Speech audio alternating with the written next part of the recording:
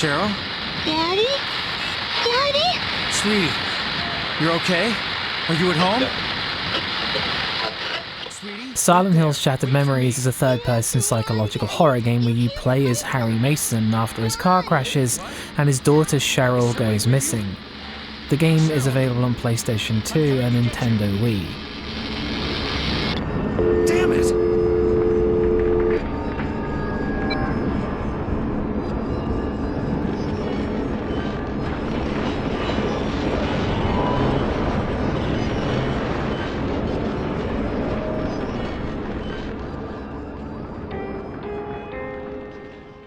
Atmosphere. Shattered Memories is a strange blend of the sorrowful and the eerie. Dark, empty hallways of school buildings on break, shops that are closed rather than abandoned. The town of Silent Hill isn't dead, it's still very much alive. Everything feels lived in, and that combined with the sad and melancholy music that plays alongside the game makes it seem more like you're trespassing. Rooms are dark but not always foreboding, and a big factor to that is the lack of combat. There's no tension for what might be lurking down any of the hallways since you already know.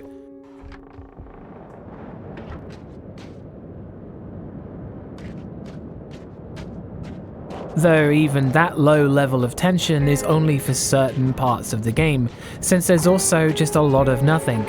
The ice and snow don't really do much for the atmosphere, which is strange since they're a major component of the game's themes and story.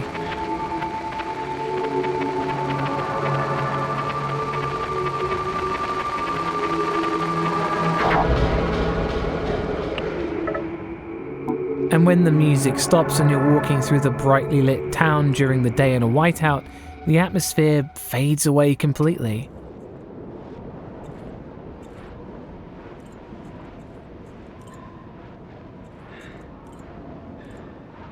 What does benefit the game is the warning at the start about its psychological profiling of you. It's hard not to feel paranoid sometimes since the game says it's watching you, though it's easy to forget as you play. The most important thing to take away is that so much of the game is pivoting on the story. Its environments and characters, everything holds a significance to the story, but it's hard to understand or appreciate any of it until the game is all but over, where it will suddenly make sense. But for the majority of the experience, the atmosphere is almost not there. That's no Harry Masons.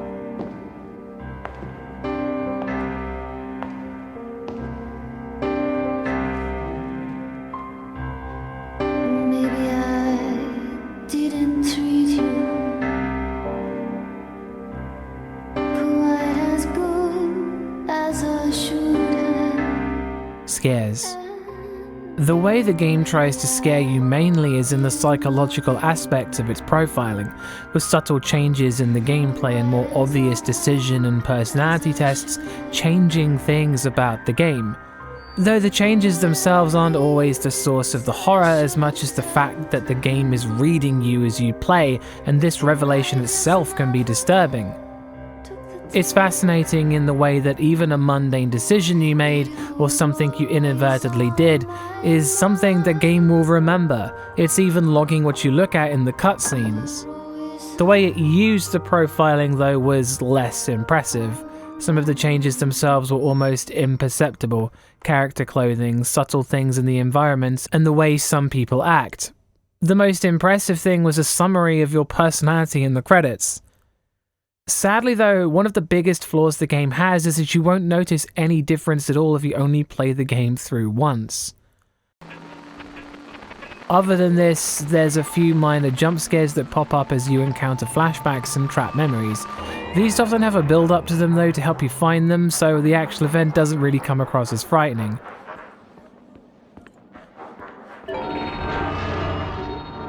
The biggest problem the game has is the chase sequences. There's no gameplay besides running, and there's not much to do but keep running and hope you find a way out of the long areas with multiple branching paths that can lead you in loops if you aren't careful. There's also quick time events to complete to shake your pursuers off you if they catch up with you. These go on for a while, not overtly long, but it's hard to tell which way to go, and checking the map doesn't pause the game. It's hard to see what these sequences add to the game. though they are once again symbolic alongside the enemy designs that can change with your psychological profiling, but they still aren't threatening or frightening, but more so just annoying.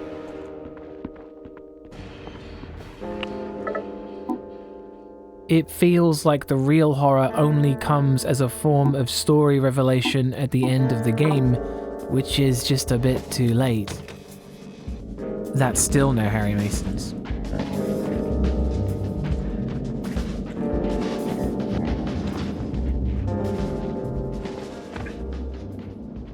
Sound design. The soundtrack is full of melancholy pieces, repeating tones and pianos that warble uncertainly as you walk down the game's many dark corridors. There are the same dissonant tracks you'll be familiar with from Silent Hill, and there's a great use of vocal samples in some of them, with laughing and awkward moans being part of some of the tracks, but they all have a great atmospheric feeling to them. Many of them are very similar to previous Silent Hill soundtracks.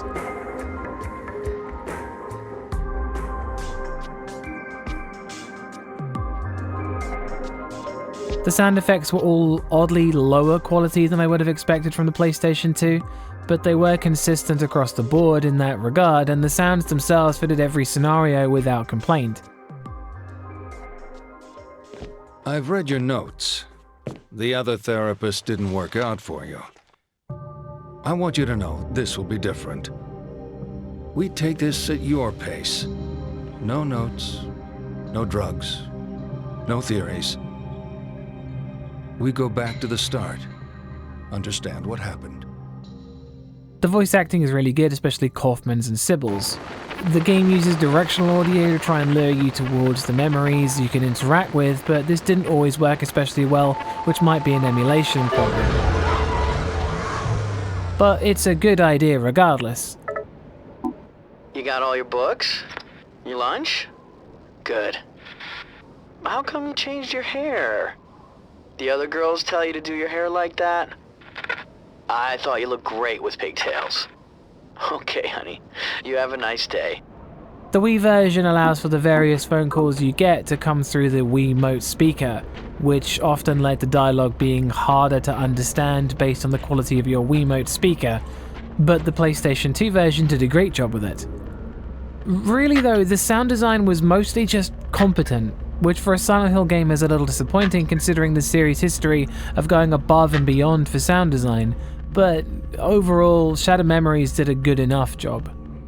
That's one Harry Mason.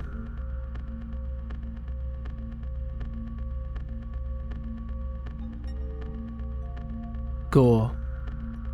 There's no gore in the game and it didn't need any.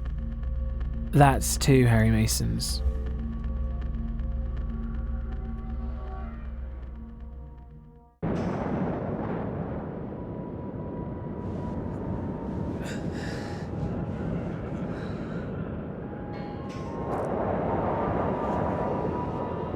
Cheryl! Cheryl? Sweetie? Story. Oh my god. Silent Hill's Shattered Memories follows Harry Mason as he awakens after a car crash and goes searching for his daughter Cheryl. Cheryl? Cheryl? Cheryl? Cheryl! And the story follows him through a frozen Silent Hill in the midst of a blizzard, bumping into characters you'll find familiar from the original game. And as you take breaks between its gameplay, you talk to psychologist Dr. Kaufman about yourself, answering his riddles and doing exercises for him. The story unravels slowly. There's seemingly random phone messages and memories you can uncover from visiting locations with Harry's phone. Unlike a lot of the things about the game, initially they're confusing and seem unrelated, but as time goes on they paint a picture. Sometimes a character is recognizable, sometimes a pattern forms. The characters you meet are all facing an aspect of their life that's trying to get the player character to confront something they won't, and the psychological profiling changes this too, altering yours and their fates as the story progresses. The story is Shattered Memories' strongest aspect, with a really masterfully executed tale of guilt and loss that's sadly, like the rest of the game, hard to appreciate until it's over, But once the game ends, the whole experience becomes clear, and even things that seem small and insignificant take on this profoundly sad meaning that doesn't come across at all when you find them. And the beauty of the profiling is that you become the character you're painted to be. The little actions you did throughout the game transformed how you're perceived by the end. It's an extremely impressive feat, and the game did a great job with it. Making the final score 3 out of 5 Harry Masons. Shattered Memories is definitely not my favourite game in the series, and so much of it meant nothing as I played it, until the end gave the rest of the game its context, which is an extremely risky move that will either pay off or it won't. And so much of the review is based around the idea that it won't really be understood until after the credits rolled. Again, I'd like to remind you the whole thing is down to my opinion in horror games, and if you don't share this opinion, then that's cool, I get it. I'd like to point out that whilst I reunited Harry with Cheryl, I didn't give in to the fantasy and advise you don't either. There will be more horror reviews in the pipeline, and thanks for watching. Always go check out Bumps in the Middle of the Night. Peace.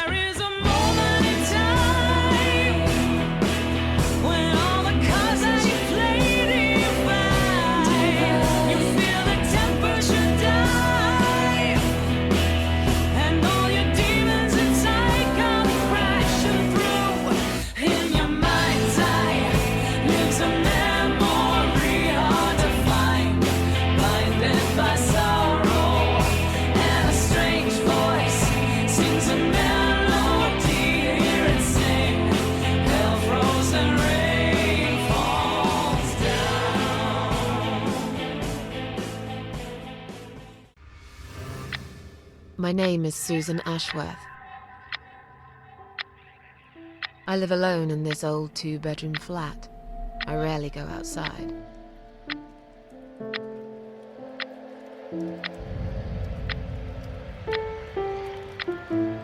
Some would say it's a lonely life, and I guess that's true, but I don't like people's company.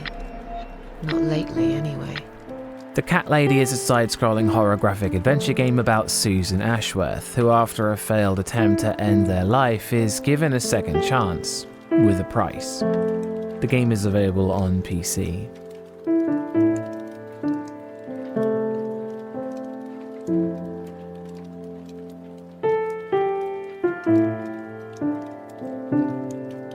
Atmosphere.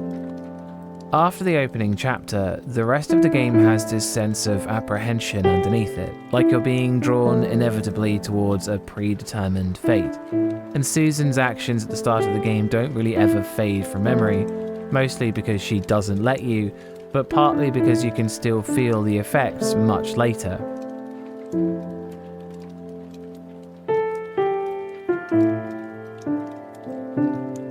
It's a hard situation to relate to, and Susan goes out of her way to push people out of her life.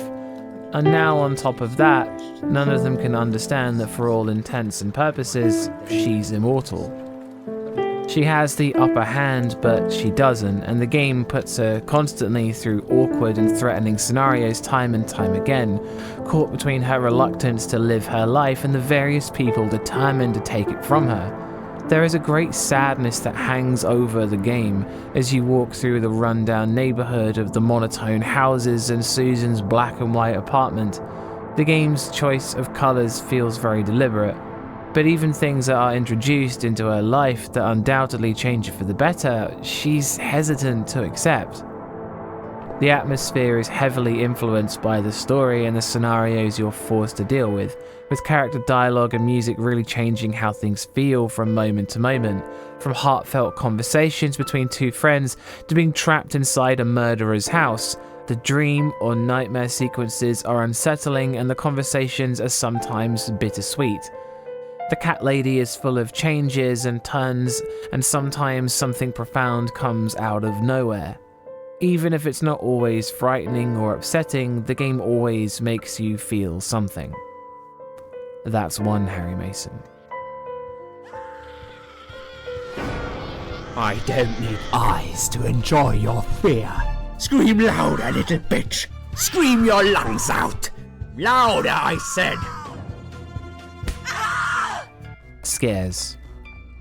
Being a graphic adventure game, the capacity to scare the player is quite limited, and the game does try jump scares, but they weren't particularly effective due to the timing of them, with plenty of moments ending up being telegraphed a little too heavily before the payoff, and some just not working anyway.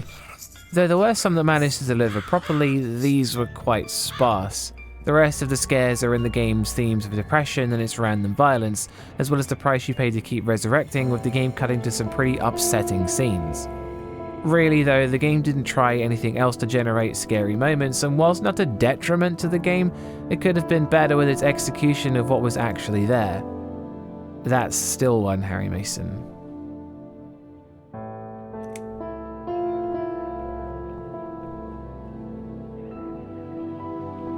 Sound design. The game's soundtrack has moments of melancholy beauty, with the title music piano that goes a long way to capturing the essence of Susan's mental state in musical notes. A dusty piano plays in the background, soaked in reverb, as its notes fight to be heard. The music for the rest of the game is a surprising mixed bag of unnerving pieces and more upbeat action and alternative music that you wouldn't expect to hear, but come to appreciate greatly as the game goes on. The sound effects are all very strange, with some being familiar and others almost alien. The jump scare sound is a bit ineffective thanks to its use, but it's a good sound effect in general. It's time to wake up, my little pussycat.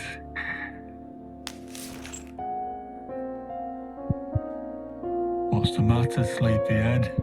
Had a bad dream? The game's voice acting is sometimes brilliantly creepy, with David Firth of Salad Fingers fame delivering a very standard for him performance of a disturbing couple of murderers that still excels. But the rest of the cast have technical and performance issues, with some lines of dialogue delivered awkwardly and some distorted recordings thanks to varying qualities of microphones, probably. I'm not sure I get it. What's the point of that? What did you say it was called again? For the third time. Social network. Why is it so difficult to remember? I just find the whole idea really stupid. Though even through these problems, the dialogue gets its point across. There's no need for directional audio or reverb in a game like this, and whilst it has a few problems due to what is more than likely budgetary constraints, it's never bad enough to ruin the experience. That's 2 Harry Masons.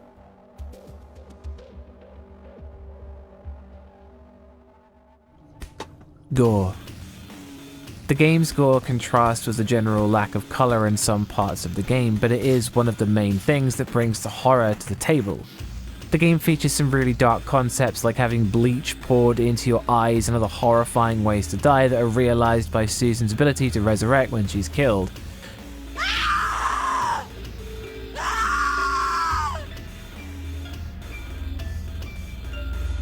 You treacherous, dirty bastard. I opened my heart to you, and you stabbed me to death in cold blood. You'll pay for this. I swear you will. Though even the things that don't happen to Susan are gory and unpleasant. Finding corpses submerged in bathtubs and killing people with a makeshift mace made out of saw blades.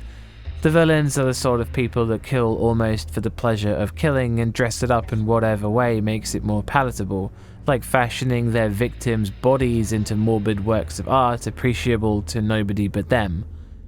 But a gory act is brought to an end by another gory act, and Susan enacts her revenge on them. The gore in the game can be satisfying, deeply unpleasant, and grotesque, but it's there for a reason. That's 3 Harry Masons.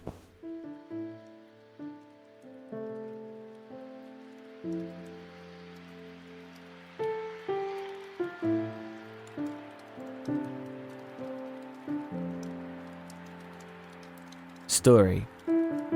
After Susan Ashworth's failed attempt at suicide, she's awoken in a field and led to someone called the Queen of Maggots, who says Susan isn't allowed to die until she's taken care of 5 parasites. The game then follows this profound journey as her life is put on the line multiple times and she's taught to appreciate life again, or not, depending on your choices and actions. Depression is the main theme of the game and what effects it can have on someone, with everything feeding into it one way or another. The story is the game's obvious selling point, and it's really quite the adventure, with trips into Susan's past as well as forays into places you wouldn't expect. Abstract realizations of the great beyond contrast heavily to the mundane apartment block Susan lives on. The dialogue is sometimes awkward and upsetting, and even when it seems like a situation could be easily resolved with a single sentence, it isn't. And sometimes it's frustrating that Susan herself won't do what needs to be done until she absolutely has to. The game shows you that there are very rarely any innocent parties and that life is cruel, sometimes unrealistically so. Whilst most characters have a backstory and decent motivations, some of the killers don't really seem to, with some coming out of nowhere to play antagonist for a chapter before just disappearing. Random acts of violence and cruelty are a theme of the game, and whether this is a commentary on real life or not, it doesn't always work with the game's pacing and presents several jarring moments. Sometimes it's hard to see where the game is going. Some characters seem to act in a way that's so deliberately unhelpful that it's again jarring. Like the emergency operator doing everything they can to not help you when you're trapped inside a killer's house. But the story is fascinating regardless, and the twists and turns it takes along with the choices you have to change your future and theirs leaves the cat lady feeling like a test of your character and Susan's to see if you've changed, if you can forgive yourself, or if you'll give in to revenge so easily. It's a test to see if you still have hope. Despite quite a few problems with pacing and randomness, The Cat Lady is still a great story, making the final score 4 out of 5 Harry Masons. After playing Burnhouse Lane earlier in the year, which is the spiritual sequel to The Cat Lady, it's easy to appreciate its roots, and whilst The Cat Lady is very rough around the edges, it does an incredible job with its story.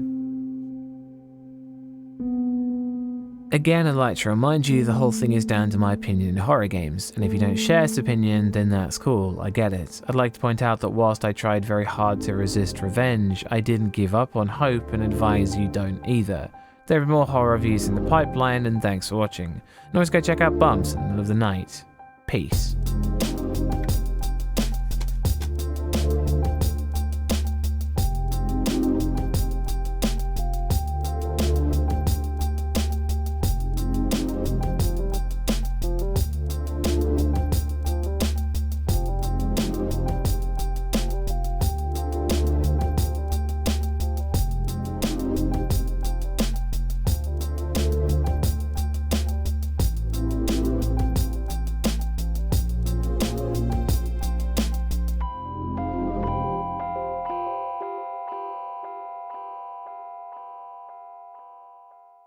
Lisir wangi sliramu tumaking sirno ojo tangi kan muguling.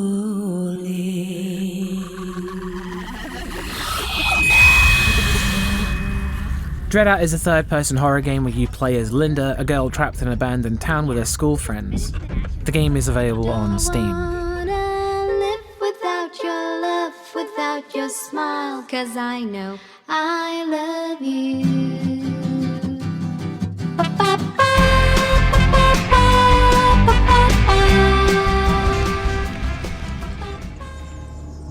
Atmosphere. Dreadout's tone consists of isolation and bewilderment brought about by the strange and unique things that take place throughout the game. An eerie wind blows down a dark corridor and the phone camera light only just about lights up the walls ahead of you.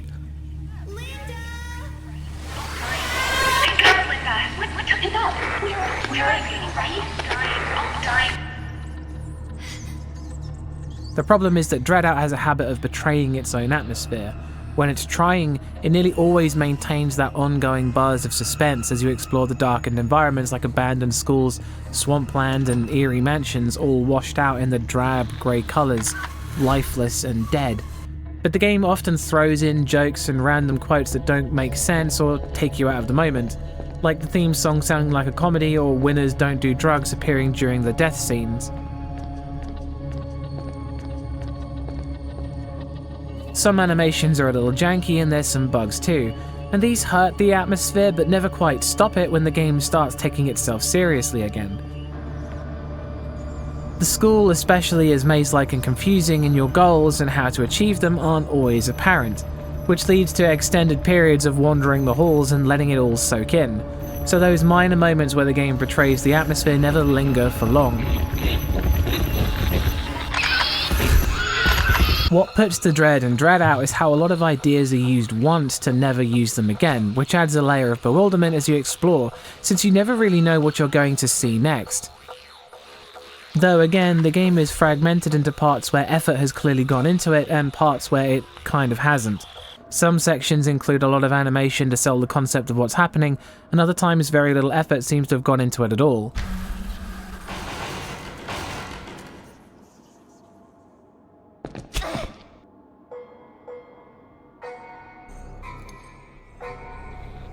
The boss fights push the atmosphere into pure dread and repulsion, if only for a while, but stand out as the most intense moments during the game. Overall, whilst Dreadout makes some odd choices, the rest of its effort pays off in the end. That's one Harry Mason.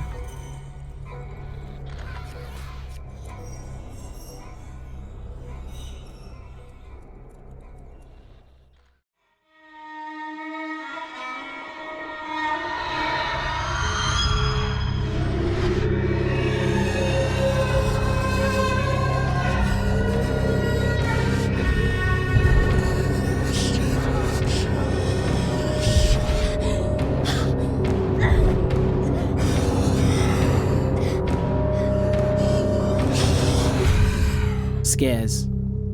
With enemies grabbing the camera and screaming into it and giant ghosts chasing you down a hallway, Dreadout keeps you on your toes for what's coming next, with barely any events that repeat, and tons of eerie moments and straight up panic-inducing encounters.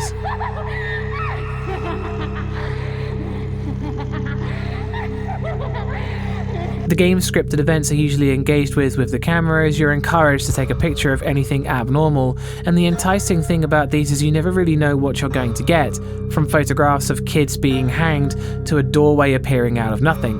The rest of the scares are split up by roaming antagonists, some of which you can hurt and others you can only dissuade. There's one or two combat sections where you have to use the camera to defeat enemies by constantly taking their picture.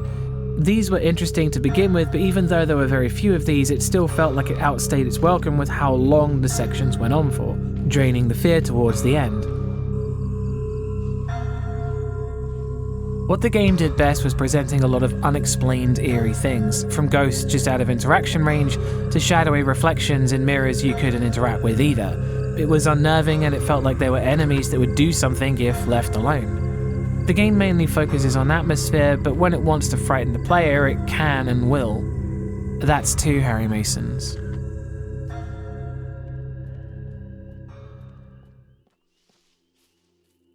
Sound design. The game's music is mostly incidental. A discordant jumble of jangling notes play as you enter a room, and there's an immediate sense that something is going to happen. The game's music fades in and fades out based on where you are, which leads to more tension in certain areas as it makes you expectant. The tracks that do play constantly are never complicated in nature but give off a menacing tone, like the organ that plays during the prologue. The game's soundtrack varies from catchy pop songs to rock tracks and then eerie ambient and more typical horror game pieces, and the variation is nice but changes the tone of each moment drastically. Though the moments without music are usually unsettling due to the ongoing sound effects like wind blowing, flies buzzing, and the sound of Linda's footsteps as she walks along the corridors. The ambiance is really good, with the game barely ever being truly silent. The sound effects are pretty standard, but things like the sound that plays when you're near a puzzle or objective is unsettling to hear.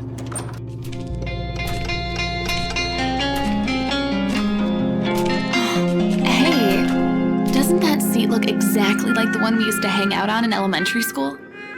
Let's sit there for a bit.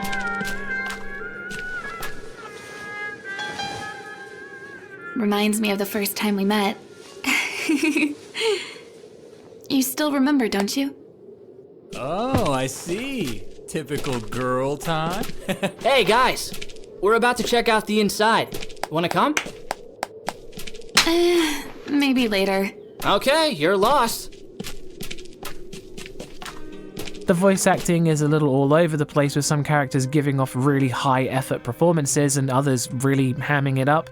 The dialogue is again another head scratcher as it keeps betraying the tone of the horror, but it does also fit in with the sort of things kids would say in that situation, usually. To say the least, it's unique. The directional audio works well enough to tell where an enemy is, which is great, and the reverb brought on by the environments is realistic and keeps consistent with the locations you visit. Whilst again, like all the other points, it's not perfect, but it does more good than bad.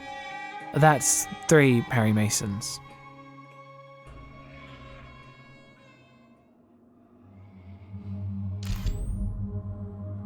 Gore. The game has very little gore in it, with just a few wounds and injuries ever appearing during your playtime, which is consistent with the events of the game. That's 4 Perry Masons.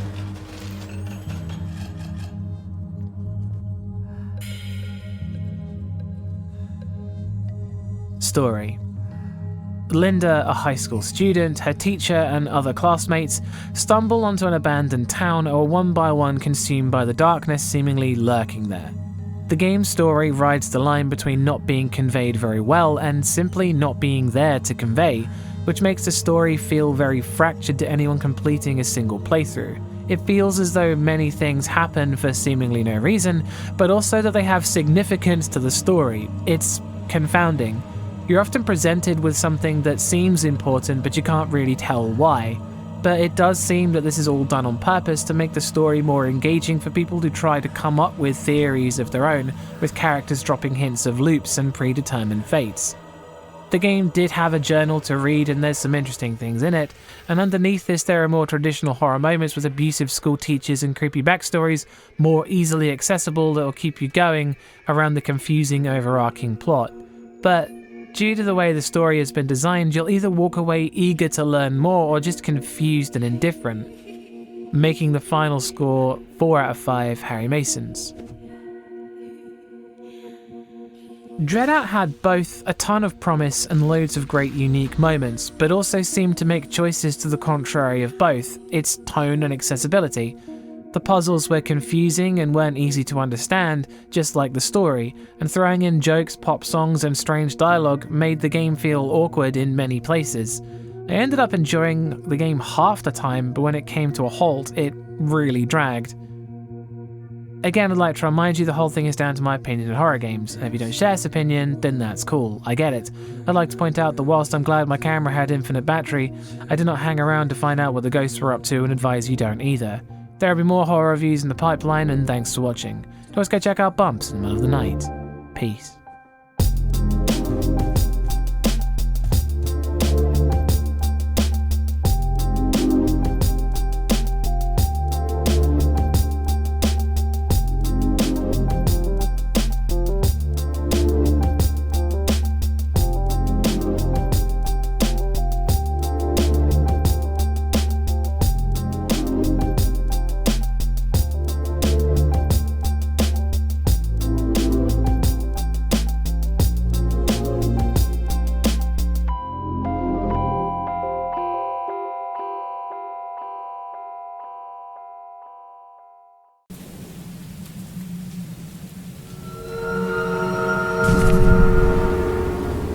Choo Charles is a comedic survival horror game where you play as a museum curator sent to a lonely island which is inhabited by a killer spider train. The game is available on Steam, PlayStation 5, Xbox, and Nintendo Switch.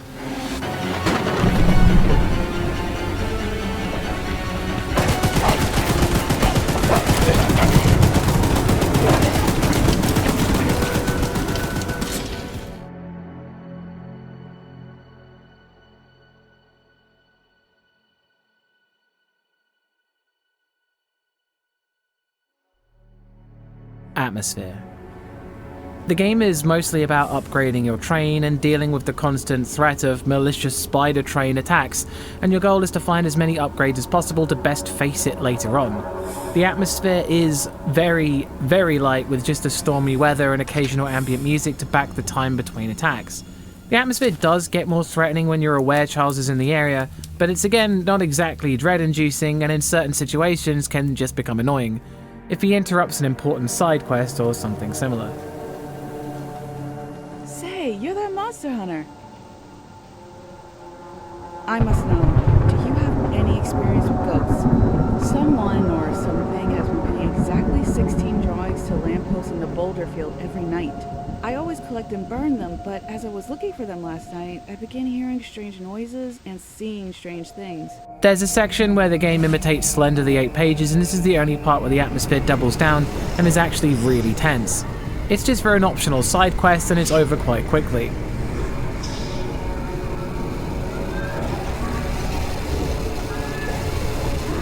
Exploring the caves is intimidating initially, but the enemies, though deadly, are very easy to run past, which neuters their threat entirely. Get him out of here! But really, the atmosphere is just fun. It's a silly concept and it's very self-aware of it. Whilst it would have been more interesting to see the game go harder into the horror aspects, it's more about a vague sense of survival and getting strong enough to be able to hunt the hunter. But in terms of horror, the atmosphere is only just present. That's no Harry Masons. Yeah, baby! We're coming for you, Charles! Do you hear that? It's him! It's him! Get to the gun! Light him up! Light him up! Careful! Don't let the gun overheat! He's not taking enough damage! Get some headshots!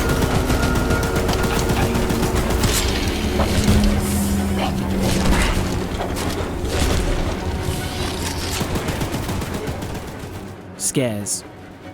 The scary moments are supposed to be about dealing with Charles and his various encounters, both scripted and organic, with him appearing randomly to attack you throughout the game, and these are only as frightening as you are prepared for them. Shooting back causes him to run off after a while, but finding a nice hiding spot when you're not in the train is effective too, as he can't seem to do anything about you standing on a porch.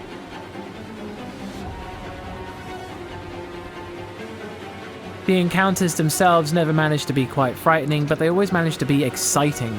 Though again, preparedness is a big factor. Though dying costs scraps, which is used to upgrade your train, there's very little at stake and the death animation is pretty tame. To put it bluntly, the game is too much fun to be scary, even with the train's appearance being a very cliche version of scary. Dying to it just never became frightening. That's still no Harry Masons. Sound design. The game's sound design is really great, from the sound of the train rolling over the tracks to the immersive rain and thunder effects, the thunderous chugging strings that charge the moment you spend hurtling away from Charles, to even vaguely menacing sound you hear when the train blares its demonic whistle. The sound effects blend in perfectly with everything else, and the voice acting is the best kind of fun cheesy, with some characters really letting it all go and hamming it up all the way, to others playing their role really well. Hello, darling. I'm making a fresh stew with ingredients from my very own swamp. But I don't have any meat at the moment. There's some brilliant directional audio, and whilst there's very little reverb, you don't really miss it not being there. That's one Harry Mason.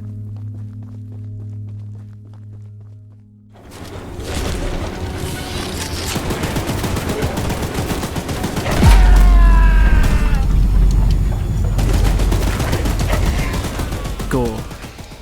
The game had some real opportunities to go all out with the gore, but it seems to hold back when those opportunities arise. With the characters devoured by Charles producing minimal blood as well as the lackluster death animations, this really is a case where I felt there should have been more done to double down on the horror comedy vibe the game is chasing, and it's just disappointing to see so little gore in the game. That's still one Harry Mason. I know it's been a while since we last spoke, but something has happened at the mines I've been supervising. No, trust me, you'll want to make time for this. You're looking for something big to keep your museum in business? Well, there's something big on that island. Real big. So many friends, and even my own son are still out there. If anyone can bring this thing down, it's you. It'll be the biggest attraction your city's ever seen, and you can help an old friend. Yes, meet me on the docks at sunset. I hope you're ready for a little monster hunt. Story. The story consists of you, a nameless protagonist, being summoned to the island by Eugene, who tells you the story of Charles, the half-trained, half-giga spider from hell, which would be the perfect thing to include in your museum. Eugene is swiftly killed off and you can't leave the island until you defeat Charles. The game has a lot of smaller stories going on in the background that are usually really easily solved or revolve around the overarching story that becomes stopping a man named Warren from using some eggs to birth more spider trains. It's again really silly and told in a way that's self-aware and amusing, and whilst none of it was particularly engaging, it was silly enough to be entertaining and made me enthusiastic to find the next weirdo to help. The story is far from great, but it fits in with the concept of the game, making the final score 2 out of 5 Harry Masons. Despite Choo Choo Charles getting a low score, this is still a really great game to switch your brain off and play. I played through the whole thing in one sitting and don't really regret a second of it. Again, I'd like to remind you the whole thing is down to my opinion in horror games. If you don't share this opinion, then that's cool, I get it. I'd like to point out that whilst I defeated the evil spider train, I did not waste any scrap and advise you don't either. There'll be more horror reviews in the pipeline, and thanks for watching. You can always go check out Bumps in the middle of the night. Peace.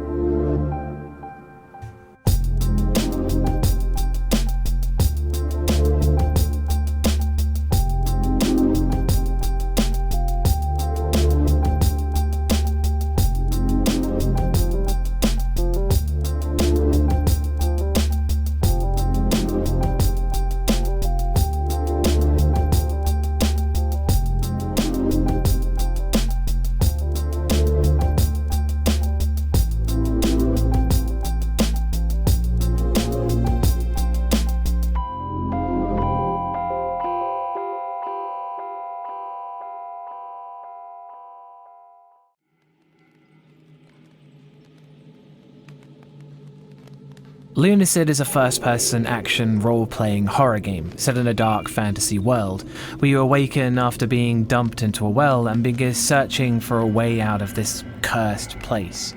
The game is available on Steam.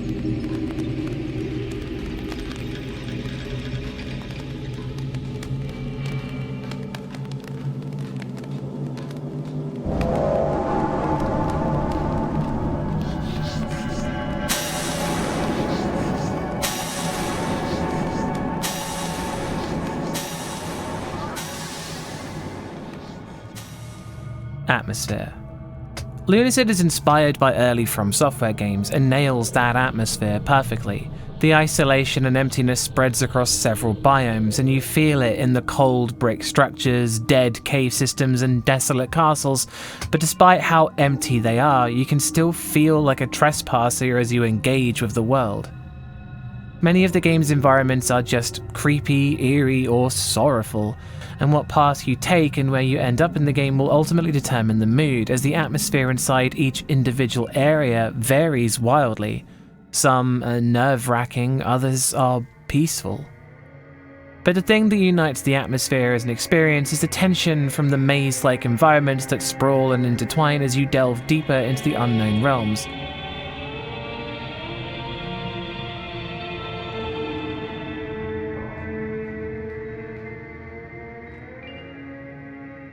Do you push further on and risk dying, or go back now and waste all your progress? You don't know what you're going to bump into next, how strong it will be, or even what it will do to you. The nature of dungeon crawling puts an ever-present strain on your resources, and the combat can be messy, with melee engagements being risky for you as well as your enemy. But range combat too can be reliant on how many mana potions you have. It's a form of resource management that determines how far you can go before things start getting desperate. Lunacid's atmosphere sometimes befits a horror game perfectly, when you're exploring a temple full of mummies with holes in their heads, like their brain burrowed out through their faces, but sometimes it's a chilling gothic horror library or a grim prison. While some areas don't inflict fear or dread at all, most of them give you something, and they all work together to make the game world feel consistent. That's one Harry Mason.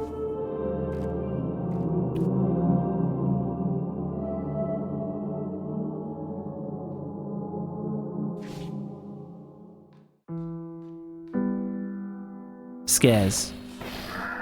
Dealing with enemies is about all the fear the game generates, but it does it in a way that doesn't necessarily make the combat the highlight, just the encounter, with enemies that are sometimes eerie, bewildering, powerful, act strangely, or are just hard to comprehend the nature of. Some things in the game are frightening because of how hard they are to understand, with some areas clearly having something alive in them but you're unable to see anything.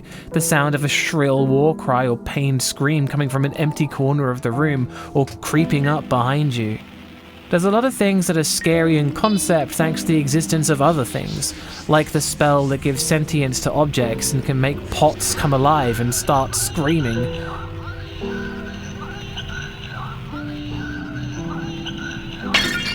But besides the enemy encounters, most of which are not frightening with the exception of a few, the game doesn't try to do much else. Though not disappointing, there was a potential for a lot more. That's still one Harry Mason.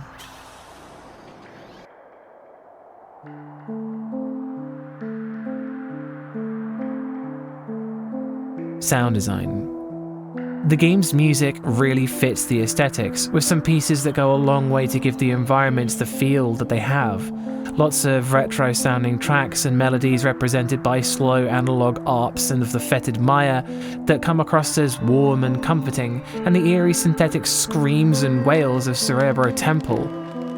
Though the times where the game's atmosphere reaches its pinnacle is when the music stops completely, as though its presence keeps the feeling of the game going, and when it ends, something is going to happen.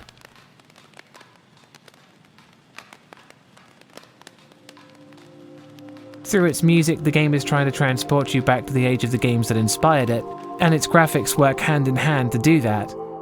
The sound effects are really unique, but still keep that retro feeling. Glittering healing sounds, critical hits sound thunderous, and the wails and screams of enemies are strange and unsettling. But in there too are the chirping and purring of other animals and wildlife that populate the Great Well.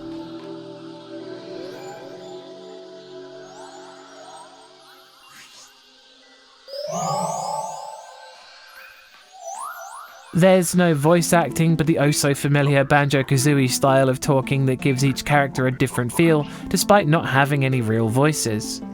The reverb and directional audio work realistically, and overall the sound design is really great. That's two Harry Masons.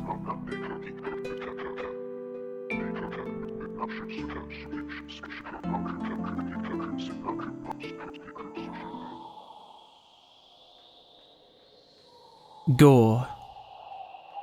The game contains blood magic, which is unique in concept, with certain spells requiring you to drain your health bar to cast them. Spraying certain plants with your blood activates them. There's a river of blood later in the game, but besides this and some vampiric powers, there's not very much gore in the game, which is a little disappointing considering all the blood magic and some of the activity of the cults. With areas like decrepit prisons and vampire castles, there should have been more blood in the game. That's still two Harry Masons.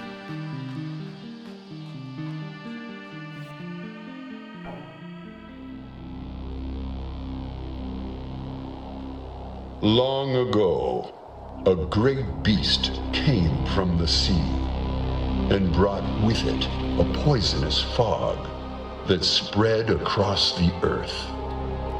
Corrupting everything it reached, the poison fog slowly transformed the world and brought about a new age. Now, grounded by the poison sky and outnumbered by creatures, humankind became desperate and formed feudal kingdoms. Closed off from each other, they became paranoid and are on the brink of extinction.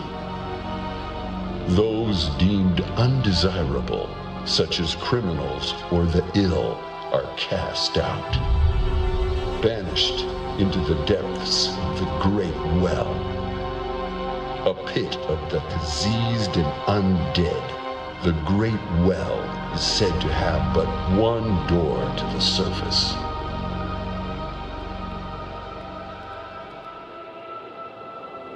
Story.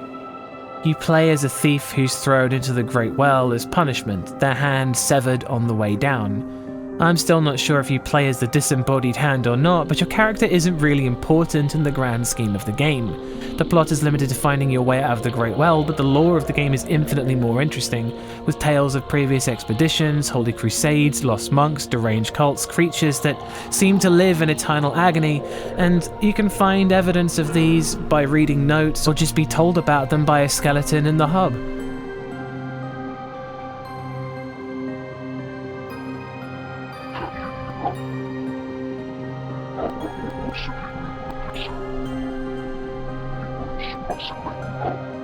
There's lots of things I didn't uncover in my time with the game, but there were so many more interesting avenues to encounter with more exploration.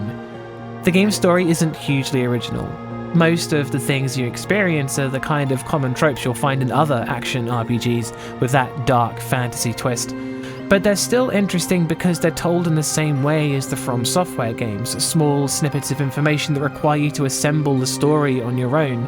Not enough to paint a full picture, but enough to make you want to know more. Making the final score 3 out of 5 Harry Masons.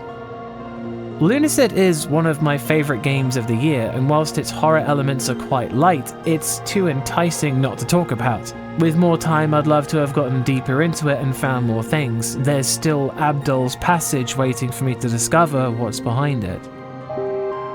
Again, I'd like to remind you the whole thing is down to my opinion in horror games, and if you don't share his opinion, then that's cool, I get it.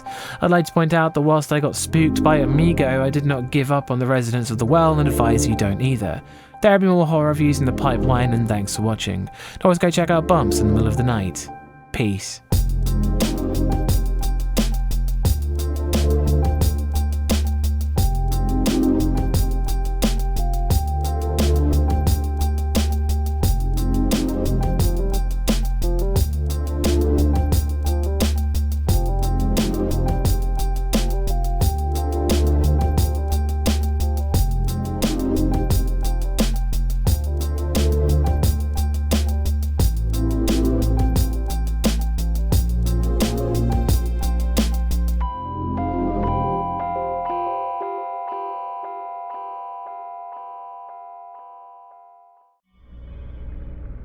Crow Country is a classic survival horror game that follows Agent Mara Forrest as she investigates the eponymous amusement park and finds mysterious goings-on between the decrepit rides and the empty sideshows. The game is available on Steam, PlayStation 5, and Xbox.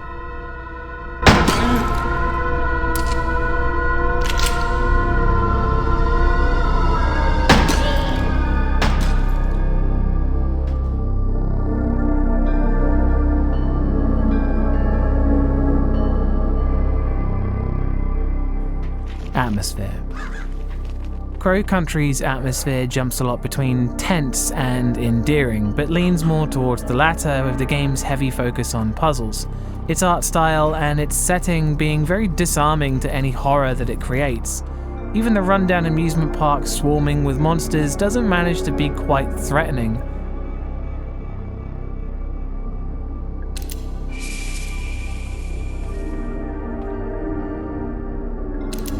There's some great moments like the first foray into the dig site, which is very unsettling, but it's rare for the game to generate dread or fear from any of its environments, instead of intrigue or mystery.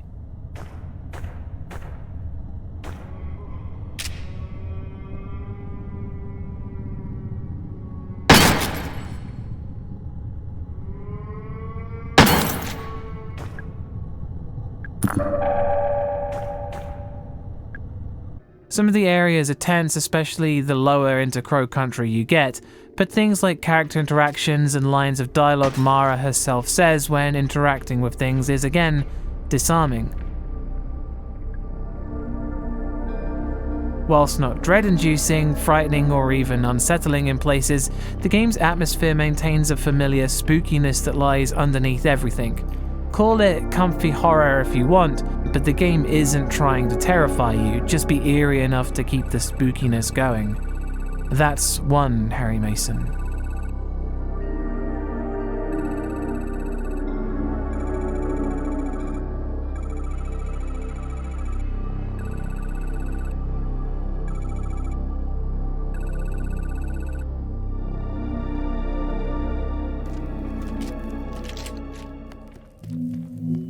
scares. The game's scares seem to mostly consist of foreboding events and dealing with enemies, which is where the game falls down. The enemies aren't really intimidating and are usually easily avoided, with the aiming controls generally being harder to deal with than just running past the enemy. There are a few jump scares that come from unexpected things, like the gates suddenly trying to close while you're halfway through them, being a surprisingly effective jump scare.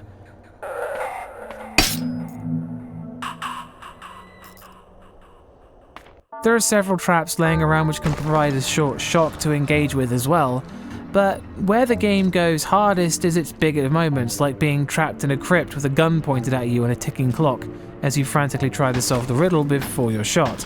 However, the game doesn't really try much else. The resource management was never much of an issue since it's very generous with both ammo and health, and some places seem to give ammo on repeat visits.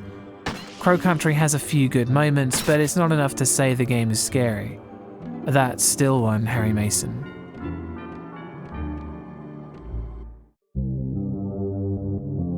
Sound design.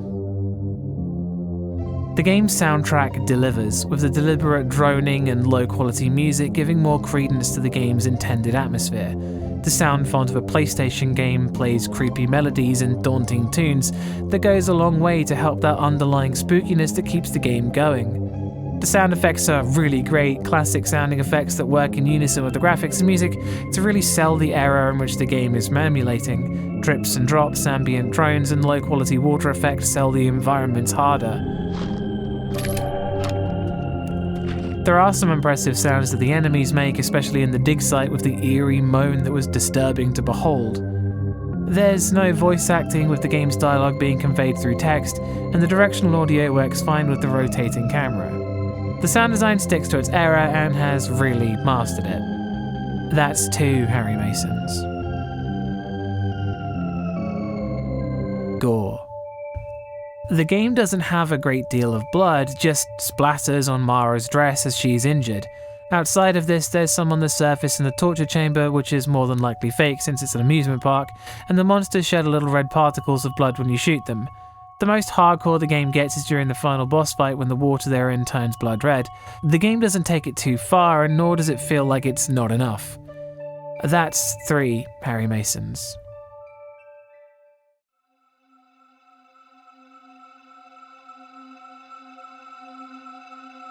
Story. It's 1990. Special Agent Mara Forrest arrives at the theme park Crow Country on a missing persons report. She's searching for the mysterious Edward Crow who's gone missing. The story goes off onto some very typical survival horror tangents, with experiments leading to a disaster that you witness, but there's a lot going on behind that with different characters, smaller stories you interact with throughout the game, and there's a surprising number of characters hanging around Crow Country with their differing personalities. It's hard to know who to trust. There's quite a few different notes left by the staff and workers of Crow Country that are often vague or puzzle related, but the story related ones paint a bigger picture of events as they transpired, which leads up to the events of the game, and whilst they're brief, they were certainly entertaining to read. The story has an interesting plot twist near the end which makes the whole game take on a different perspective, and lots of things line up, which was really neat. Making the final score 4 out of 5 Harry Masons. Crow Country is a cute game, really. Its horror elements aren't particularly strong, but it can do it when it wants to. It's one of the few puzzle-heavy horror games that I've really enjoyed playing and might be my favourite of the year. Again, I'd like to remind you that the whole thing is down to my opinion in horror games. If you don't share this opinion, then that's cool, I get it. I'd like to point out that whilst I kicked every single vending machine, I did not run out of ammo and advise you don't either. There will always be more horror reviews in the pipeline, and thanks for watching. Now let's go check out Bumps in the middle of the night. Peace.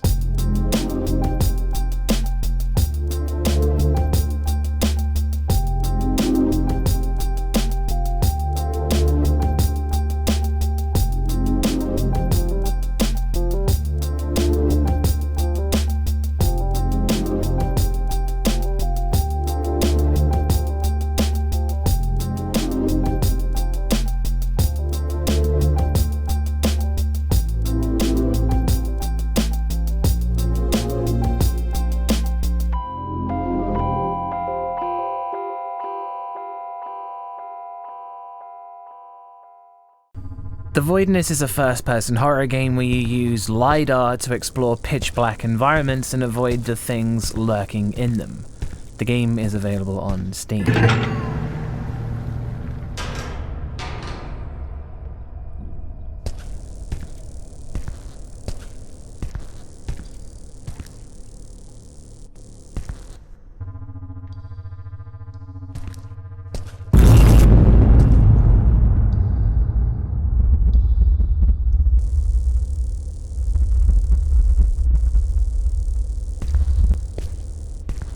Atmosphere. The darkness is where most of the game takes place, and the game quickly presents you with the scenario you'll be getting used to for the rest of the game. A single appearance of something hostile moving in the darkness encourages you to use stealth, so as not to be seen by whatever lurks down there, as you're pretty much defenseless.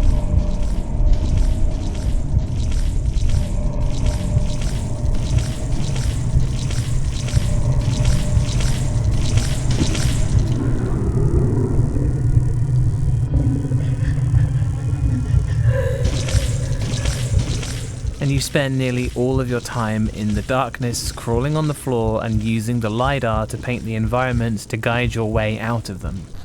There's an immense sense of dread as you inch through difficult to understand terrain that often presents unsettling and confusing shapes that are off-putting in their own way. The terrain itself becomes a source of horror as distant things come into range and take form, and even something like a dead end is sometimes despair-inducing when you realize you'll have to crawl back the way you came through the darkness and potentially towards more things that move. Hiding from enemies is where the game's atmosphere reaches its zenith, with it being difficult to keep track of things thanks to the LiDAR. Your senses are not enough to keep up with the things that are happening.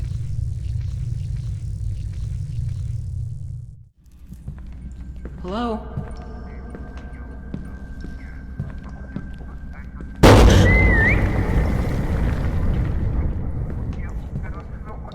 It's very intense, though whilst the game is based around the LiDAR mechanic, the moments outside of the darkness are still fairly intense, with the story setting a mystery of what's happened to the scientists on the base and the general disarray of the facility. Please wear suit beyond this point. Oxygen level low detected. Please wear suit beyond this point. Oxygen level low detected. There's multiple haunting, fleshy figures left standing around in rooms that are incredibly eerie and unsettling to be around. The only part of the game where it takes a dip is the dream section where the main character Francesca hallucinates her home. Despite the initial weirdness of arriving in a mundane house, it's a big step down from the rest of the game. The atmosphere, though, is generally very good, and the LiDAR mechanic does surprisingly unique things that kept the game intense all the way through. That's one Harry Mason.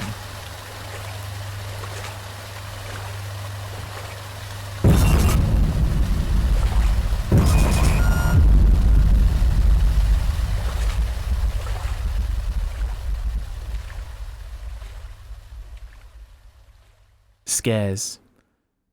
The game relies heavily on sound and what you can take away from the things you can see with the LiDAR gun, and this combination creates quite a few interesting scenarios, starting with simple but effective things like loud noises in the darkness, capitalizing on the game's great atmosphere. It happens only a few times throughout the game, so you never get used to it, but certainly shatters your composure. The LiDAR gun combined with enemies blinking in and out of existence makes events hard to keep up with and leaves you with a bewildering sense of just being out of your league.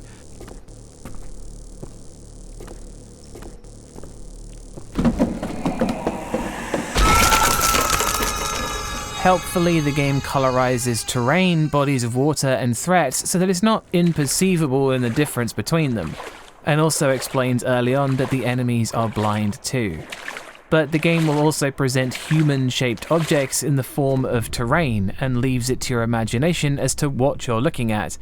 Are these statues, or corpses, or...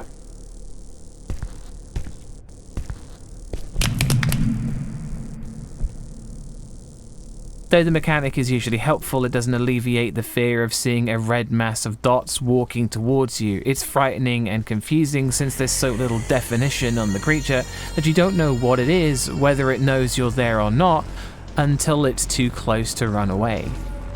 The game also has chase sequences, but thanks to the LiDAR mechanic, they're a bit of a mixed bag. You can't tell how far behind you anything is, and where you're going is also hard to figure out in the heat of the moment. Both of these, though, are pros and cons towards the horror. There are some moments where the monsters are visible when you're out of the darkness, and the design and animations are a bit lackluster, but it's very brief. The Voidness is not a long game, and it tries some interesting things with the game's main mechanic that made it a pretty unnerving and frightening experience, and it'll be fun to see what else can be done with LiDAR in future games. That's 2 Harry Masons.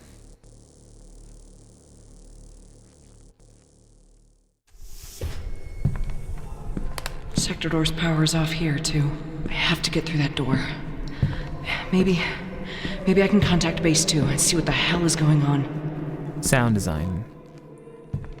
The game is enveloped in a deep reverb. The environments sound unnaturally spacious, which makes a lot of the game feel dead and lifeless. The sound effects from the rumbles of the tremors on the planet to the creaking of your spacesuit's fabric fill the air with sound and really add to the immersion. In a game that robs you of some of your vision, the amount of sound feedback feels like it's compensating adequately.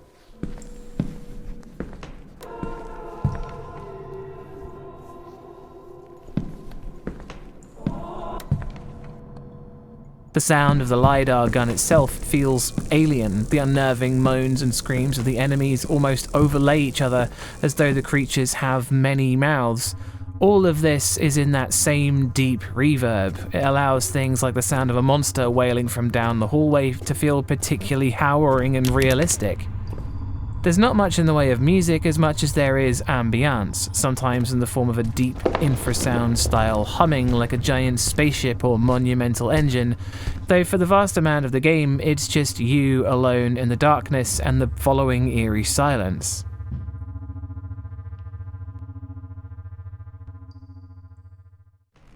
Lisa and the others went to Base 2.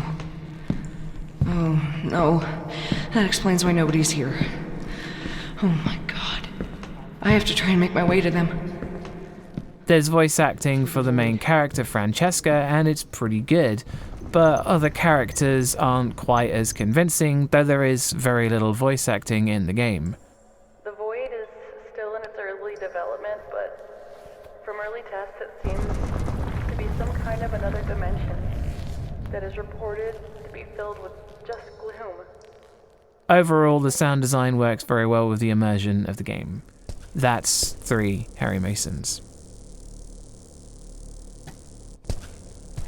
Gore. In the pitch black darkness of the Void, the LiDAR paints blood as red dots on the floor, which to a degree can be unsettling, but it's far more impactful to see the real gore of pools of dried blood and blood-stained handprints smeared on the doorways when you don't need the LiDAR gun to see. The game's gore is brief in the larger scale of things, but it still draws attention to itself when you see it.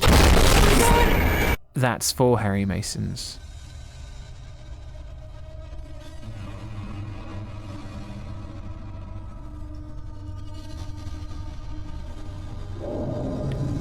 Story. The story is of Francesca Lee, a scientist sent to research the ominous and unexplained dimensional void on planet Tenebris, along with her crew who are mysteriously all missing when she awakens on a hospital table. The story provides some interesting concepts, but is still the least interesting part of the game. It does start strong due to the mystery as to what happened to the other scientists and the environmental storytelling you find in the base itself, but it has a lot of problems outside this. The biggest issue I had was that the game puts too much emphasis on Francesca's son, and whilst he's obviously important to her, it didn't seem anywhere near as interesting as the immediate situation, and the game ended up doing things like taking Francesca out of the terrifying Void era and the creepy science bases to put her in flashbacks of her home, which were detours that felt unnecessary and broke up the momentum of the game. There's some diary entries and notes, only one of them was interesting and helped flesh out what happened, and the others, though there aren't many overall, were not very informative, repeated information you already knew, and added more to Francesca's backstory, which again, was not very interesting. The game did have things written on the walls in blood, like the famous quote from the film Event Horizon, "Where we're going, we don't need eyes to see," which, whilst undoubtedly is a good quote, didn't hit the same in the game. The late game does feel as though it's slowing down rather than speeding up, and whilst the final plot twist added at the end was really nice, it just didn't feel impactful as it probably was intended to. The story is a very small part of the game, but it feels when it comes up, it takes you away from the far better other aspects of the Voidness, making the final score 4 out of 5 Harry Masons. The Voidness's LiDAR gun is a great mechanic, and it leads to some really terrifying moments that are executed really well, despite its story. I already have another game lined up called Scanner Somber that I want to try that's based on the LiDAR concept, which I think is really cool. Again, I'd like to remind you, the whole thing is down to my opinion in horror games, and if you don't share this opinion, then that's cool, I get it. I'd like to point out that whilst I made it through the darkness, I didn't let the sounds get to me and advise you don't either. There are more horror reviews in the pipeline, and thanks for watching. Always go check out Bumps in the Middle of the Night. Peace.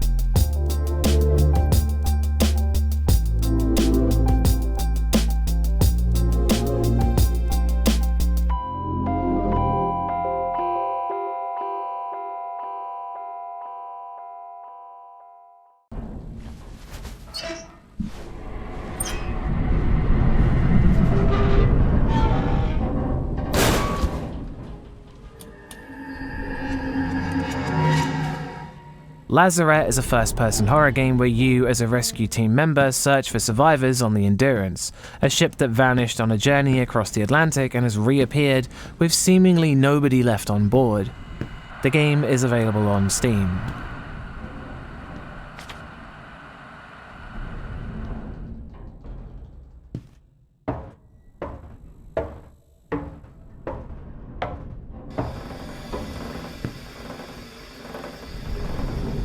Atmosphere. The ship's setting is pretty unique, and the narrow, claustrophobic corridors breed paranoia effortlessly. It's quiet, with only the sound of machinery and the groaning of the ship being audible for most of the game. The gentle swaying motion of the water adds to the immersion, and the dim lighting makes dark rooms foreboding. But where the atmosphere really begins to ramp up is when you begin to encounter the various statues that litter the rooms throughout the ship, often left in very human positions, trying to open doors or leaning against walls. Their presence alone is responsible for the large amount of tension on board the ship, since there's a level of mistrust, not wanting to turn your back on them in case they do something.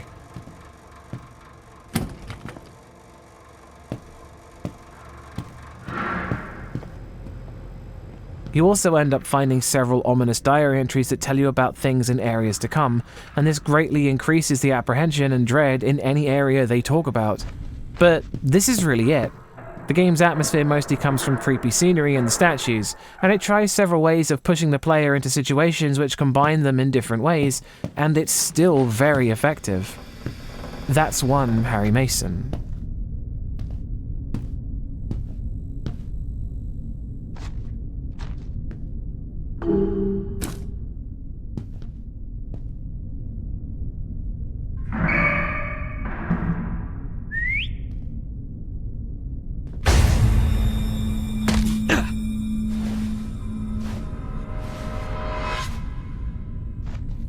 Scares. On the subtle level, there's several auditory things you can experience, like the sound of banging making it seem like something is nearby, as well as more generic albeit effective scripted events and jump scares where something will move on its own or come out of a locker, a shadow moves away from the light. Despite being generic, the atmosphere is so good that this worked majority of the time, even if all it did was creep out the player further. There's a primary antagonist, but they were easy to avoid, with them losing you after just a few seconds of following you. Their appearance allowed them to still seem threatening from what little you see of them, but their lack of overall presence made them forgettable.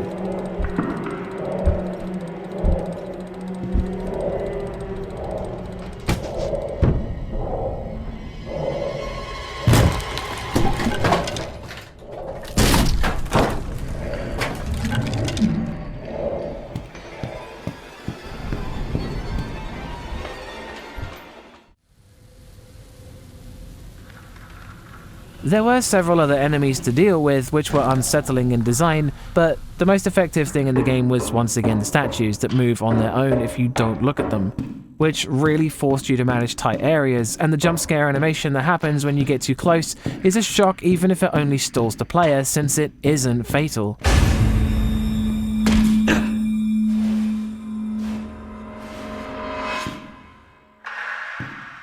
One of the creepier elements is a lesser used mechanic where the game tells you to whistle to the statues, which is incredibly unsettling since the statues sometimes whistle back. But this had some functionality problems as very few of the ones that moved also whistle, so its practical purpose beyond being creepy is a bit confusing.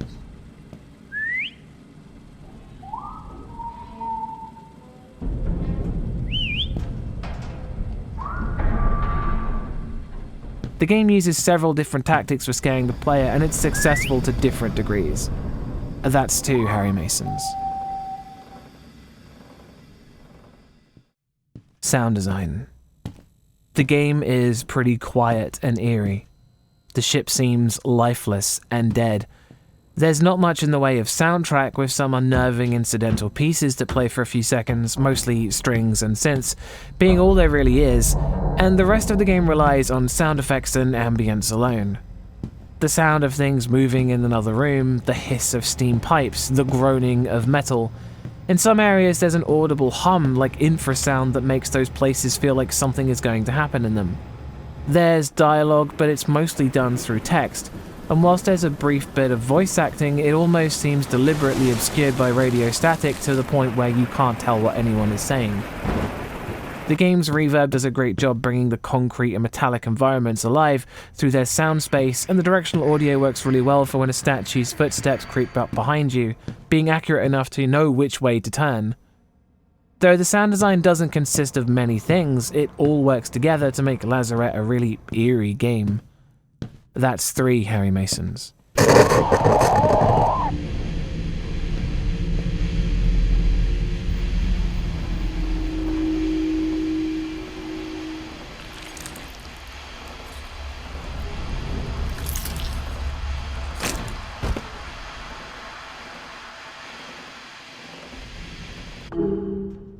Gore.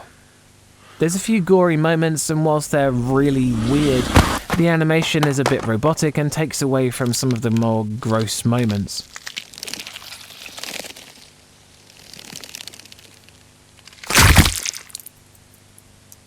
Other than that, there's several corpses and blood left in areas where crew members have met their end, but in tune with the story, there's not many of them around. The gore is appropriate and works pretty well to add to the game. That's 4 Harry Masons.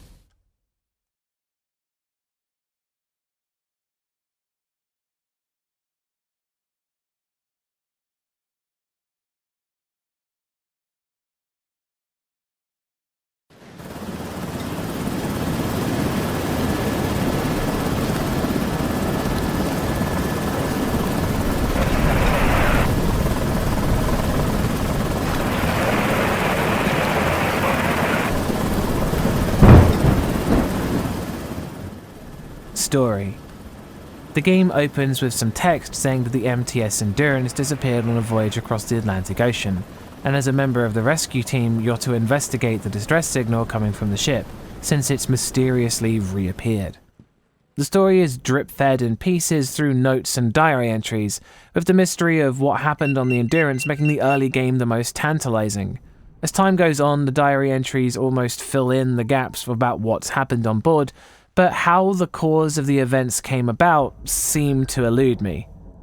The game drip feeds the story so slowly that it's still trying to explain what happened right up until the end of the game.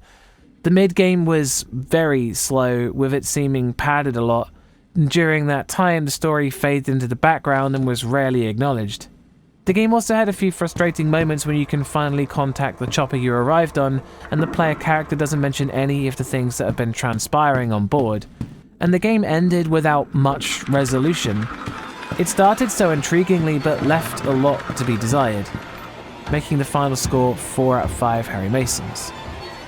I really enjoyed this one. The ship was very eerie, and whilst there were a few moments of exhaustion during the mid-game, it was still a brilliantly creepy adventure that does quite a lot with very little. Again, I'd like to remind you the whole thing is down to my opinion on horror games. If you don't share this opinion, then that's cool, I get it. I'd like to point out that whilst I got the hell off the ship, I didn't get too close to the statues, and I advise you don't either. There will be more horror reviews in the pipeline, and thanks for watching. Always go check out Bumps in the middle of the night. Peace.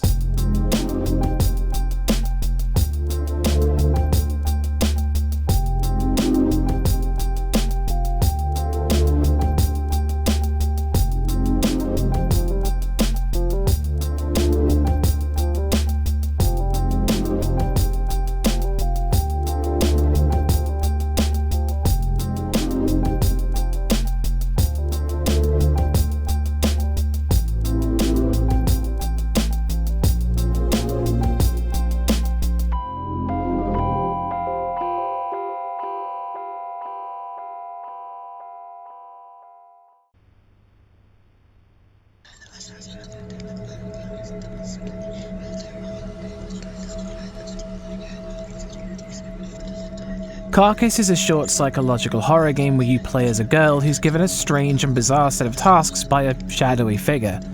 The game is available on itch.io.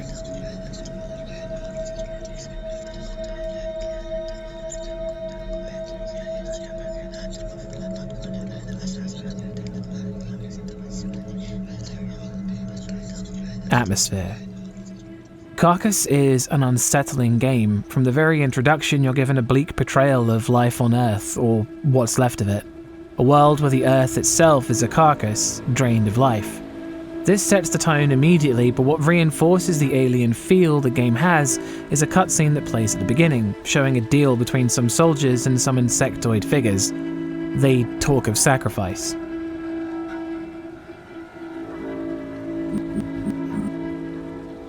The tone only gets more unsettling from here once you start playing and are given a goal. The underground bunker-like place you inhabit is filled with piles of trash and a short viewing distance. Things come looming out of the darkness and it adds more uncertainty to the game.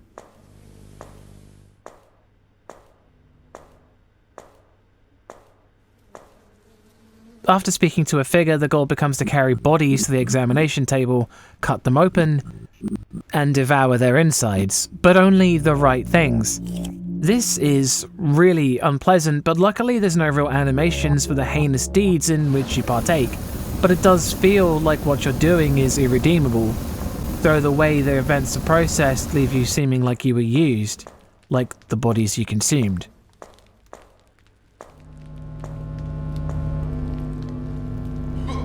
The atmosphere is full of dread, uncertainty, and feelings of repulsion and disdain. The body horror vibe kicks in with the game's other themes of slow transformations and its nightmarish presentation. And the way the figure speaks to you is with endearment, but also threatening. It's an odd combination of things that leads to a game that feels like it's asking you kindly to destroy yourself for everyone. That's one Harry Mason.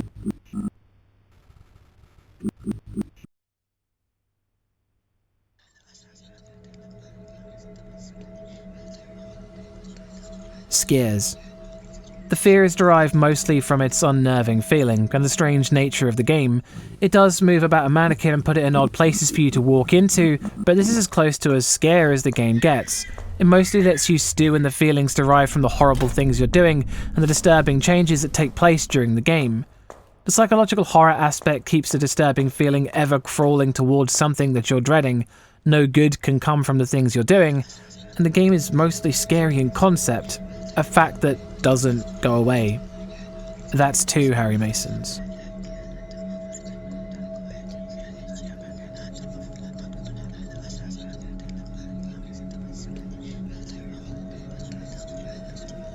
Sound design.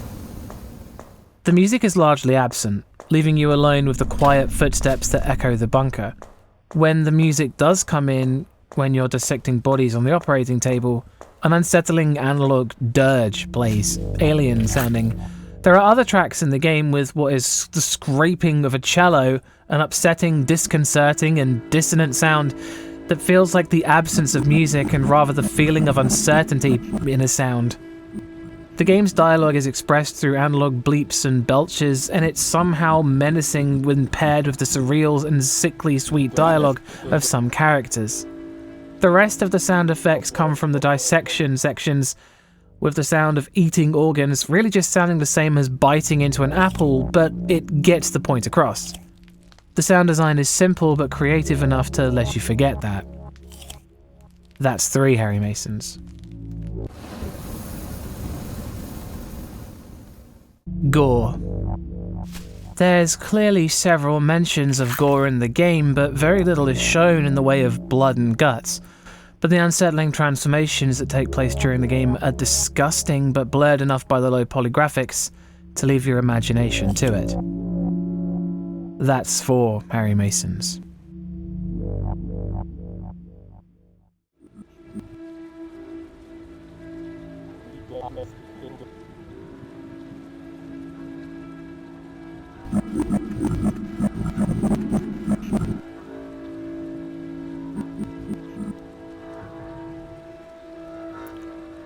Story.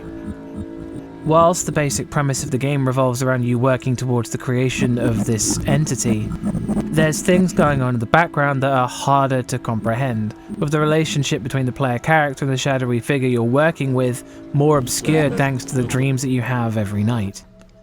It feels as though the game benefits from the story and the events being more murky and hard to understand, with the actions you're asked to do layering on feelings of disgust for yourself. The game's story has a simple trajectory, but its direction is nowhere good. Making the final score 5 out of 5 Harry Masons. Carcass is a really unsettling game where you commit horrible acts for an end goal you don't fully understand. It's devoid of jump scares and really manages to keep the atmosphere going the whole time to reach an end. So just grit your teeth and bear it. Again, I'd like to remind you the whole thing is down to my opinion of horror games, and if you don't share this opinion, then that's cool, I get it. I'd like to point out that whilst I finished what I started, I did not like the way that I got there, and I advise that you don't go that way either. There are more horror reviews in the pipeline, and thanks for watching. Always go check out Bumps in the middle of the night. Peace.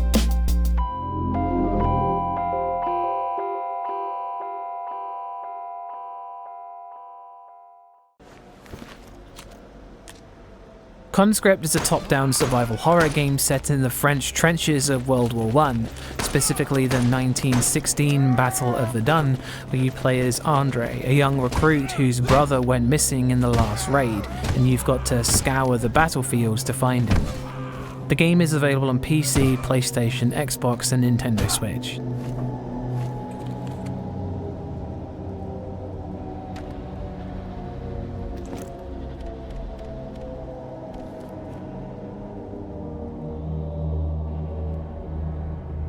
Atmosphere.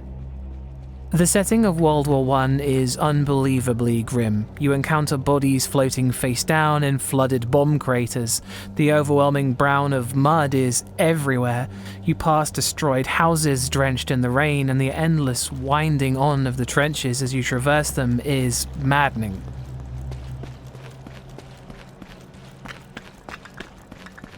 The sound of planes flying over and gunfire in the distance, the broken machinery and the desperation in the words of the soldiers still left standing paint this unfathomably hopeless scene. But the worst of it all is the knowledge that World War I ended in 1918. You're only halfway through this hell.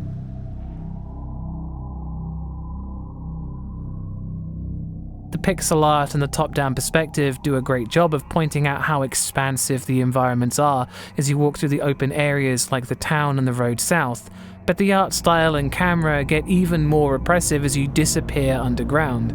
The warm, dark interiors of crumbling tunnels and dug holes are portrayed like narrow tubes, and you're running through them like a blind rat in a maze.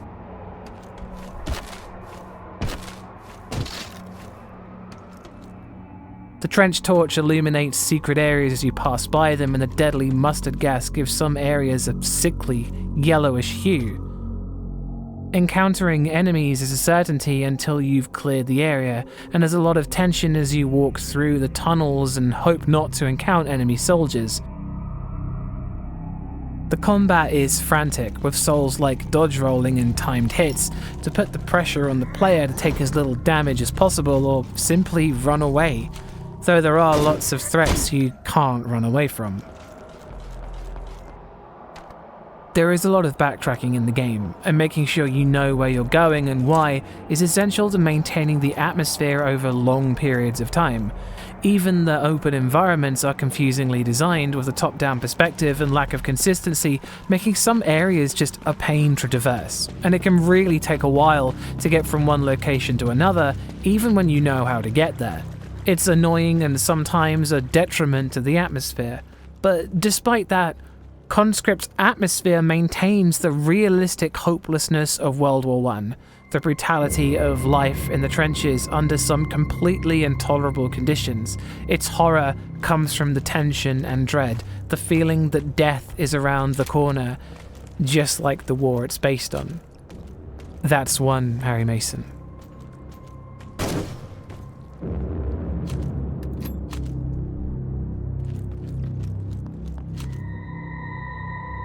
Scares. The game's scares come mostly from scripted events, jump scares, and the combat. The combat, as mentioned earlier, is nerve-wracking thanks to the way it functions, with aggressive enemies that are both devastating to your health and give you very little opportunities to get a hit in unless you catch them by surprise, though this is also something they can do to you. The combat can also sometimes be skittish with its hitboxes and timings, bringing up a lot of resentment when they don't work correctly. It's still unclear to me how enemies can still hit me under certain conditions.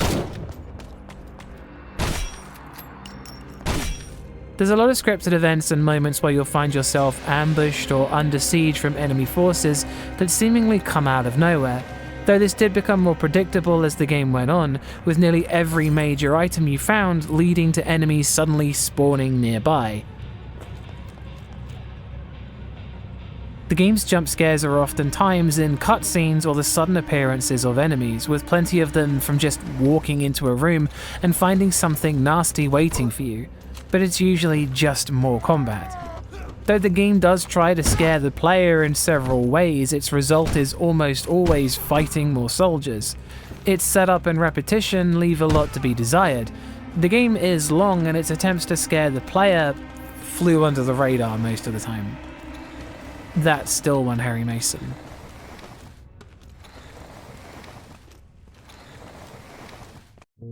Sound design. The sound effects are crisp and realistic, from the sound of bulky doors closing to standing on broken tiles or shell casings. The guns sound punchy and impactful, and the roars of the cannons and planes that fly over never fail to make you feel uneasy. Getting hit with a raiding club results in a sickening crunch, as though you can hear the spikes passing through your uniform and into your flesh. Its dedication to realism is admirable.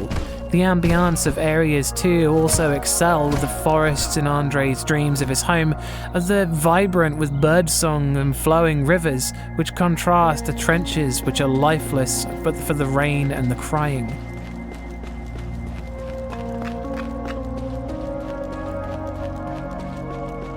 Its music is subdued but emotional and affecting. Delayed synths let their reflections ring out in your ears, their sad tones lingering. A quiet drone plays a sad tone in the background, going the extra mile to get the feeling of despair across to you. There's voice acting in the way of cries and soldiers yelling, grunting, and that's about it. The rest of the dialogue is written. The directional audio helps you pinpoint enemies, and the reverb helps make places even more realistic to be in. Overall, the sound design really does go above and beyond. It's seriously impressive. That's 2 Harry Masons.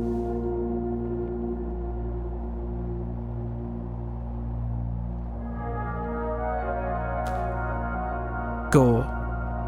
The backdrop of World War I lets the gore be harrowingly realistic, with bodies lined up in long rows, coffins stacked on top of each other, and corpses left lying where they fell.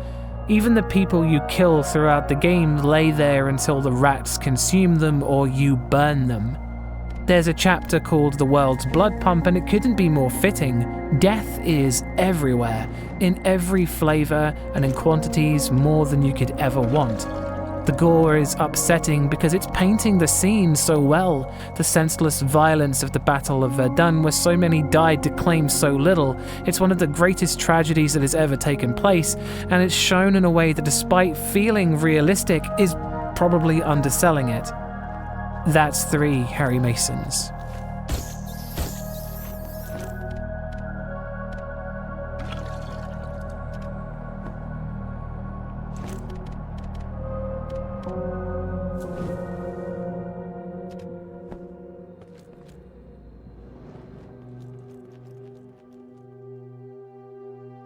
Story. The story follows 2 brothers, Andre and Pierre, as they're stationed near each other during the war. But rumour has it that Andre's brother has been injured, and the game sees you trying to catch up with him. Their story is fairly straightforward. Find Pierre. It's the things that happen to slow you down in the process. The fort being overrun, the detours to the south so you can get reinforcements that lead you through the environmental storytelling of the game, the leftover remains of past lives. The French soldiers tell you horror stories of the things taking place elsewhere. You find notes about a prosthetics maker who's overrun with work since there's so many soldiers who are returning disfigured. The soldier barracks have inspirational posters on the walls and little mementos of deceased soldiers found on their bunks. The later game sees enemies dropping photographs, and they act as a brief glimpse into the lives that pass through your hands, presented in snapshots as people you don't know, giving them a human side. You're both just people. Every now and then you get more glimpses into Andre's life with his dreams of his home, and they add more to him and what's at stake. It gives more impact to the horrors of war. One day he wants to learn to play the piano, but now he's alone in the darkness with the poor souls who lost their mind due to the shell shock torment when the war became too much to bear. The story evolves, but it also stays the same. Finding Pierre in this hell seems impossible, and the endings depend on what you accomplished during the game, whether you stayed to fight or ran away, and it shows there really aren't any good outcomes. The story is poignant and harrowing, making the final score 4 out of 5 Harry Masons. Conscript captures a period in time so bleak and unrelenting, the senseless horrors of war, and it really doesn't need to do much more than show it for what it was, presenting a simple human story on top of it. It didn't need to colour it in any more than it did. Though the backtracking can lead to the game feeling grueling, that's war. A lot of time and death, and sometimes no progress is made.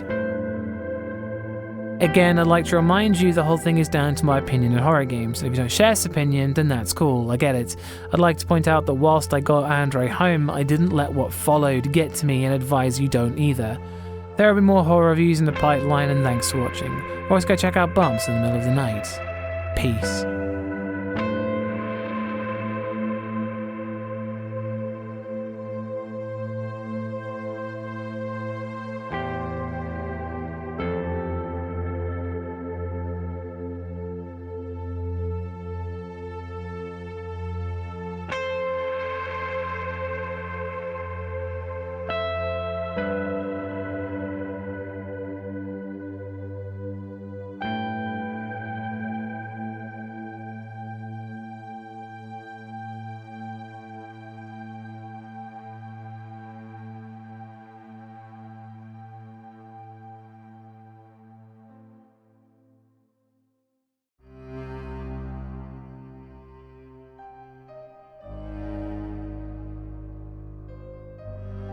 Fran Bow is a psychological horror point-and-click game where you play as the eponymous Fran Bow, a 10-year-old girl who tries to escape a psychiatric hospital and make sense of the death of her parents. The game is available on PC, Switch, PlayStation, and Xbox consoles.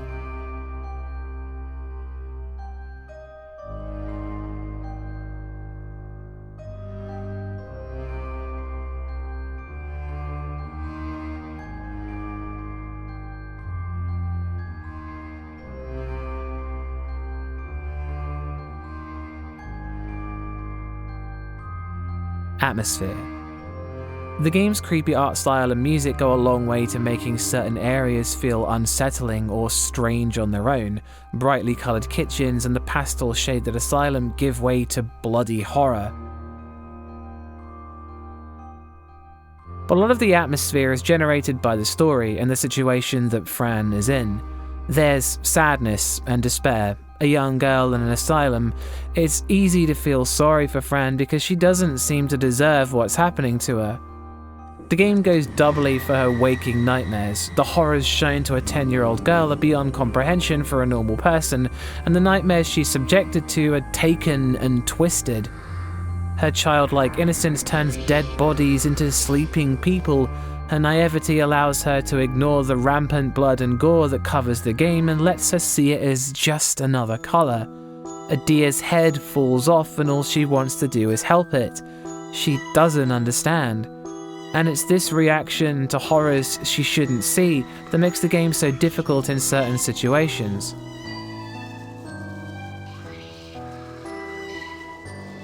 There's lots of moments where Fran will say something and change how the atmosphere feels. When she takes her tablets and can see these dark shadows hanging over the children in the asylum, it's unsettling because these things seem to haunt them, like a physical manifestation of the troubles. But when Fran reacts to the shadow sitting next to the boy and says, "That holy man took all your clothes off," the feeling changes drastically.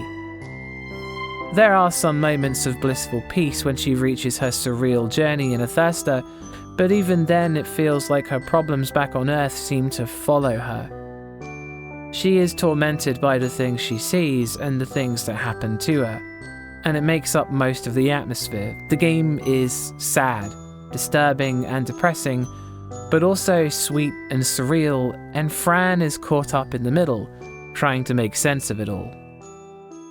That's one Harry Mason. Scares.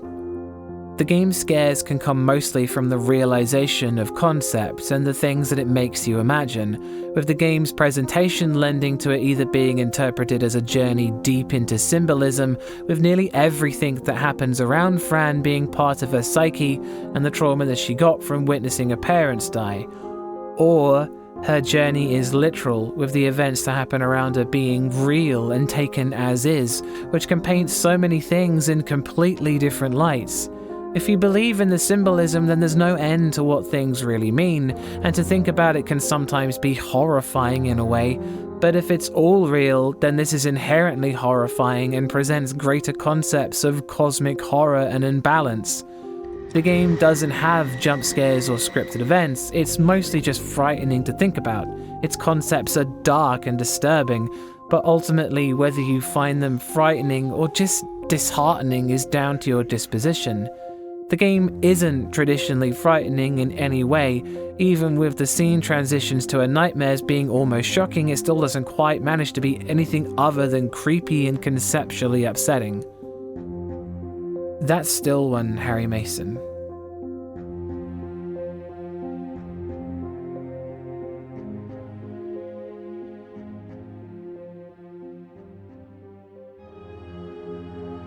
Sound design. The game's music is childlike sometimes. Sweet-sounding electric pianos play sad, twinkling melodies. Chimes ring out among blissful pieces, but the rest of the game is filled with synthetic string sections that give off feelings of sadness and loss, confusion and despair. Organs back them up to give this sinister vibe. The music evolves into a sweeping, menacing analog synth soundscape, and the sound of people moaning and talking in slow motion make up the soundtrack to Fran's waking nightmares. The music is all you really have, since the game's audio is limited to the few sound effects, footsteps, and repeating sound that just get the point across. Some of them are very impressive, like the sound of switching to the other world, which you hear quite a lot. It feels like a haze washing over you and then slipping into your subconscious. Other than that, the game's audio is about what you'd expect from a point-and-click adventure game, but the music and sound effects are pretty good. That's 2 Harry Masons.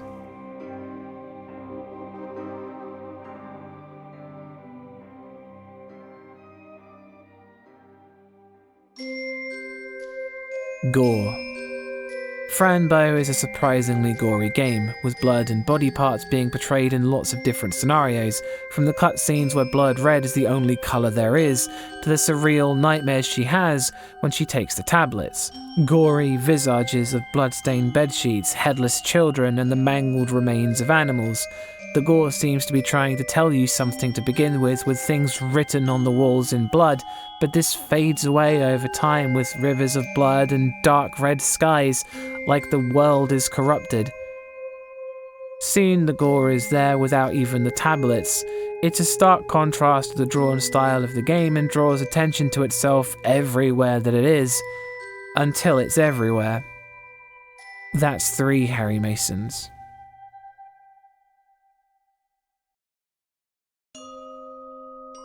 Story. After a fateful and traumatic night where Fran finds her parents have been cut to pieces, she's brought to a psychiatric hospital where she's given psychoactive drugs that let her see what seems to be a world beyond our own. The setting of the 1930s and of psychiatric hospitals are grim historically, due to how little medical science understood the human mind back then. But as if that isn't bad enough, the game also follows themes of experimentation on the mind and body.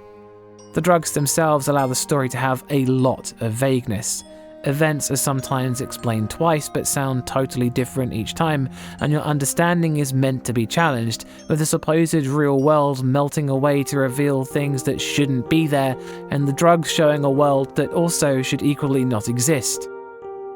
The game allows you to choose what to believe, and whether any of the story is really happening or not, and how much of what you see is a symbolic representation of a coping mechanism and Fran's young mind trying to deal with the things she doesn't understand or doesn't want to confront.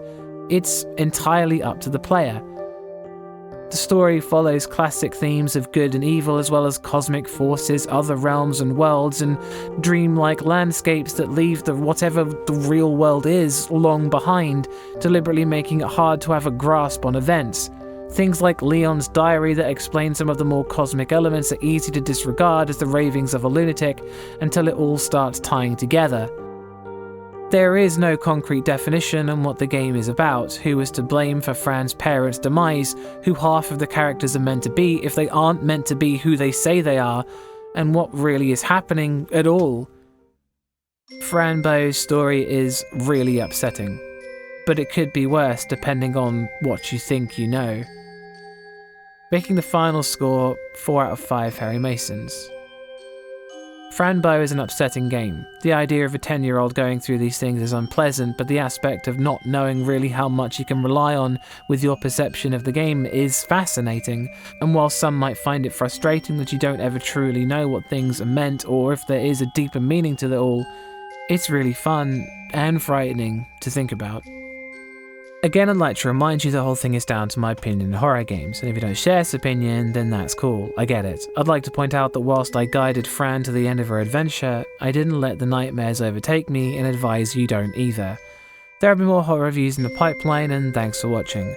Always go check out Bumps and Middle of the Night. Peace.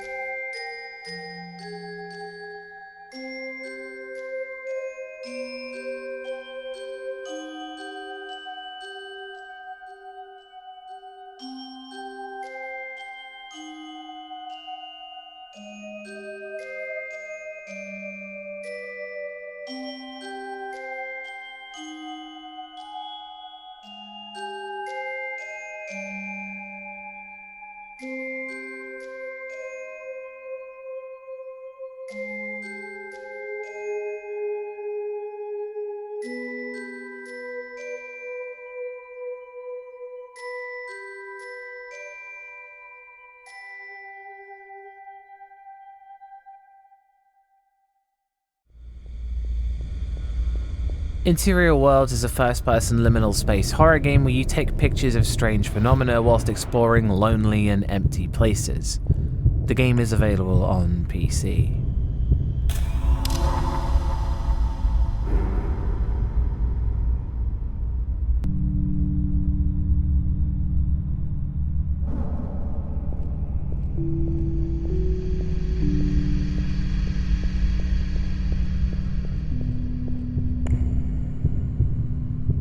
Atmosphere. The game's atmosphere is the vast majority of the experience, with its eerie locations taking center stage as you walk through them. Abandoned subways, empty schools. These places aren't always run down, they're just quietly empty, unearthly in the way that they feel. It seems like you've snuck into them at night or when they're closed just to take pictures of the anomalies that float around them. The vibes of these places are all similar, even though they contrast heavily in design. Some are creepier than others, like the space underneath the forest path is much more unsettling than the shopping mall. And it is strange that the game doesn't get more intense and creepy as time goes on, but it's more of a roller coaster with ups and downs.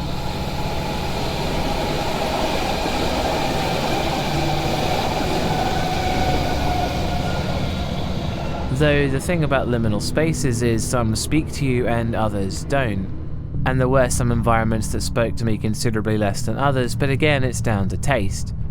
Most of the environments are spooky, some less so than others, but they still feel electrically charged and there's just enough activity to keep you thinking that you're not alone. That's one Harry Mason.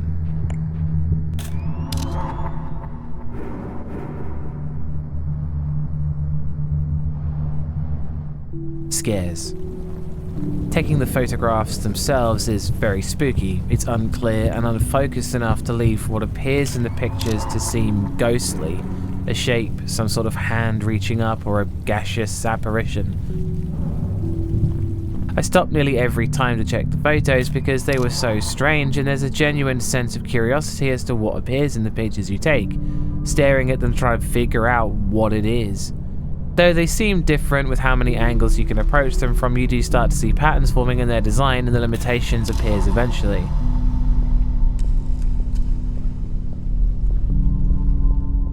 There's also some videotapes you can find that don't seem to do anything other than show pixelated creepy videos before ending and leaving you creeped out or confused.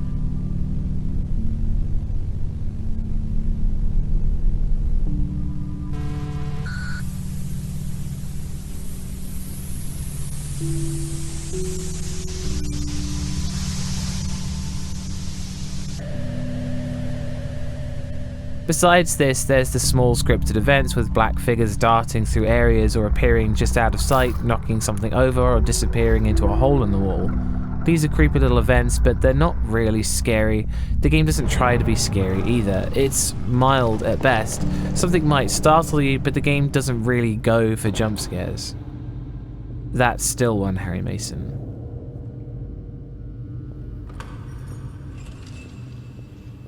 Sound design. The game's music is a masterclass of understated ambient music, with various gushing wind-like sounds of overpowering drones that fill the air with the sound of loneliness, and it layers on incidental music in the way of hums and other things as you make progress or enter areas, music over music. The game's sound effects are all stock from websites, but they sound so unique that you'd never be able to tell. Many of them are straight up haunting, and the game is surrounded in this deep, dark reverb that causes every sound to feel spacious and involved. There's no real voice acting, and there were some minor problems with directional audio, but it's really not a problem in a game like this. That's 2 Harry Masons. Gore. There's a little blood in places to indicate an accident, but it's a bit of a push to call it gore, which works with the game's themes and finding things long after they've been left.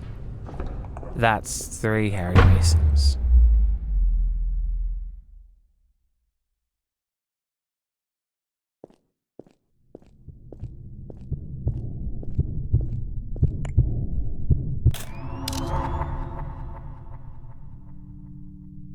Story.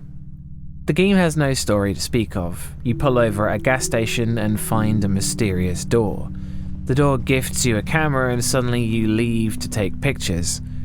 There's some environmental storytelling in the way that you find crashed cars or broken down things, evidence that people were there but aren't anymore, and that's as deep as it goes.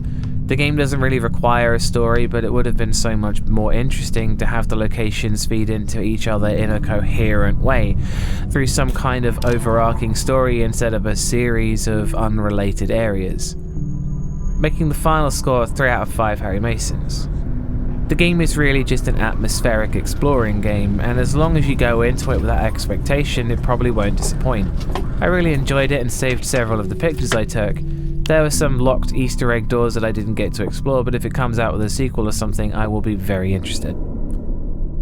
Again, I'd like to remind you the whole thing is down to my opinion in horror games, and if you don't share this opinion, then that's cool, I get it. I'd like to point out that whilst I developed the photos, I didn't follow the aliens and advise you don't either. There will be more horror reviews in the pipeline, and thanks for watching. Always go check out Bumps in the middle of the night. Peace.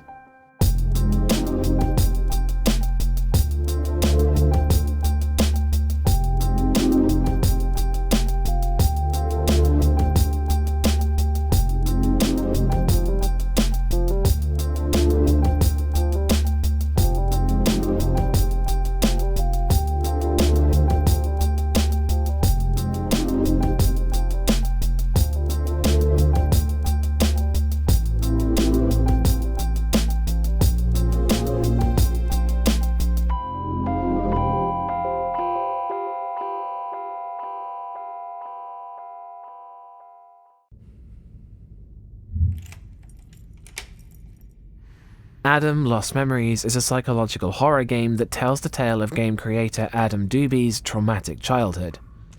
The game is available on Steam.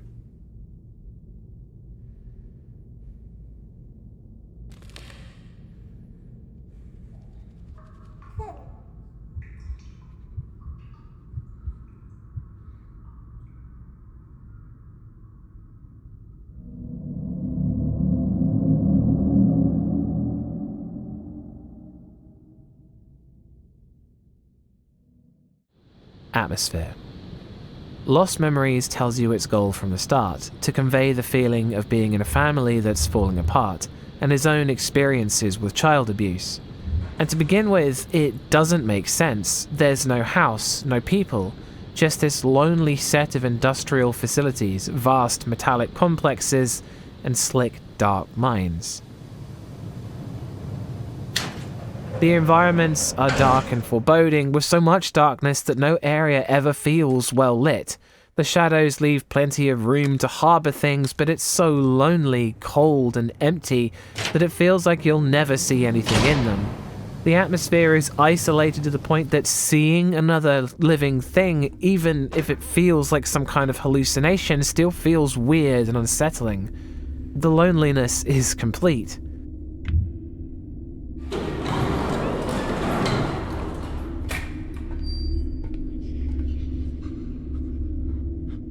The computers and diary entry messages don't make any sense, and whatever the game is trying to convey to you is sometimes lost in this endless hallway, and sometimes the puzzles become a little tiring considering how relentless they are, but it's not difficult to envision this is how his home felt, an inescapable machine, a prison.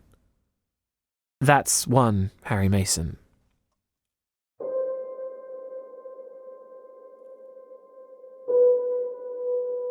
When I came into my room, in the middle of the night,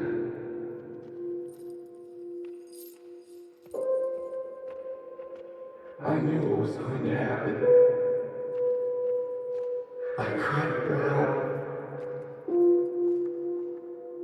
I yelled as loud as I could, but nothing stopped the pain.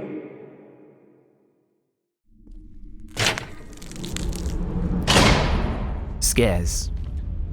The game's scares come in various scripted events and scenarios that see the protagonist either witnessing something unsettling or being trapped somewhere unpleasant. The game has many moments where it's hard to tell if what you're seeing is real or not, but in the overall scheme of things, it's hard to tell if any of it is really happening. Suddenly walking into a mansion, or seeing a wooden table appear in a metal-dominated environment, or walking up behind a tormented, screaming creature before being teleported back to the cold corridors of wherever you are. They're unsettling to various degrees, with plenty of situations cropping up sporadically throughout the game, with smaller moments happening just in the distance.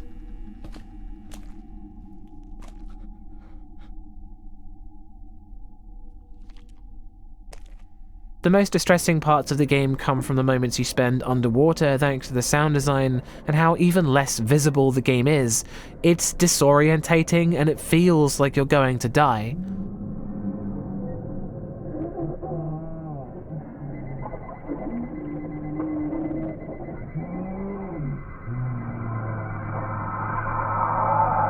These moments are also very rare, which is the main problem the game suffers from.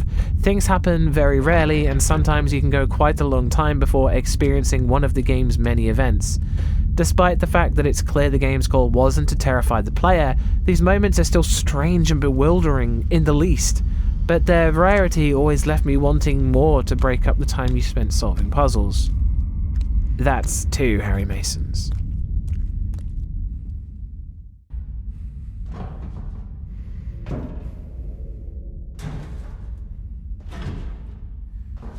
Sound design. The sound design is immaculate, with sound effects being used brilliantly to reinforce the lonely environments. Just a low rumble to back up the events, with the music only coming in now and then. But when the music does come in, it's sad metallic tones, a high-pitched synth string section crying to you in its own alien way. But besides this, you're alone with the hallways and the sound of screams, which are also pretty realistic.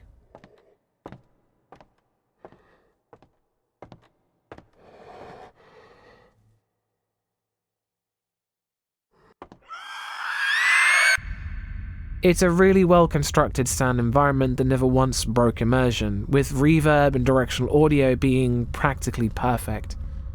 That's 3 Harry Masons.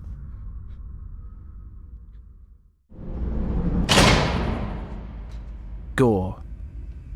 There's only a few instances of gore. In one room there's rows and rows of body bags like some great plague swept through the area, but they pale in comparison to the body from Chapter 2 that's so deeply unpleasant to look at, but hardly gory. The game doesn't try anything else, but it doesn't make sense considering the story and gameplay don't really comprise of things that demand gore.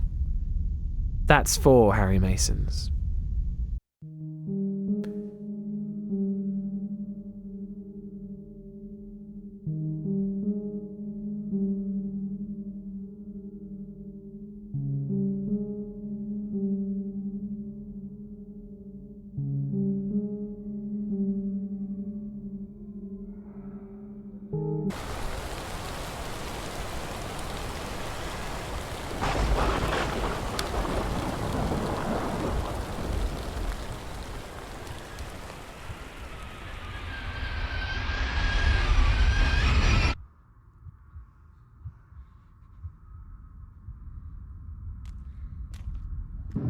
There was a book. My only thing I had as a child. Those lines were the only escape from the pain. From the cold terror I had to survive every day. From the objection. From the disturbing reality.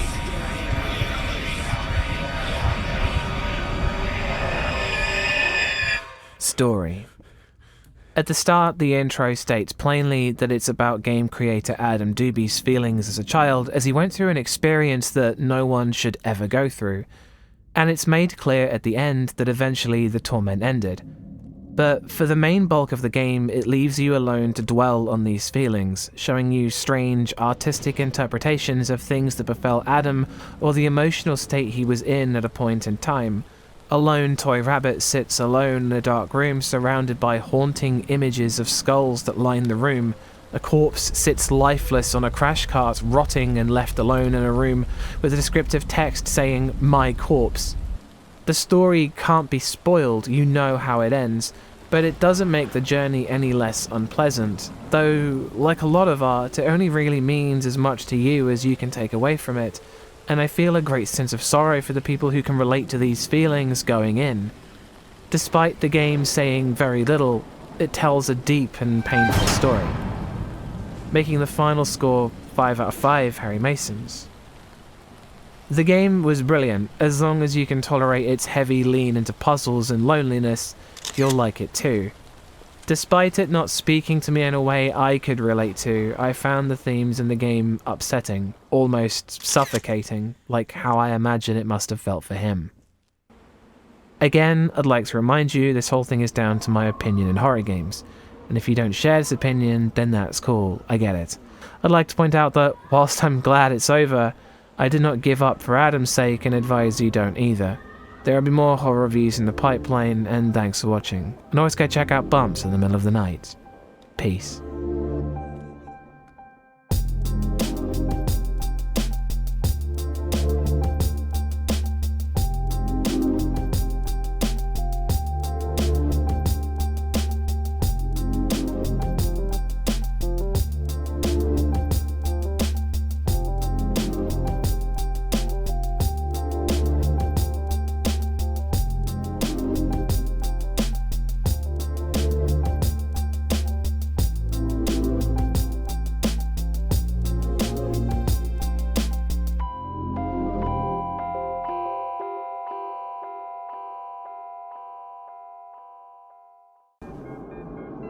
Milk Outside a Bag of Milk is a psychological horror visual novel and sequel to Milk Inside a Bag of Milk, and follows the same unnamed protagonist as they return home and deal with the aftermath of the events of the first game. The game is available on Steam and Nintendo Switch.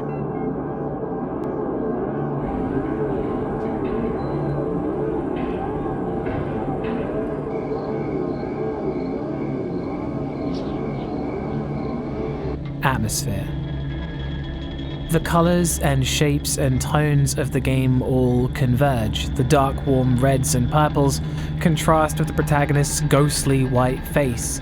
There's a decisive lack of definition on objects in the environment, along with the nightmarish droning music, gives the game this unearthly feeling, a warm, creeping terror that, like ocean waves, crashes down and subsides. In its quieter moments, it's subdued, like a cool, placid body of water. A feeling of apathy slides over the raging beast below.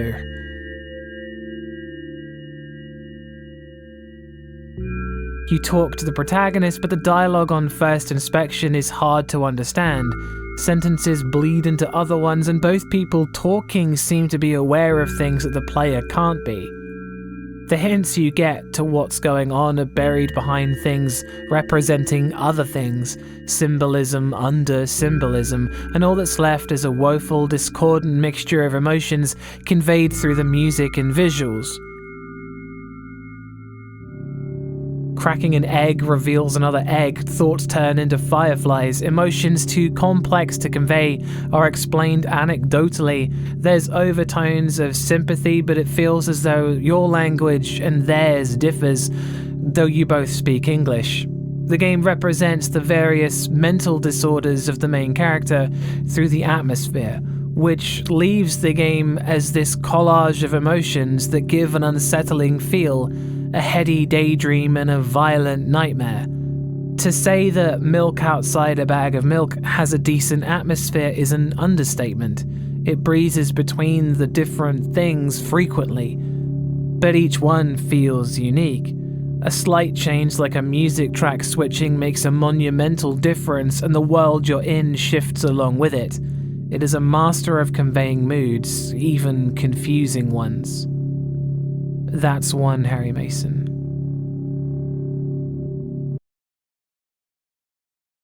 Scares. In many ways, the game contains only a few moments of pure terror near the start, as events are recalled in a violating and bizarre cosmic horror encounter with a being beyond understanding. But the real horror lies in the truth. that whilst the perceptions of the character are terrifying, it's all obscured by how various things are afflicting them.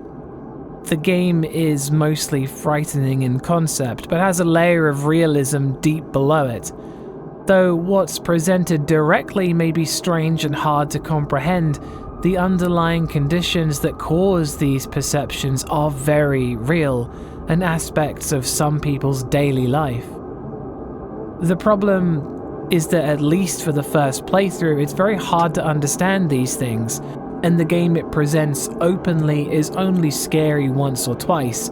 Things are odd and bewildering. It's harder to dig deeper if you don't know what you're looking for. Clearly something is very wrong, a feeling that never goes away, but the real horror is in finding what. The game is very rewarding for multiple playthroughs, where the horror can be unearthed and digested a second time. That's 2 Harry Masons. Sound design. The game's soundtrack is where a lot of its moods come from, with organ-like synths playing melancholy chords to create that surface-level unease of a placid lake, to the discordant jumble of tones that fuzz the mind and all sound like plates being thrown down the stairs forever, like a haunting memory or a nightmare you can't quite recall. There's a lot of sound in the game, from the radios that play random things in the main character's room, to the various tracks that play in specific scenarios, but only a few of them stick in your mind, though the overall soundtrack is great. There's not much in the way of sound effects besides the sounds that play again as you speak to other characters, Banjo-Kazooie style. A lot of the normal sound design things like directional audio and reverb don't apply here in the normal way. Every screen is centered on the protagonist and there's no real sound effects to have reverb on. It's strange though understandable, but it feels like you're disconnected from the real world. That's 3 Harry Masons. Gore. There's no gore in the game, and it didn't need any. That's 4 Harry Masons.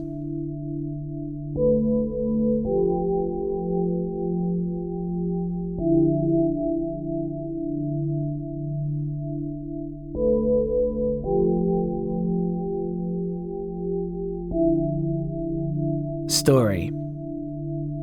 The game follows on from Milk Inside a Bag of Milk, where the protagonist goes to buy milk, which in their state of mind presents unseen challenges and really brings about the kind of existential horror that can only be derived from the perspective of the main character.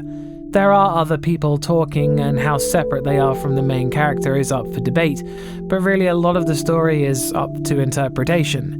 Many things transpire within the story, but it's hard to say one way or another what is definitively happening. Your thoughts don't really turn into fireflies, and sometimes you need to press the protagonist multiple times whilst recalling an event to get the true story that lurks underneath the softly laid lies that comfort them.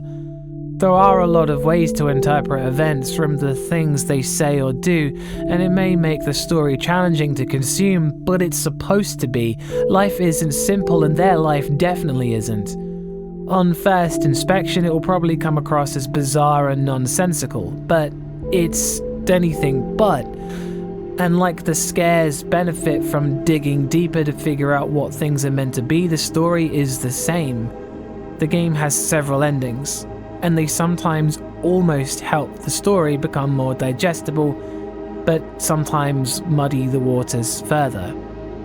A harrowing revelation and a deep well of sadness once it's uncovered, making the final score 5 out of 5 Harry Masons. Milk Outside a Bag of Milk is a really fascinating game that is very hard to get into, meaning almost nothing on the first playthrough, but the game takes an hour to beat, and there's several choices you can make to change the outcome of the game to find those endings. Though even with a surface level understanding for the game, you leave with something. Again, I'd like to remind you the whole thing is down to my opinion in horror games, and if you don't share this opinion, then that's cool, I get it.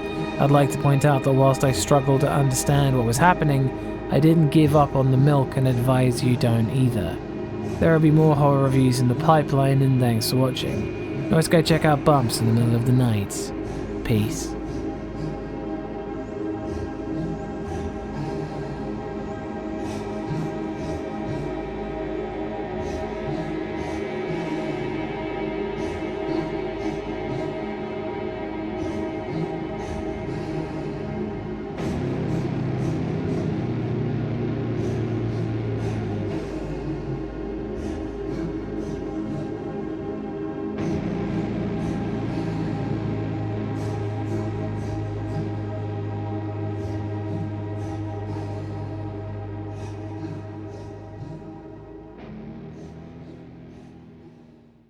The Excavation of Hobbs Barrow is a point-and-click folk horror game where you play as Thomasina Bateman, a budding archaeologist lured to the countryside to excavate the eponymous Hobbs Barrow in a mysterious letter by a person she's never heard of. The game is available on Steam.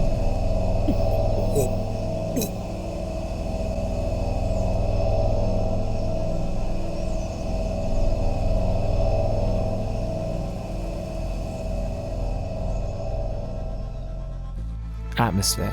Excuse me? The game is set in a town called Bewley, and really reflects the small country towns of England back in the 1800s, when steam trains were newfangled technology and everybody knew the first name of everyone else who lived there. Being a stranger, however, joining this tiny, close-knit community is strange. Hello again, Cyril. Oh, aye. I take it you are not enamoured with the railway station. Bewley's gonna be swarming with outsiders, like you. We don't want you coming here. It's as simple as that, lass. Why not? This is our town, our land. I assure you, I am not here to cause trouble. We'll see about that, won't we? The atmosphere shifts and changes, balancing between the charming town Bewley is on the outside and the strange behaviour of its occupants, which can sometimes be taken as superstitious and xenophobic, but as the game goes on it becomes harder to understand who's difficult by nature or difficult because they know things that you don't, and the paranoia sets in very slowly. To tell you the truth, Arthur, I've had a somewhat puzzling morning. Oh? Someone slipped this journal under the door of my room. Whose journal is it? I have no idea. The text refers to some sort of excavation. Well, Stanley must be playing tricks on you. He swore his innocence. I thought perhaps you might have done it? No, it wasn't me. That's for certain. Somehow I have a clear memory of last night. The layers of facade strip away day by day as your mundane tasks end up revealing more about the quiet town of Bewley before you even reach the Barrow. Yes, this shall make a fine entry for my book. What secrets do you conceal, I wonder? Each unnatural event leaves a mark that isn't so easily forgotten as you awaken the next day and try to figure out what's really going on here.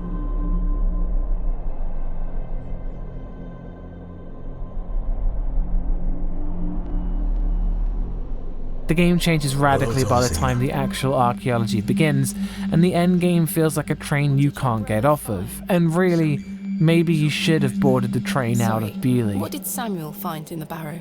I don't know, but something went wrong. Afterward, he could barely speak. You couldn't make out a word, like. That must have been hard. Overall, the atmosphere is full of paranoia and distrust that escalates very slowly and steadily as the game goes on. It's naturally a slow-paced game as a point-and-click adventure, but it does work out in the end. That's one Harry Mason.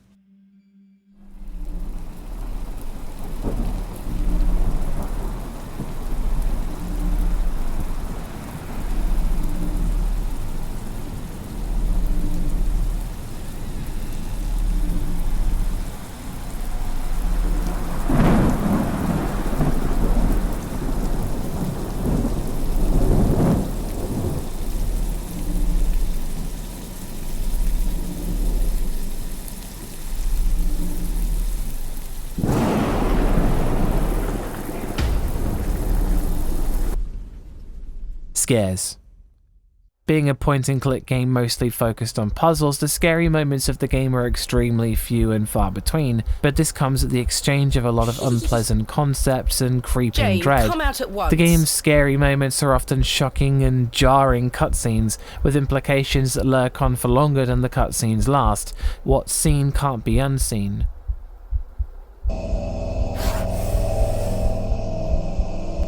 Goodness me!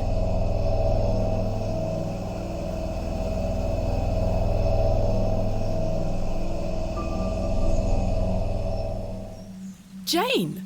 Silly, what are you doing in that smelly old badger's hole?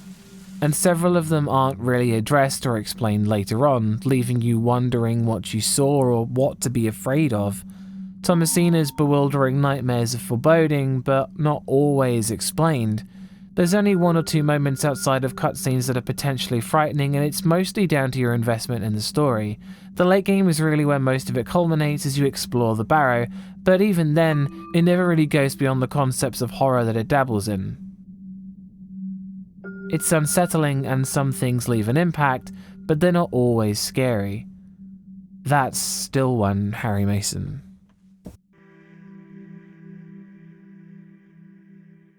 Sound design. A charming and relaxing, hazy synth rolls over the town of Bewley like soft, fluffy clouds that slink between the character dialogue and the sound of the wind and trees. There's a very earthy sound to the game, natural, but as the game goes on, even the wind starts to sound more unpleasant, its tone changing.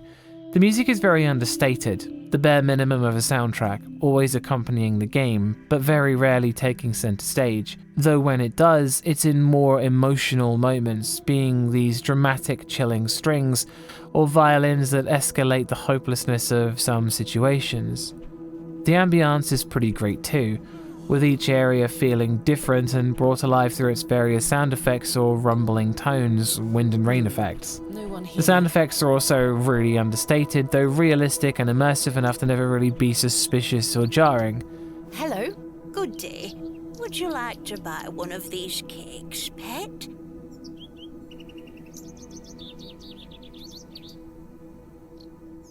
What kind of cakes do you have? I have some lovely Bakewell puddings. The sweetest marriage of almond and jam. The voice acting is really great. Loads of characters like Arthur Tillett and Lord Panswick sell their roles really well. A minor complaint is that the game doesn't use reverb at all. Even cavernous rooms don't reflect the way they are in sound, which didn't really take me out of the moment at the time, so it probably won't affect the average player. There's a little directional audio, but there's not much of it, but for a point-and-click game, this is hardly something that'll affect the experience. Though there are some minor flaws, the sound design still works fine. That's 2 Harry Masons. I must push forward. Gore. The game's gore comes quite surprisingly, and thanks to the pixel art, it's obscured enough so that you never see the full extent. But you don't really need to, the impact is there. There's only a few gross things that happen in the game, but they're impossible to ignore or forget. It's out of place in a way that does wonders for the game, derailing your train of thought each time that it occurs. That's 3 Harry Masons.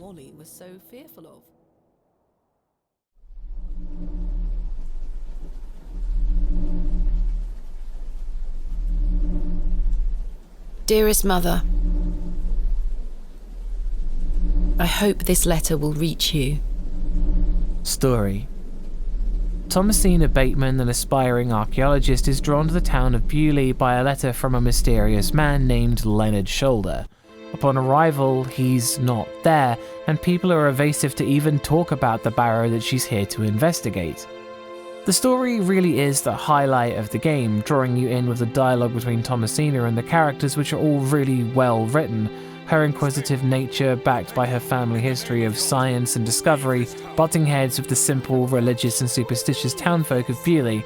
But the ongoing mystery of what's really wrong with Hobbs Barrow is shattered by a dream and some confounding events that keep drawing a darker and darker shadow over the place she plans to visit.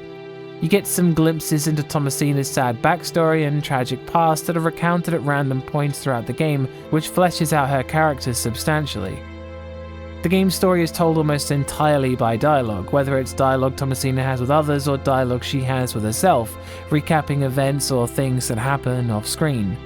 There's some diary entries which play into solving puzzles as well, and they're intriguing and become more and more laden with hints and warnings as the game goes on.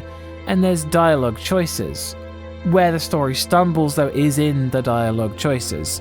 There's only one ending, which is still a fantastic revelation that eclipses the horror of the game that led up to it perfectly, but the dialogue options led you to believe that choosing different things will affect the story in some meaningful way.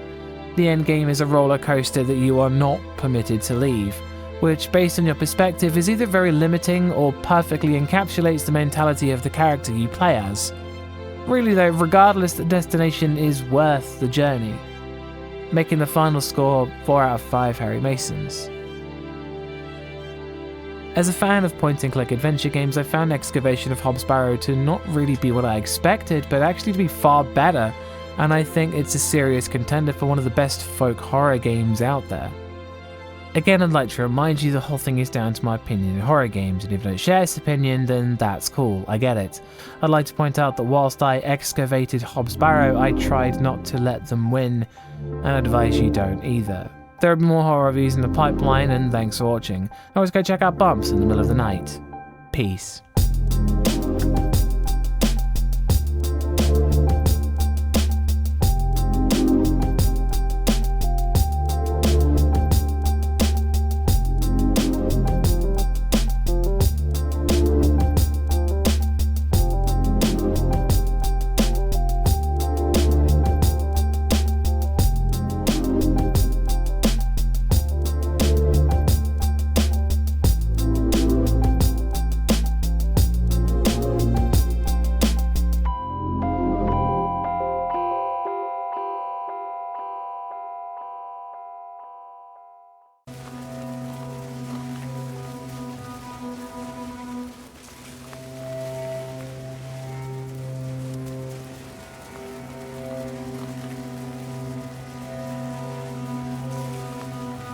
That Which Gave Chase is a first-person experimental horror game. We explore the Arctic tundra as a sled musher, travelling to an unknown destination with a mysterious guide. The game is available on Steam.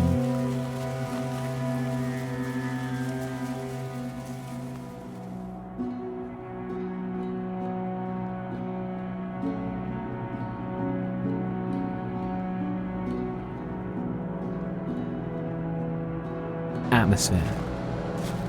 The atmosphere is filled with uncertainty and mystery for a lot of the game, and its way of presenting what's happening is extremely cryptic, with the game using jump cuts to almost disorientate the player. One minute you're moving forwards towards a wall of mist, the next you're stopped, and your guide is a near constant source of uncertainty. His words are confusing and mean very little, but still carry the weight of something heavy. You don't understand it, but it still feels ominous.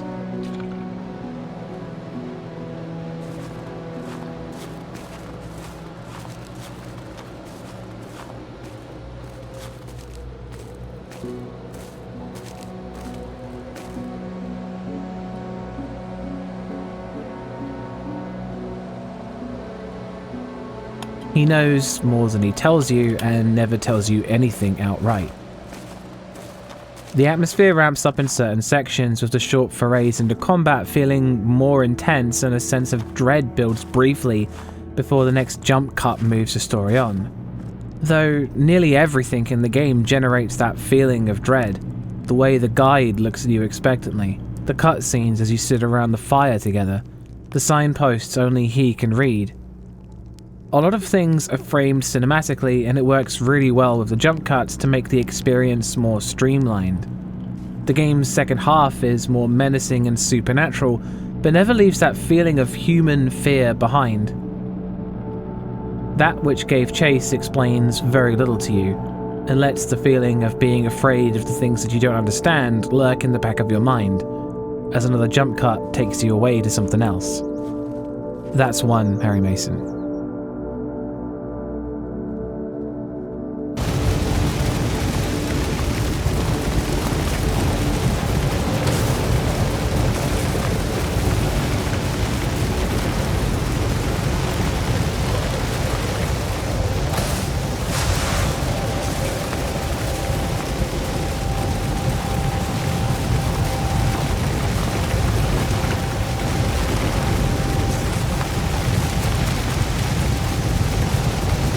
scares. The game doesn't really have traditional scary moments. There's some higher intensity combat sections and what could pass for a chase sequence, but these moments added more to the atmosphere than the scares. The game is mostly content to leave you alone with the atmosphere. Its fear is generated psychologically as mistrust builds, but even then the game doesn't ever break into being truly frightening. That's still one Harry Mason.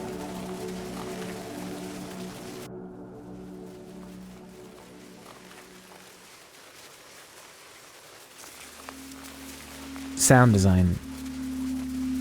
Subtle, menacing music plays in the background of the sled rides. An ominous hum keeps the tension high. The sound effects are low quality but fit right in with the PlayStation 1 style. There's bitrate artifacts on the crackling of the fire and everything is just a little crunchy.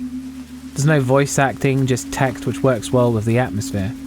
There's some sections where the game uses directional audio to allow you to identify where a threat is coming from, and there were a lot of moments where it was genuinely hard to figure that out by sound alone. The functionality worked usually, but it also didn't work well other times, making it difficult to pinpoint sounds randomly, which certainly made things more intense. There's not much in the way of sound besides the wind and the sled being pulled, but what else can you expect in a place this barren? That's 2 Harry Masons.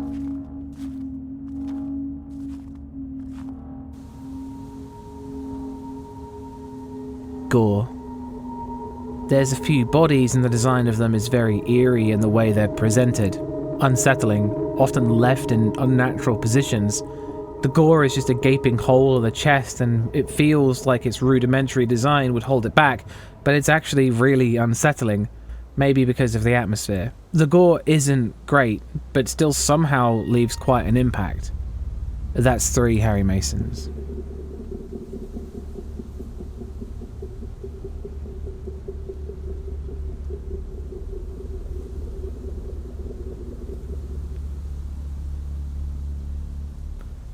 Story. You've been hired to mush a sled by a scientist who wants to return to his expedition into an unknown valley somewhere in the Arctic Circle, and that's about all the setup the game gives you. The story is very hard to understand, with the guide speaking in riddles and explaining parts of accounts of things, ominous lines about events that took place, but very little details that shed light on the larger picture.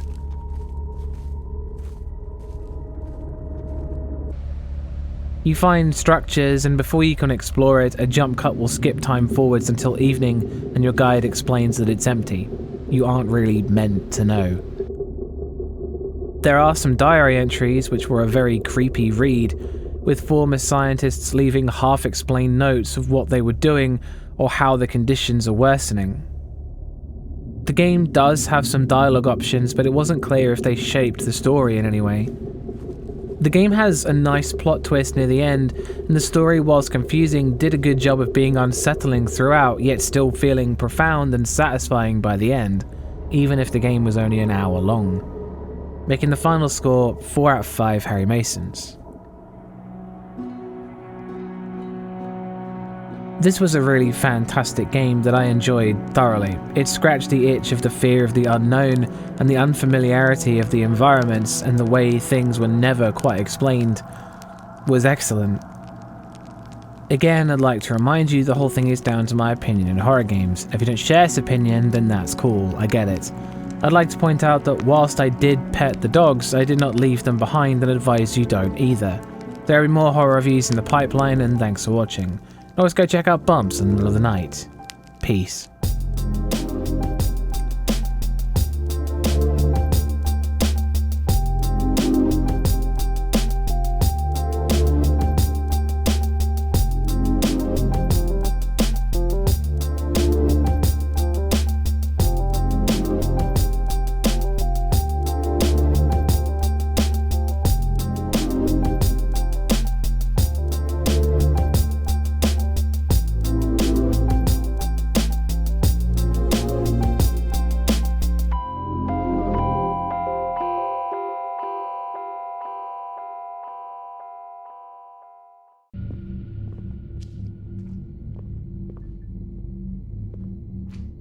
Home Sweet Home is a Taiwanese first-person horror game that follows a man named Tim waking up in an unfamiliar place, being stalked by the ghostly visage of a dead girl.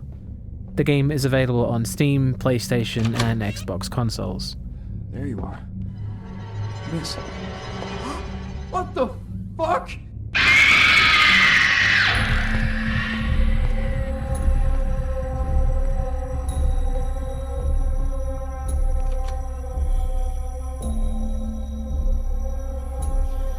Atmosphere. The atmosphere of Home Sweet Home is balanced between the constant stealth and the eerie environments. There's an odd repulsion thanks to the dirt and bloodstains that smear the darkened corridors of empty schools and police stations.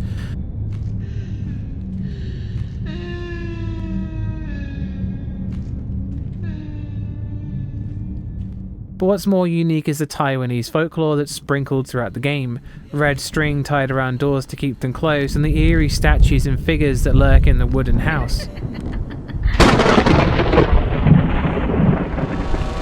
The game has an electric feeling, like you're being watched and you're not alone in the few moments that you spend away from your pursuer. Though some places are more atmospheric than others, with the wooden house being full of unnerving scripted events and creatures straight from folklore itself, lurking just out of reach.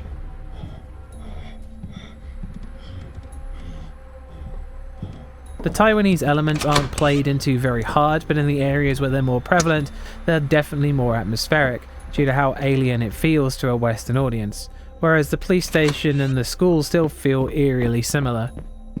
Peppered throughout the game are diary entries that talk more of Taiwanese folklores and rituals people did to accomplish vain and selfish goals that seem to have backfired horribly, and reading these along with the eerie music only amplifies the atmosphere further. But where the atmosphere goes deep into dread is when you're being stalked by the ghost girl, and the maze-like schools and police stations you have to traverse feel endless in design. These two things make the stealth extremely tense and stressful. You're pulled into scenarios over and over that leave you exposed or vulnerable whilst trying to avoid enemies or navigate your way through a plethora of confusing rooms. That's one Harry Mason.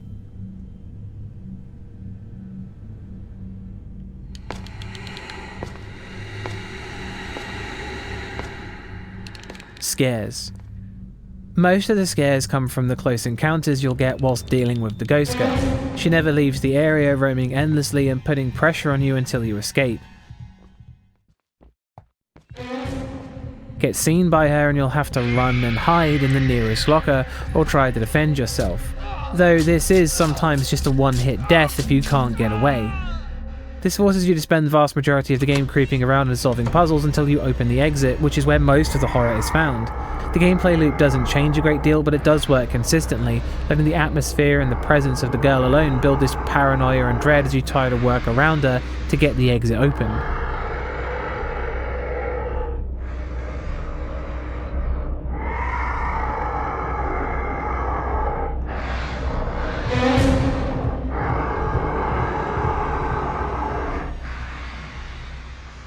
The game sets the player up time and time again by luring you into a scenario and then having the girl appear to cause panic. And though some of these scripted sequences are predictable, some of them are actually really well done.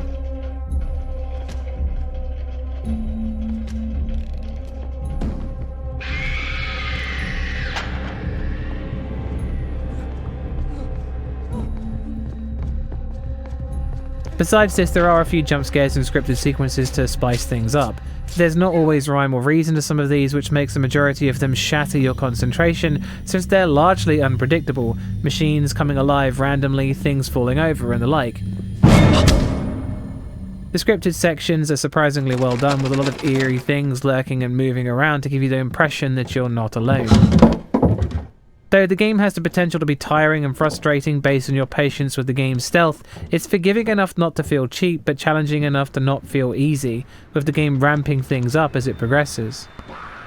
The game tries a lot of things that aid the atmosphere to keep the tension high and to freak you out at just the right moment. That's two Harry Masons.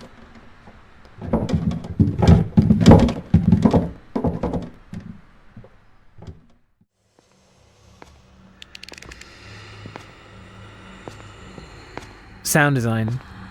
The game's sound effects tie really well into the horror, with the ghost girl having several identifying sounds, from this unsettling clicking you can hear at a distance to pinpoint her location, to her whispering things in a ghostly voice when you get close. Her voice sounds strained, and after reading some of the diaries, you can understand why. There's also the music. The exploration music is a high-pitched, shimmering whisper that's barely perceptible, but still leaves this feeling of unease. The stealth music is more of a dirge with a gong that seems to never stop ringing, and a whining, elongated shudder of strings that bends ever up and down. It's unnerving. There's some voice acting with various quality. Tim's voice acting is pretty great, with his exclamations being very realistic, but people like Do, who call, don't really sound very convincing at all. You seem a bit strange. You don't act like yourself lately. We're friends, aren't we? The general sound effects sometimes loop a lot, which can be tedious, and others can be a bit short, like the door opening sound seems cut too early, which is one you hear a lot. Footsteps and other general sound effects are fine, however. The game's directional audio does a great job helping you keep track of the ghost girl's location, which is immensely helpful during the stealth. On the other hand, the game's reverb and ambiance sound stunted in some locations. Though it does differentiate things like wooden corridors from laminated tiles, some areas are alive with the appropriate reverb and storms in the distance, and others are just dead like Tim's house, which is lacking in both. The sound design does very well in some scenarios and stumbles a bit in other, but it's never straight up bad or hurts the immersion. That's 3 Harry Masons.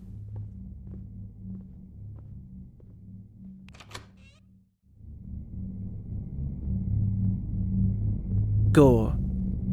The ghost girl emerges from blood splatters on the wall, and you can sink into a giant pool of blood at one point too. There's a healthy spray of it in nearly every area, and you can't go really very far without seeing it in some capacity. Though it goes deeper and more vile than that, with the section featuring the girl throwing up more blood and nails, which is just disturbing.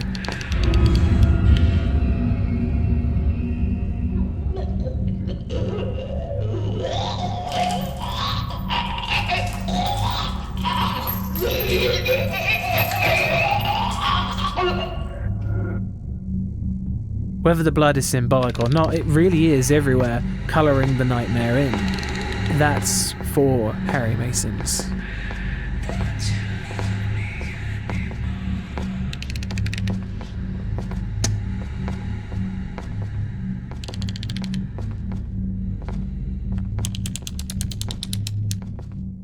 Story.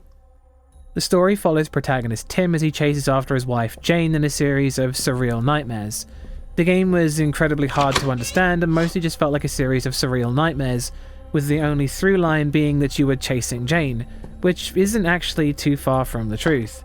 There's a lot of diary entries that explain Jane's feeling of being ignored by her husband and the seemingly paranoid delusions that confronted her, but also some that explain the backstories of the enemies.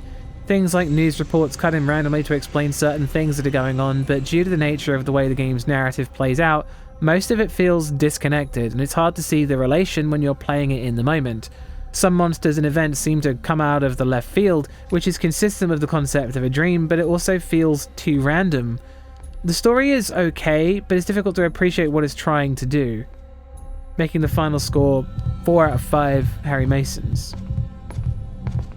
Home Sweet Home can be utterly terrifying in certain situations, but for me personally, the game got repetitive after a while, with the constant stealth wearing me down faster than I would have expected. Though I can't say this would apply to everyone, the game is fairly short. Again, I'd like to remind you the whole thing is down to my opinion in horror games, and if you don't share this opinion, then that's cool, I get it. I'd like to point out that whilst I ended Tim's nightmare, I didn't give up on Jane and advise you don't either. There'll be more horror reviews in the pipeline, and thanks for watching. And always go check out Bumps in the middle of the night. Peace.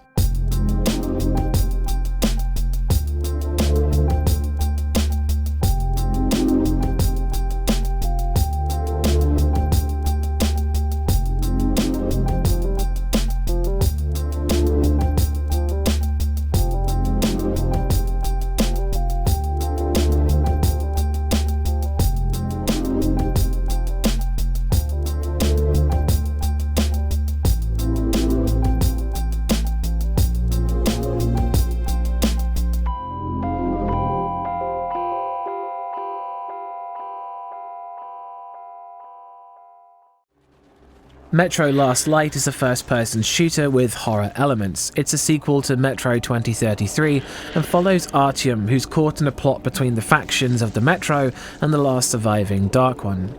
This is the original version of the game, and it's available on PlayStation 3, Xbox 360, and PC if you can find a copy.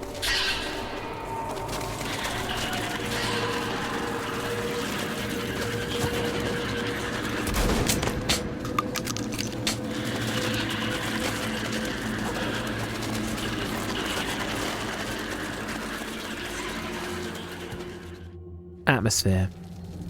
Immediately, the game has a much higher focus on combat and storytelling than its predecessor, but the game still uses the same survival elements, though some things are considerably easier thanks to the better shooting mechanics and less brutal combat on the normal difficulty. It allows for deeper immersion.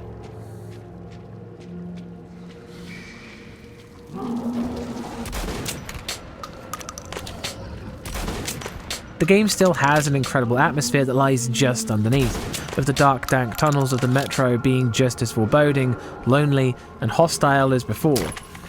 The addition of the spider webs and larger ecosystem in the Metro leads to more tense encounters with the wildlife, and the surface feels even less hospitable with poisonous swamps and strange creatures roaming around, and time and care has been put into these environments to make them feel bigger and more alive, and in some cases, darker and more dead. The Metro tunnels themselves still steal the show, peppered with the corpses of people roughing it on fateful journeys brought to an end too soon, and it's harrowing looking at the amount of death present in the game. All clear. Move out. There's a lot of dread and apprehension when you explore tunnels on your own, but the biggest issue the game has is that it rarely leaves you alone for long to take in the crushing isolation and creepiness the atmosphere has, with the early game filled with daring adventures with Pavel, and the later game going harder into the combat elements. Let's move. Stay out of the light and stick to the shadows. They are your best friend. You can still feel the atmosphere underneath these sections, but it's pushed to the back. The game also has a lot of breaks when you reach a major location and encounter a bustling marketplace or story section.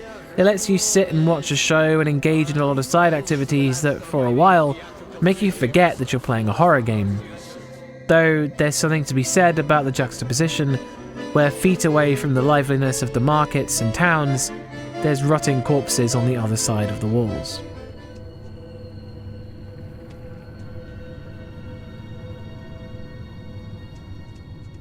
The game has an incredible atmosphere, when you're allowed to enjoy it. That's one Harry Mason.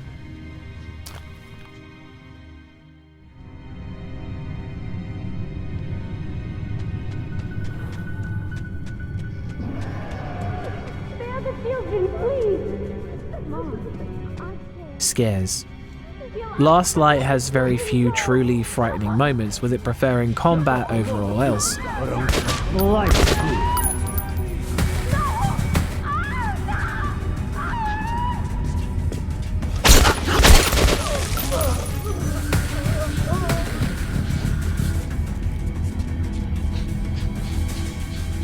And whilst the combat can be pretty stressful in certain instances, especially with stealth usually being an option too, even at its most intense, when you're fighting a hopeless war against the mutants due to sheer volume of them, the combat doesn't ever really break into being frightening. There are chase sequences, which were exciting but not frightening, and even parts like the City of Ghosts where it felt like the game was really trying. It was just creepy at best.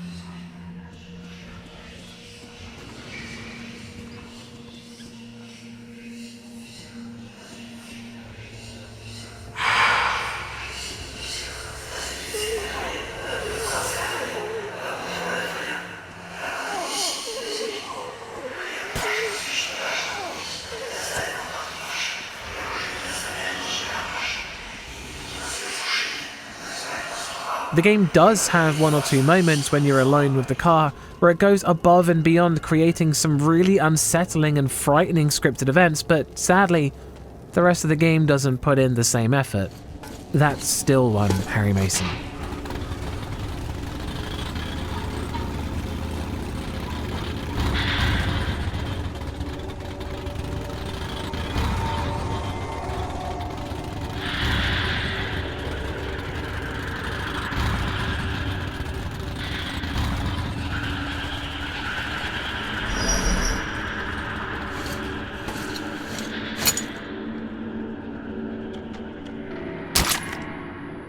Sound design. Last Light's soundtrack is a wonderful selection of string-based combat pieces and metallic ambiance that goes all the way down into the truly haunting, with echoes and swells of static, unnerving buzzing sounds and high-pitched shimmering that brings to life the cold alien sounds of a haunted metro, slipping into your mind and chilling you with its electric feel. Again, when the game wants to be creepy, it goes above and beyond. The stealth pieces can be pretty intense, but the rest of the soundtrack is overwhelmingly combat music and sorrowfully sad pieces. The game is littered with random sound effects that play in certain areas, with bug screeches reverberating down the metro tunnels or the sound of something jumping into one of the surface's swamps. The guns sound punchy, and even the sound of shell casings hitting the ground is satisfying to hear.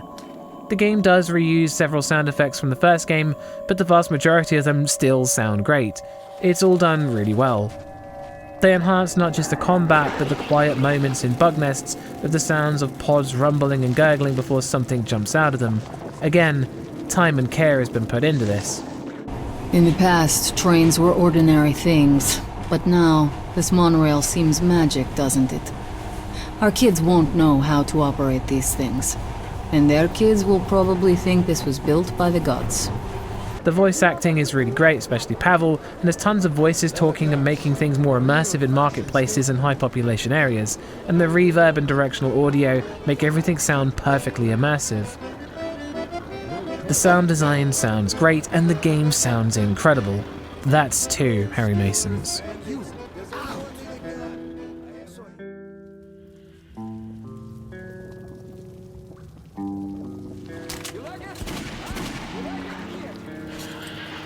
Gore. Last Light is not just gory, but deeply unsettling, with the sheer amount of death presented to the player.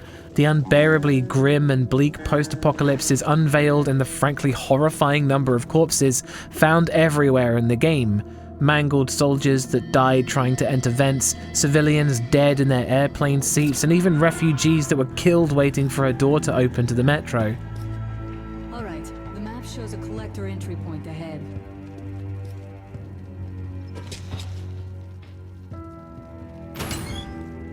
Looting corpses forces you to look at them, and the animation where they turn over often reveals more gross out moments where you find these rotting corpses are even more decomposed underneath. The spiders again create more disgusting moments where you find remains filled with them, or hundreds of them swarming over a single body. The gunfights lead to a lot of blood and guts, with blood from your enemies spraying over your gas mask and face, with a dedicated button added to the game where you can wipe fluids from it so that you can see. The gore is grim, it's nasty, and it literally leaps out at you. That's 3 Harry Masons. Alright, Artyom. And you, Guy, you have something to report? Yes, Colonel. Let's keep it short then. I located the surviving Dark One at the gardens. What? One of those things is still alive? Luckily, yes. Luckily? Come, this is utter madness. The Dark Ones were the greatest threat the Order's ever faced. Story. The story continues on from the events of Metro 2033, with Artyom being paid a visit by Khan, who tells him of a remaining Dark One, a race thought made extinct in the previous game. The story then sees Artyom captured by the Nazis whilst hunting down the Dark One, and he uncovers a faction war brewing in the Metro tunnels as he escapes their clutches. The game's story has its highs and lows, with the early chapters feeling more like a grand wartime adventure in a spooky place, with the daring heroes Pavel and Artyom breaking out of a nightmarish prison. and the story keeps going quite well, with enough plot twists to make the plot compelling for at least half its duration. The building war in the Metro has a lot of internal politics that was initially uninteresting but became more engrossing as time went on. But the later game felt padded with some incredibly slow chapters before ramping up again just before the end. There are lots of rushed character developments, especially the romance between Artyom and Anna, and some characters have changed dramatically since the previous game, with Khan seeming less stoic and wise and more pretentious thanks to his dialogue. The tombs of ancient kings were filled with whatever they might need in the afterlife. Weapons, gold, chariots. They'd sacrifice their wives and slaves to serve their lords even in death. Reminds me of this bunker. Cut that shit out. He seems to know everything and he is always right. There's some diary entries you can find throughout the game, and some of them are pretty harrowing, but many of them are about the growing conflict in the tunnels below Russia. The story starts off really good, but has a lot of weak moments or times where it just didn't engage very much at all. Making the final score 3 out of 5 Harry Masons. Whilst I enjoyed Metro Last Light, its horror elements were really pushed quite hard to the side in favour of more action and storytelling, even if some of the more story-based chapters felt a bit tedious nearer to the end. The atmosphere is still seriously impressive, again, when the game lets you enjoy it. Again, I'd like to remind you the whole thing is down to my opinion of horror games, and if you don't share this opinion, then that's cool, I get it. I'd like to point out that whilst I made sure I had gas mask filters, I did not join the bodies in the Metro, and advise you don't either. There will be more horror reviews in the pipeline, and thanks for watching. Don't also go check out Bumps in the middle of the night. Peace.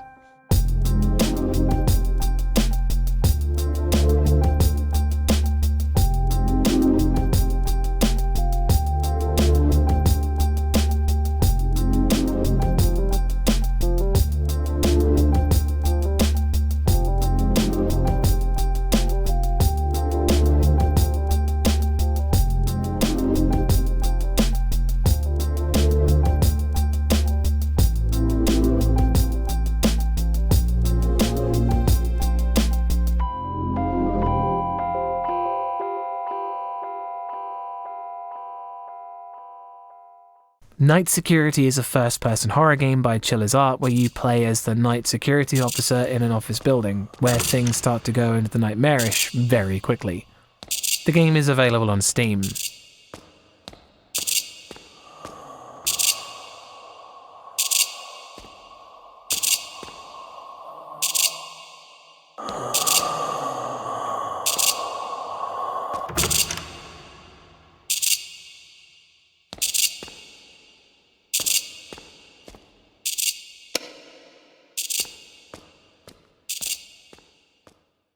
Atmosphere. The game starts off very slowly and unassumingly with a cursory introduction to your player character's life and family, but then the game swiftly introduces you to the first night of your job. The goals are to lock the door, turn off the lights in the bathroom, and send any stragglers home and check the alarms for abnormalities.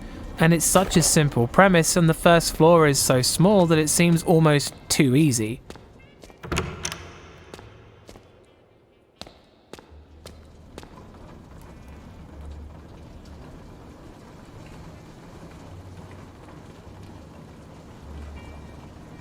Even so, there's an unnatural amount of reverb in the game, like you're walking around in a marble cathedral, and some of the rooms are unnaturally dark. It's eerie and the corridors feel off-kilter.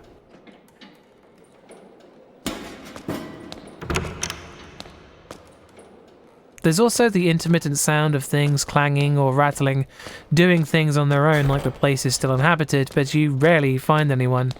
And at the start of the game it's just strange, but as time goes on, it stops, leaving you in a deathly silence.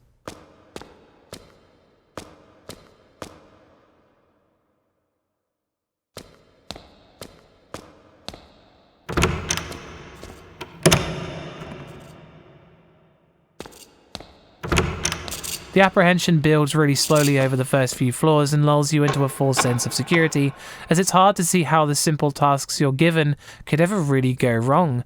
But by the fourth floor, the atmosphere ascends to the point of paranoia and dread, where every little thing feels like it could be the start of something bigger. The game jumps into the supernatural very quickly. Noises with no identifiable origin keep interrupting your train of thought, and the staff talk about a girl who died haunting the place.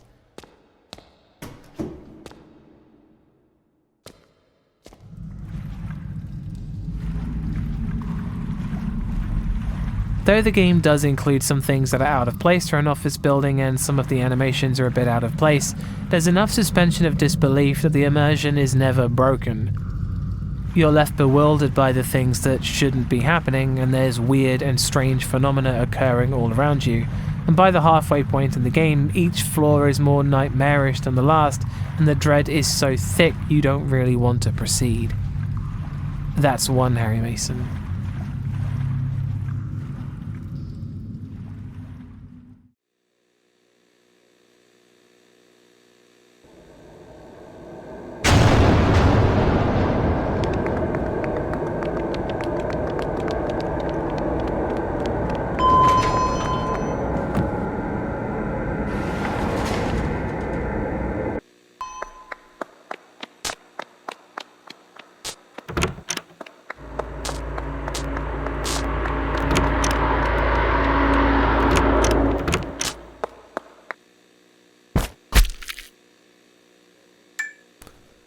Scares. The game's scares really master the J-horror vibe of surrealism and supernatural terror, and it starts off subtly with a couple of repeating trends, something happening that either made no sense or made you question yourself. A voice speaks to you like you've been here before. Are you really on the second floor?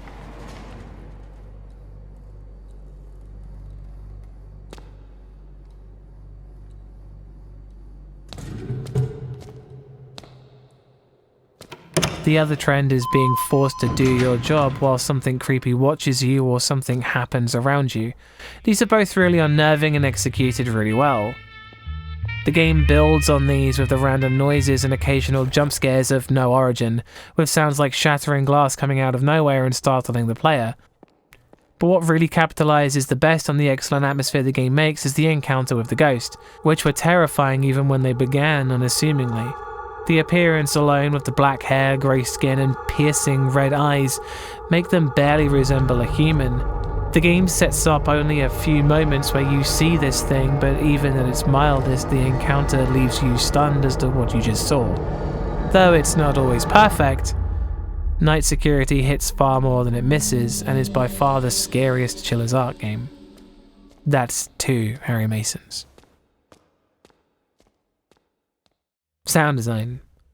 The game is more than content to leave you alone with the sound of nothing but your footsteps, but as mentioned before, there's a lot of sound effects and reverb that goes into making the atmosphere what it is, especially for the early game, and whilst all sounding fairly generic, they're enhanced by the deep and expansive reverb, which gives a sense of spaciousness.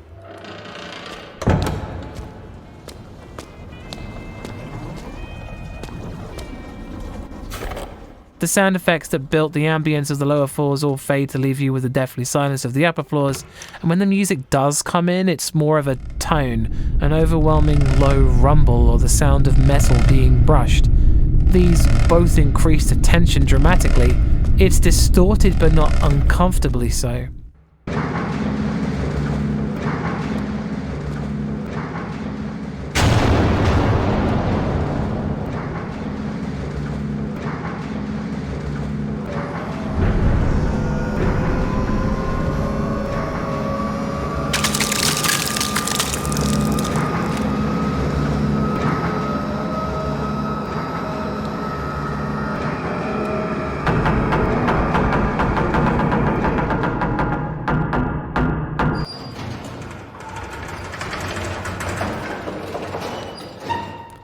There's some voice acting in Japanese. It's obviously hard for me to gauge, but to my untrained ears it sounds okay. The directional audio is a bit weak and doesn't seem to adjust for the direction of which things are actually coming from, which is a small complaint but would have helped in certain scenarios. Overall, the sound design is still haunting, lonely, and creatively applied. That's 3 Harry Masons. Gore. There's blood splatters, blood trails, and blood covering the walls and floors. Things get out of hand and the scenario quickly goes into the surreal. There's a few mangled bodies which are pretty unsettling to behold, and the game has a lot of blood, so much so that it steps out of the bounds of realism, but clearly it's supposed to, and leaves its impact on the environment. That's for Harry Masons.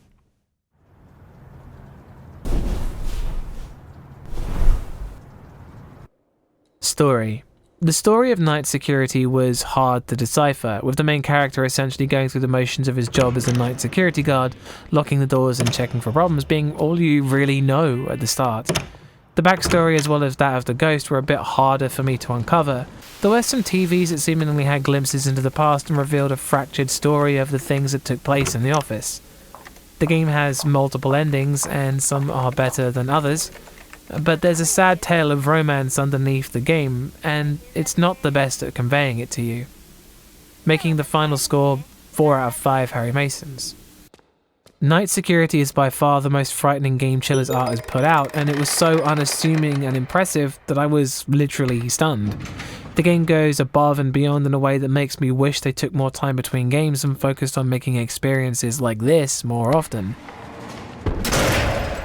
Again, I'd like to remind you the whole thing is down to my opinion in horror games, and if I share this opinion, then that's cool, I get it. I'd like to point out, whilst I feel like I left something behind, I finished my shift, but I advise you don't bother. There will be more horror reviews in the pipeline, and thanks for watching. Let's go check out Bumps in the middle of the night. Peace.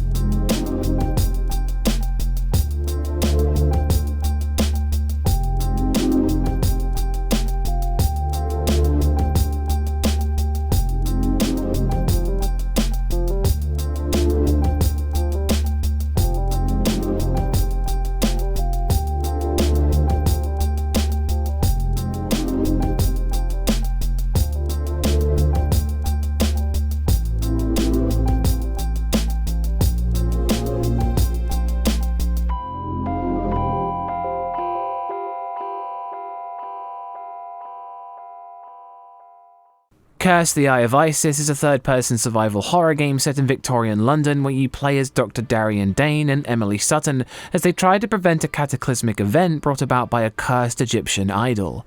The game is available on Steam, GOG, Original Xbox and PlayStation 2.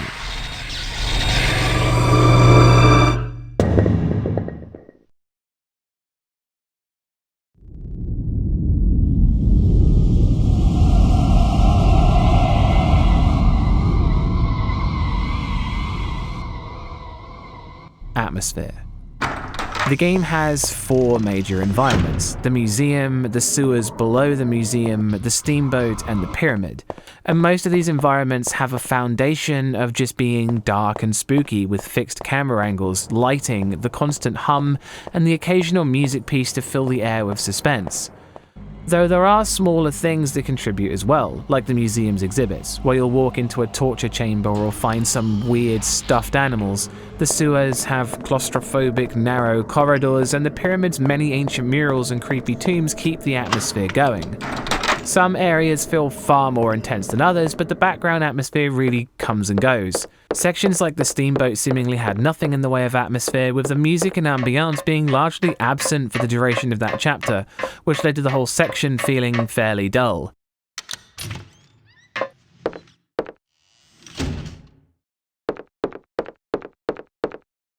The game is short but still had backtracking, which really wanes on the atmosphere even more, especially in the museum at the start. The map doesn't move or have labels, so it's hard to tell where you're meant to go through the vast maze of empty corridors, which, even with the game's electric feeling, doesn't hold up over extended periods of aimless walking. This was made even worse on the steamboat since there's no atmosphere at all. The game was trying sometimes with its atmosphere, but having no music in the boat section at all really made that chapter stand out as especially boring, and the rest of the game was questionable. That's no Harry Masons.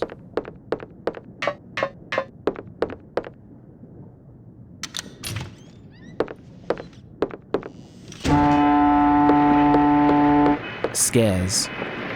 Curse, Eye of Isis dishes out its scares mostly with its combat, which is often signaled by a random stab of music and the fact that enemies are sometimes waiting when you walk around the corner or smash through a door to surprise you, which can be a little startling. But unfortunately these things do nothing to really aid the fear factor of dealing with the enemies.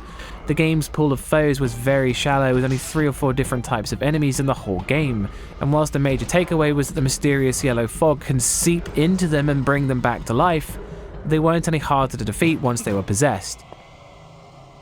The fog itself was poisonous, but certain enemies dropped items that not only cured the poison completely, but also healed you for far higher than I would have anticipated. This, combined with general enemy damage, which seemed very low, made the combat seem easy throughout, with only the boss fights proving to be a challenge through having weird mechanics to them. The game gave so much ammo that inventory space became a problem, but even if you had no ammo, the melee weapons worked on everything but the bosses and were sometimes higher damage than the guns.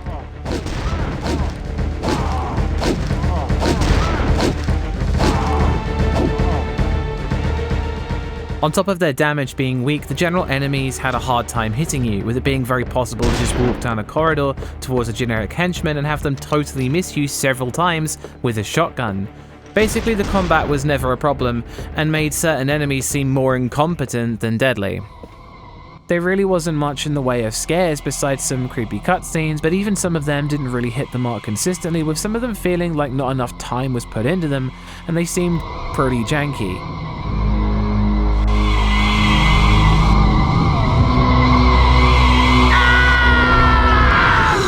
The game could have done a lot better than it did, with more challenging combat, better enemy placement, more enemy types, and various balancing adjustments. The combat could have made the game feel more like a survival horror game than what we actually got. That's still no Harry Masons.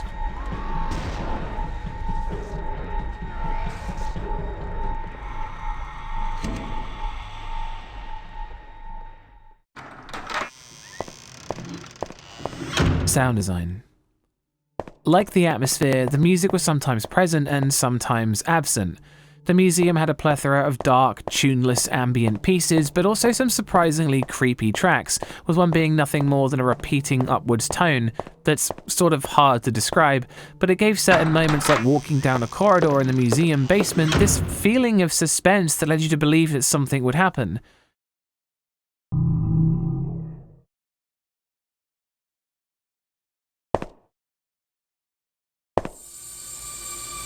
Mr. Darien Dane. The steamboat section seemed to have no music at all and just relied on the sounds of the boat, which was odd and made the boat the least atmospheric and most boring part of the game. Eye of Isis also had the strange habit of using a lot of incidental stabs and other things to emphasize moments.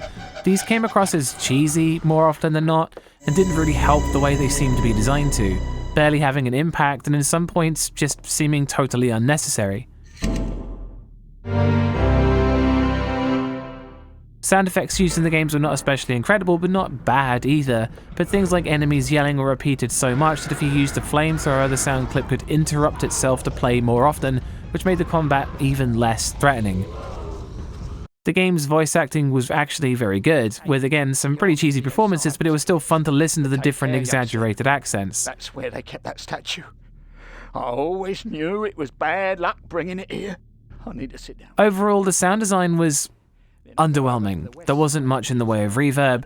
The music was okay, but either didn't fit or wasn't played. The only thing that really excelled was the voice acting, and the rest of it just felt fairly lazy. That's still no Harry Masons. Gore. There wasn't much gore in the game, besides some blood clouds when enemies were shot or hit, the ripped open corpses of the possessed enemies where you could see their yellowed internal organs, and there's a body in the torture chamber, but that's about it. It didn't really feel like more blood was necessary to improve things either, with what was in the game matching the tone of the setting. That's one Harry Mason. Story.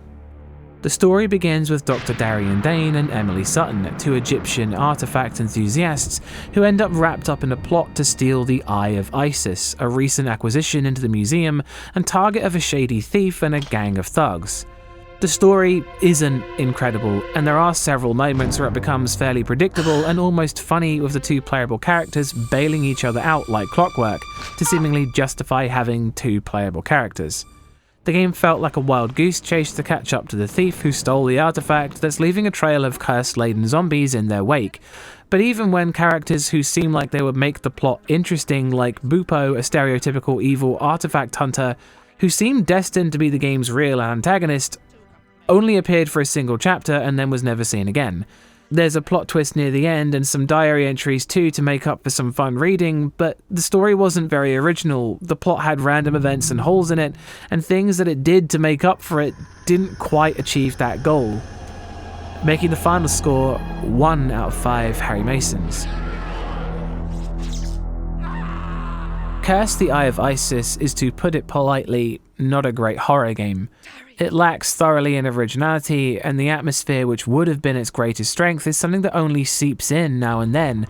The combat and resource management is too easy to really call it a survival horror, but for the current game's price of just £2 on Steam, it's hard to complain. I know a low score seems indicative of a bad game, but I only rate the horror elements. Curse Eye of Isis isn't unfunctional, terrible in design, or ostensibly bad, it's just not very good with its horror. Again, I'd like to remind you, the whole thing is down to my opinion in horror games. If you don't share this opinion, then that's cool, I get it. I'd like to point out that whilst I retrieved the Eye of Isis, I did not give up on Abdul, and you shouldn't either. There'll be more horror reviews in the pipeline, and thanks for watching. You can always go check out Bumps in the middle of the night. Peace.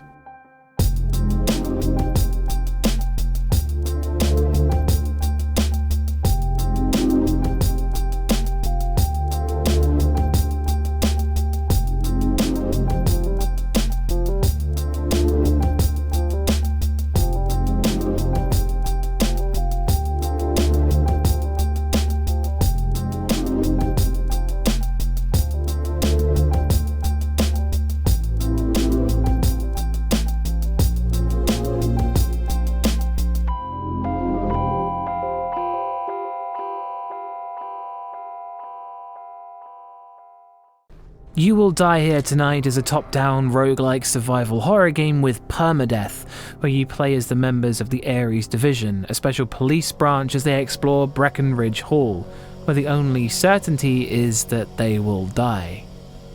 The game is available on Steam.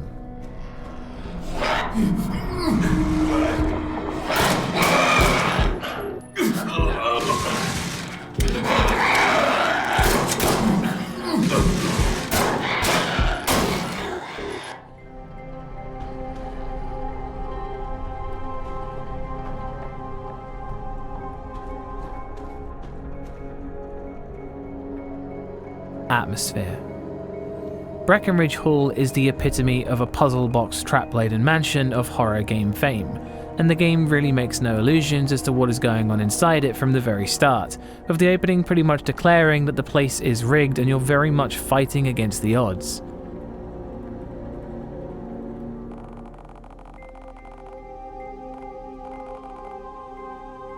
There's a ton of apprehension from there on out, as you expect nearly everything you interact with to blow up in your face, and the game deliberately obscures the dangers as little as possible. An obvious trapdoor underneath a shotgun lures you in to die. Though there are some moments where the danger really does come out of nowhere, and some deaths really do feel unavoidable and unforeseeable, which can really put a dampener on the atmosphere and the fun.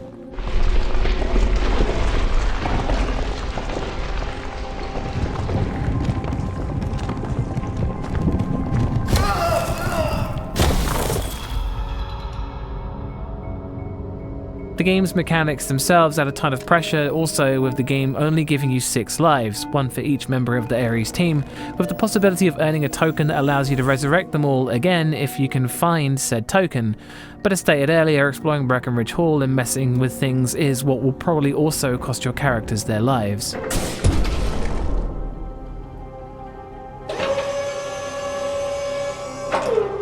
Besides this, the game is just the right kind of cliched spooky, with foreboding lighting, haunting music, and the thunder cracks outside. It's once again a stormy evening and you're exploring what is probably where you'll die tonight. That's one Harry Mason.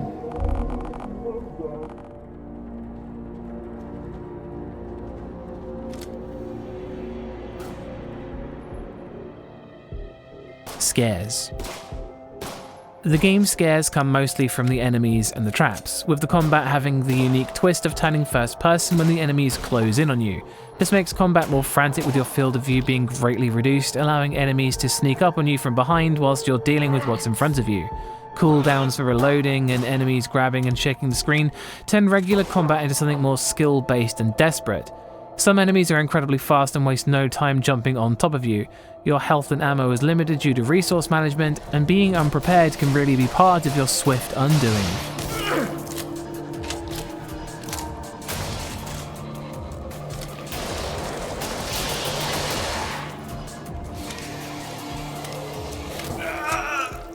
Whether this is frightening or not really depends on how prepared you are, but most of the time the combat stays stressful but not frightening.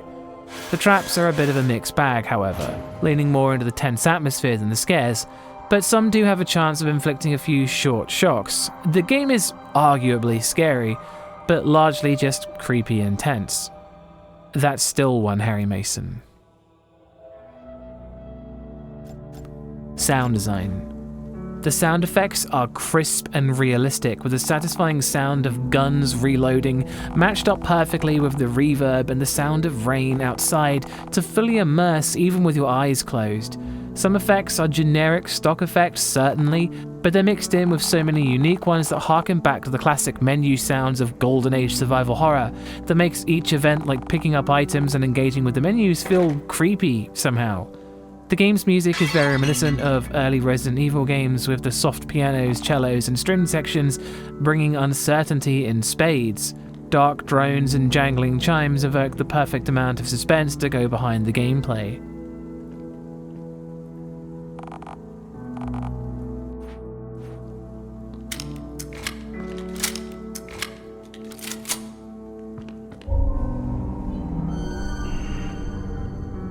There's no voice acting from any of the characters, just the clicking of text being written onto the screen, but enemies groan eerily in the distance and grunt as they race towards you.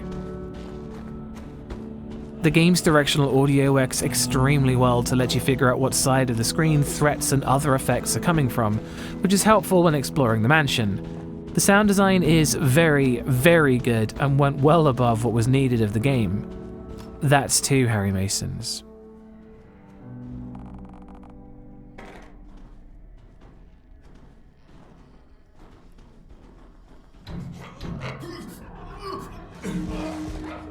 Gore. Shooting the enemies in the head causes bits of their cranium to get blown off until their skull finally explodes in a very gnarly way, with a geyser of blood erupting from the neck. Using things like the knife at close range causes blood splatters across the screen. The corpses you kill seep blood onto the floor as you walk past them. Despite this, the game isn't overtly gory, and when blood appears, it's both logical and satisfying. That's 3 Harry Masons.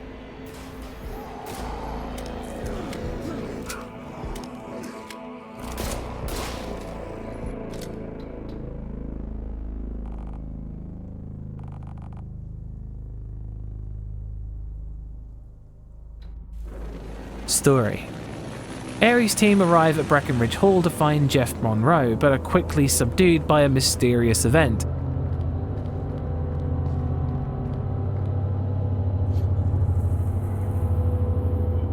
Upon awakening, a lone member of the team finds their target, Monroe, already dead, and zombies are on the loose. There's a lot of talk of experiments and pathogens, as is par for the course in survival horror, alongside several mentions of the history of the manor and the people who used to live there. The game's story seems fairly standard and unoriginal for a while, but quickly turns into mind-bending when the game seemingly restarts. From then on out, it's about loops and doing things in the right order, but in a roguelike game, it's easier said than done, and the game does an especially poor job trying to convey to you the correct order in which to properly unravel the story in. On intrigue alone, it manages to be compelling, but actually getting the story out of the game is a challenge not unlike the game itself. Making the final score 3 out of 5 Harry Masons. You Will Die Here Tonight has a few problems, mostly tied in with its unique gameplay feature of permadeath. Whilst in my playthrough I managed to find 2 coins, granting me 18 lives in total to complete the game with, Your luck may vary, and as I said earlier, some of the traps can be quite unfair, but underneath that is a pretty neat little survival horror game that's trying to do something unique. Again, I'd like to remind you, the whole thing is down to my opinion in horror games, and if you don't share this opinion, then that's cool, I get it. I'd like to point out that whilst I died here tonight, I didn't let it hold me back, and advise you don't either. There'll be more horror reviews in the pipeline, and thanks for watching. Always go check out Bumps in the middle of the night. Peace.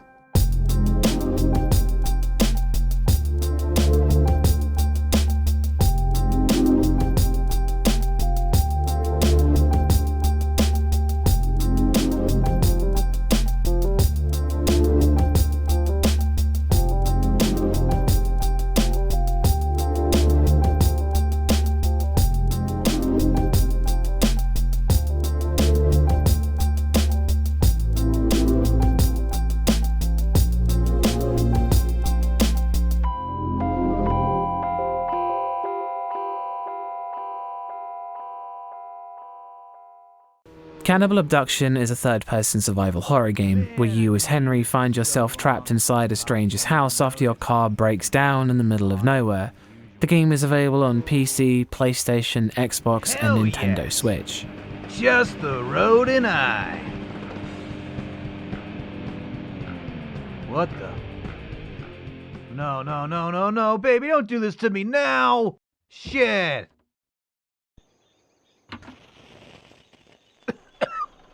Ah, great.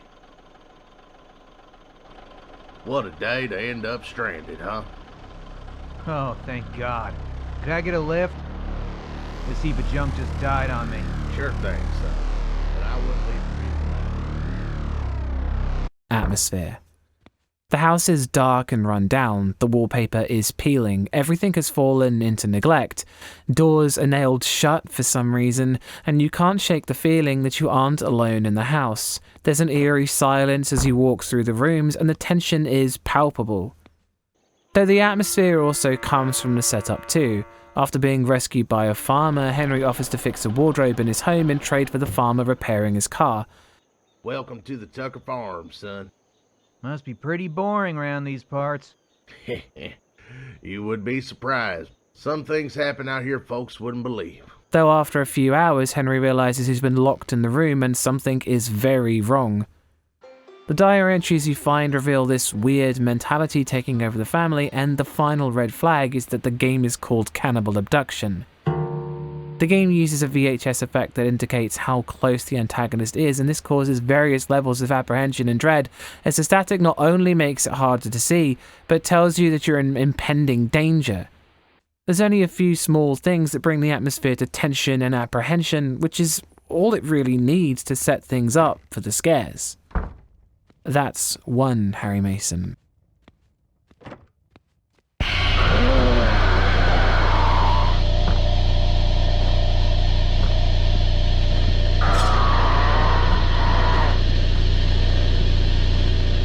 Scares. The game's scares come in the form of the roaming antagonist, and pretty much just that. The antagonist seems to be in the house at all times, and upon seeing you will chase after you until you get away from them. It's hard to see what they look like because the game's so dark, so the unidentifiable form has this sort of mystique to it, along with the loud and terrifying sound that follows with the panic of trying to escape using tank controls in a series of small and narrow rooms. Though again with roaming antagonists, it's all based on luck and how well you manage to avoid them. Your mileage may vary, but you can't avoid them forever, and when you do bump into them, things get frantic. That's two Harry Masons. Sound design. The game's audio has a few problems and is very limited in what it does and what it tries to do. The game obviously goes for the low-budget PlayStation vibe, but it ends up feeling sparse. There's very little to no music besides the chase music, which is a menacing electronic drone, like the sound of a serrated knife passing through your ears, but the rest of the game's eerie silence only extends so far, and it would have been nice to have more music in the game. The sound effects are pretty decently realistic, with even some ambiance with fire crackling in one of the rooms, though the pool of sound effects is very small and they end up repeating a lot. The dialogue is a little rough and you can tell that the low-budget vibe is playing its hardest here. The main character, Henry, is not really convincing at all in some of his emotions. There's not a great deal of dialogue in the game either, which makes these moments stand out more. The sound design fits into what you expect from a low-budget game, but it does seem like there really could have been more effort put into it. That's still 2 Harry Masons.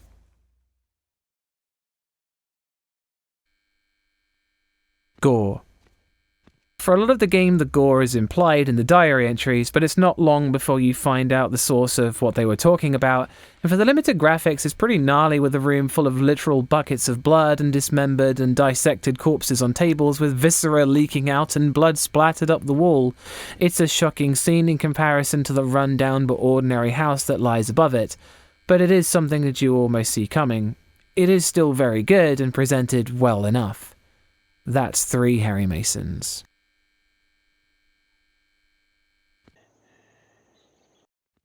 After you.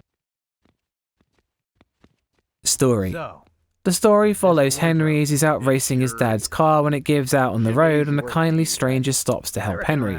He tows his car back to the farmhouse and offers to repair it for him if he fixes a wardrobe in his attic. After a few hours of repairing the wardrobe, Henry realizes the door is locked and something is horribly wrong. The game's story follows the typical trope of not trusting kindly strangers, and so much of it is given away by the game's title, but there's still some interesting things to find in the diary entries that tell a story of the family of before the events of the game, and it starts to get really interesting with the concept of the Tucker family being corrupted from some kind of strange radio wave, but the game sadly doesn't go anywhere with this, and its ending comes very abruptly to never really address what it was. The game is only an hour or so long and it feels like it was cut short. The interesting parts are just underutilized, making the final score 3 out of 5 Harry Masons. Cannibal Abduction sets itself up to be fun, but it could have been so much more based on the things that they started.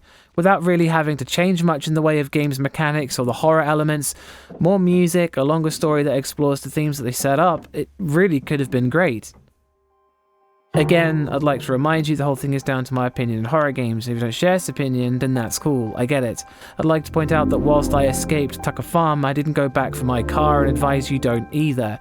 There'll be more horror reviews in the pipeline, and thanks for watching. Always go check out Bumps in the middle of the night. Peace.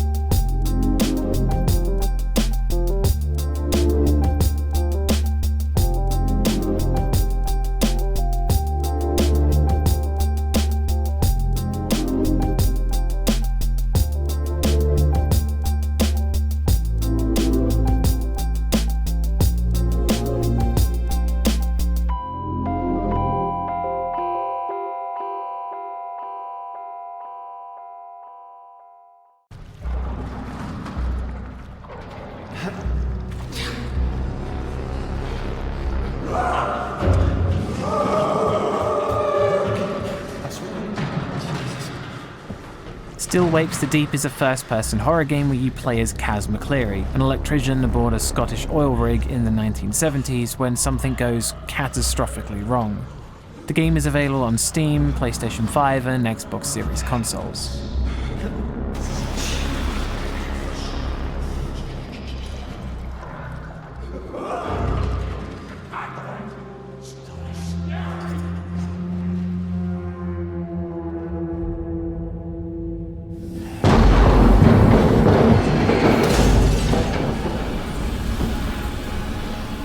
Atmosphere. The oil rig feels both fragile and maze-like. The endless, winding structures descend to darkness, and the towers spiral up into forever, but it still feels familiar, even with the walls bulging. Hello? The atmosphere keeps the game feeling desperate as things keep getting worse, forcing Kaz between failing machinery and broken down pipework that give the same feeling as poking a bear. Eventually something is going to snap. Douglas? Douglas? The game uses the full body model for Kaz, which is something you just don't see very often nowadays, but it's a nice touch and gives platforming sections more weight as you can physically see yourself when you look down. The game's verticality as well gives a lot of weight to the concept of falling to your death.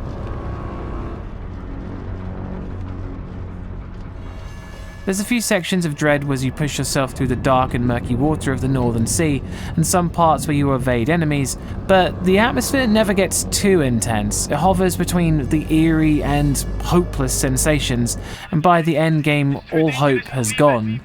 You'll have to head out onto the stack and use the relighter I gave you. Fuck. Did you hear me, Kaz? Wave or something so I know you receive it. Prick. Understood. Godspeed. Though the interactions between characters can be amusing, there's an earnest sincerity to the performances that adds another layer of anxiety to all the problems plaguing the decrepit rig, with Kaz's troubled past being brought up now and then, as well as his home life which he seems to deeply miss. Though things are bleak, there's this unified feeling that everyone is in it together, at least with those who haven't turned. Still Wakes the Deep's atmosphere is tied very closely to its story, but it does a great job presenting environments that are claustrophobic and perilous for Kaz to begrudgingly push his way through. That's one Harry Mason.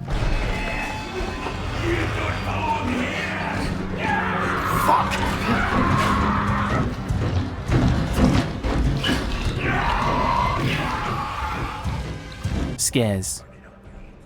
There's a lot of platforming that has the potential to be frightening, with creeping across narrow ledges and jumping over gaps that again can be unnerving thanks to things like the explosions and quick time events that you have to pass to not fall to your death. Of course, there's monsters roaming the rig whose designs are unique to say the least. A giant blob of flesh and tendrils that allow them to hover through the air. They're intimidating, but can be distracted by throwing things, but not for long and not always consistently. Though the enemies speak to you in the voices of the people they're meant to be, the AI can ruin the moments, with some of the monsters acting like they know where you are, but also seem to be wandering around lost. The associated death animations are a little lackluster, with getting caught just immediately cutting away to a death screen instead of anything more impactful. These minor things put a bit of a dampener on the fear from the monsters and lead to some electrifying moments being not quite as frightening as they should have been. Oh, Jesus. Fucking bastard. The more scripted sequences where you get chased through an area can be very intense, but they are very linear as well, and usually resolve themselves.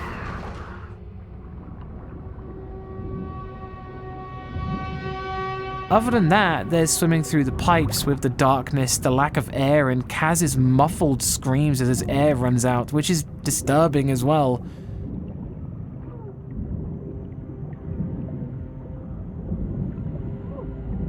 The game presents a lot of things that should add up to be frightening, but it's more often than not these things add up to being horrifying and disturbing instead. It's not a scary game, it's a nightmare that's happening all around you. That's 2 Harry Masons.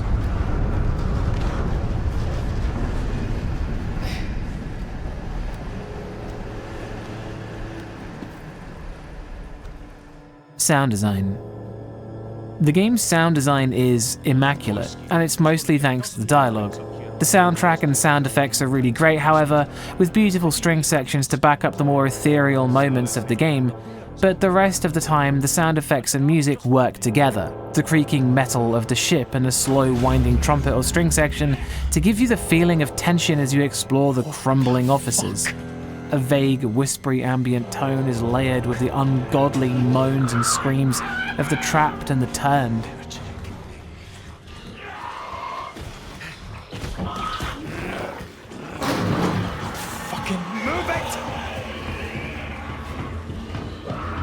But as I said at the start, it's the dialogue that takes the trophy, with some absolutely stellar voice acting that not only comes across with genuine heartfelt emotions and meaning, but really reveals how broken these people are as they forge onwards through a disaster none of them had ever imagined. What's going on, Kaz?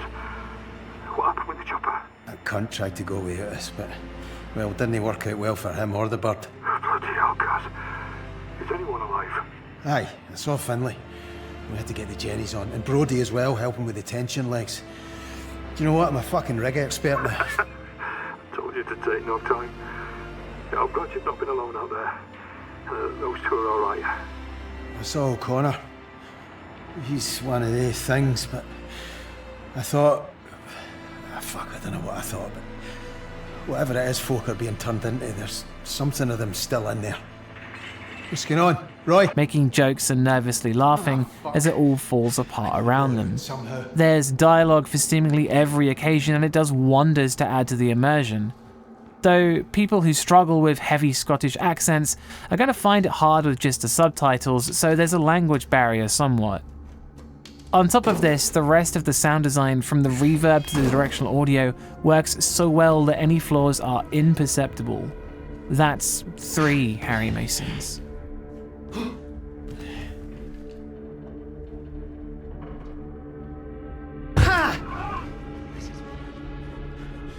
Fuck, I think he heard me.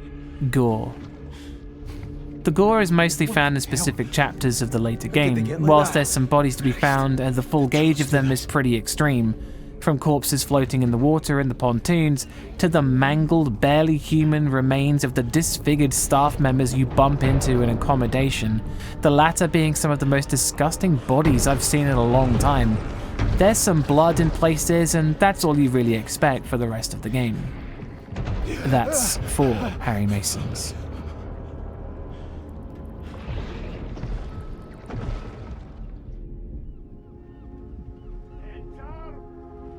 Story. Set on an oil rig in the 1970s, Kaz McCleary is called to his boss's office over a shadow from his past catching up with him.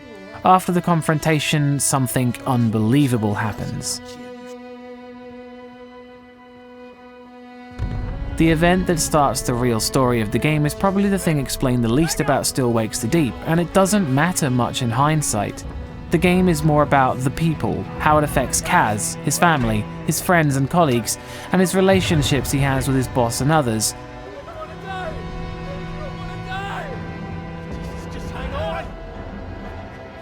People call him up on the phone to tell him they're not going to make it, and there's a real connection to these people since the voice acting is so good and they all have names, so even if you never meet them in the game, at least for the time you're talking to them, their story means something, even if it's coming to an end. You get a real feel from the environments and things that have been going on with the intro sequence. You understand people's friendships and motivations, and the characters feel fully formed, which makes it harder later when it all kicks off. The game is obviously very linear, and some people may find that off-putting, and the ending did feel a little strange and really lost me, but it's more about the journey than the destination, making the final score 5 out of 5 Harry Masons. As someone who lives in England and hears the strong Scottish accent a lot, Still Wakes the Deep felt familiar. Its characters were endearing, even the ones that were against you from the start. It does fail at a few things, and it's less of a frightening game and more of a traumatic event, and that's probably going to divide people. I really liked this game and was so impressed coming from Amnesia and Machine for Pigs to this. Again, I'd like to remind you the whole thing is down to my opinion in horror games, and if you don't share this opinion, then that's cool, I get it. I'd like to point out that whilst I wanted to punch Remake, I did not give up on my friends, and you shouldn't either. There'll be more horror reviews in the pipeline, and thanks for watching. Let's go check out Bumps in the middle of the night. Peace.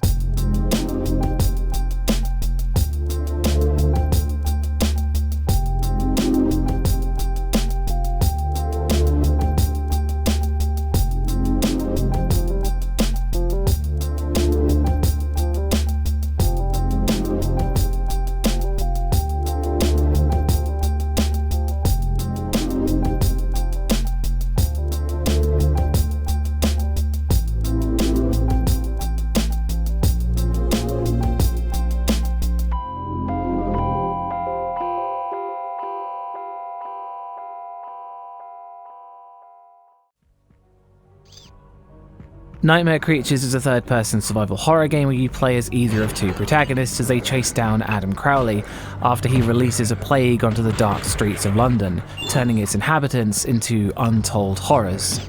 The game is available on PlayStation 1, PC, and Nintendo 64.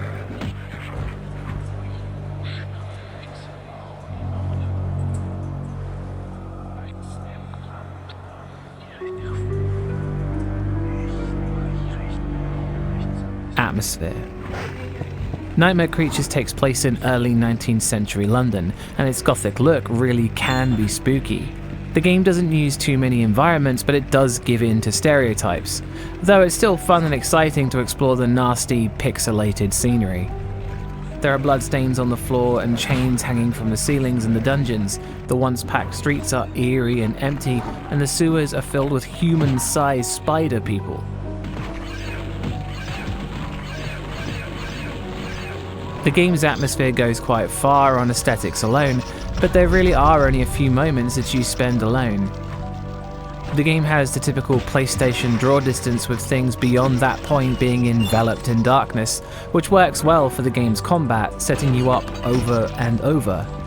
And the game is filled with combat, repeatedly having you fight for your life and dealing with dangers. Enemies smash through walls to attack you and lurk in wait around every corner. This itself creates a lot of tension, as the game can get pretty hard, and it's not clear where the next assault will come from. Though one of the game's problems is the adrenaline meter on the left-hand side of the screen. It starts to decrease unless you kill something, and your character starts to take damage once it depletes. This is in the game to represent your resistance to the plague, and thematically it sort of makes sense, but it gives you a lot less time to explore the environments and look for items. This, and the game's difficulty, and the relentless attacking enemies do cause problems with appreciating the atmosphere sometimes. Generally though, the PlayStation aesthetic and the spooky streets of a darkened, abandoned London work surprisingly well to create this sense of tension and dread as you desperately fight your way through it. That's one Harry Mason.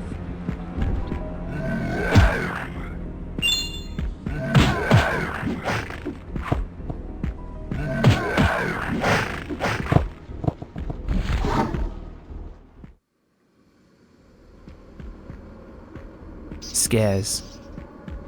The game only really uses combat to frighten the player, along with random things falling from the ceiling. And whilst the latter only provides a small amount of shock, the combat is a different thing altogether. For the era the game is from, it's not surprising to learn that the combat can be pretty difficult, and sometimes unfair, mostly due to how the movement is still based around tank controls. Enemies differ greatly in the way they attack and attack you, with some being highly defensive and others being overtly aggressive. Many can attack you at the same time, and things like falling into a water is an instant loss of a life. There are no checkpoints, but when you die, you're brought back where you died. Running out of lives, however, means restarting the level, and some of the levels are very long and maze-like. The boss fights are sometimes confusing and brutally unfair, but generally when the combat is good, the combat can be fun. Using power-ups like the saw blade can strip any threat you're dealing with of all its limbs and kill it in seconds, and guns can one-shot most enemies. But as stated earlier, taking the time to find these things is not something the game gives you much time to do. Whether the combat is frightening, frustrating, or bewildering is down to the situation. Low health and a tough, aggressive enemy can be nerve-wracking, and an enemy dodging around you to push you straight into nearby water can be supremely frustrating. The combat is all the game has to scare you, and it's extremely hit or miss with how it works. That's still one Harry Mason.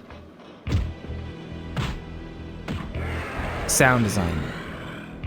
The low bitrate grunts and groans of the monsters and your character's punching and kicking noises as you repeatedly pummel your enemies play with each hit, which is oddly satisfying. Other sound effects like the rumbling earthquakes and special weapons are just fun to hear.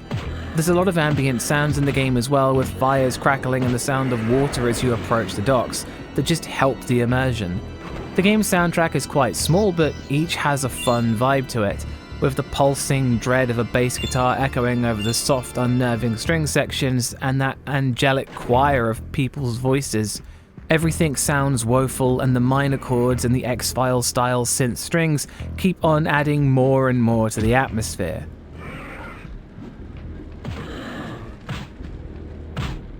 The soundtrack also comes with baked-in sound effects as well, with wolves howling and people whispering that are undoubtedly cheesy, but still very fun. There's voice acting for the narrator, and that's about it, but I'm not sure if even Vincent Price could have done a better job of hyping up the game's intro. He works alone, his hands defiling the bodies of the dead in his thirst for knowledge and power. His name is Adam Crowley, a man who was once respected in the field of science, until fate led him along another path, towards black magic. Now he is in possession of the mythical Lost Diary of Samuel Pepys, a volume that contains the detestable rituals of the demon-worshipping Brotherhood of Hecate. There's also a really wonderful reverb to the game when you're walking through the sewers, with each step echoing surprisingly realistically as you walk the brick tunnels. The sound design is a product of its time, but it's one that clearly a lot of love went into. That's 2 Harry Masons.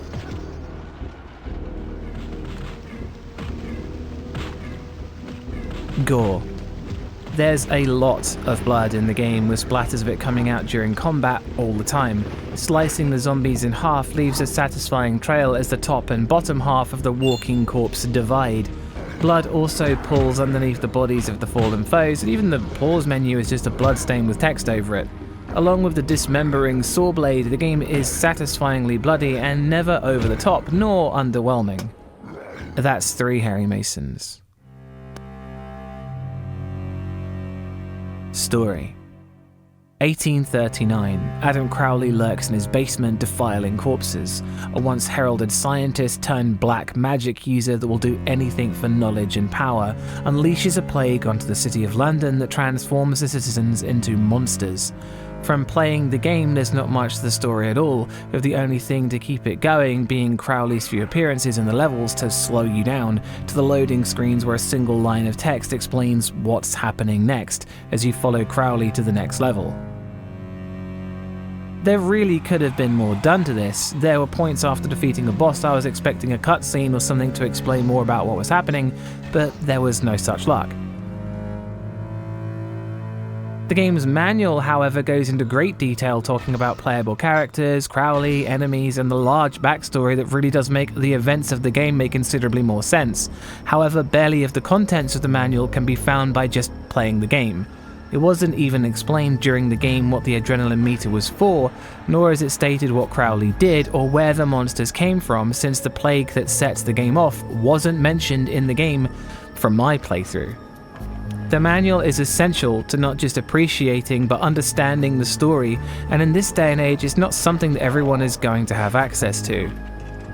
Making the final score 3 out of 5 Harry Masons. Nightmare Creatures is a challenging game that borders on frustrating, but it's got an incredible atmosphere, and when it's good, it's very good. My copy didn't come with the manual, but luckily there are digital versions online so you can understand the things that the game itself missed out on. Again, I'd like to remind you the whole thing is down to my opinion in horror games. If you don't share this opinion, then that's cool, I get it. I'd like to point out that whilst I defeated Crowley, I didn't give in to the plague and advise you don't either. There are more horror reviews in the pipeline, and thanks for watching. Always go check out Bumps in the Middle of the Night. Peace.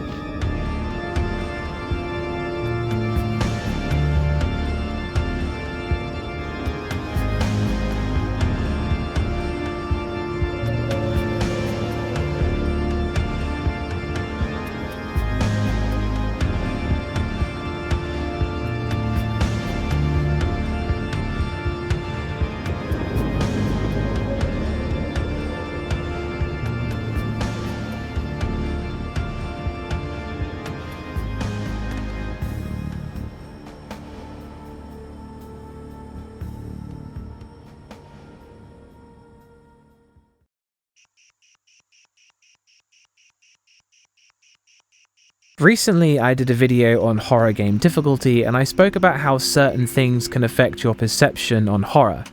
When a game gets too difficult, it can just drain the fear out of a situation, and when puzzles are too hard, you can get tired of them and end up looking the solution up instead of trying to work them out the way the developers intended. Forbidden Siren is a game that's caught me in between the two.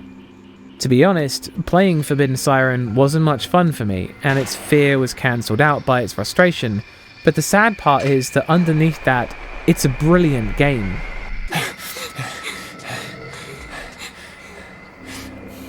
We're safe here.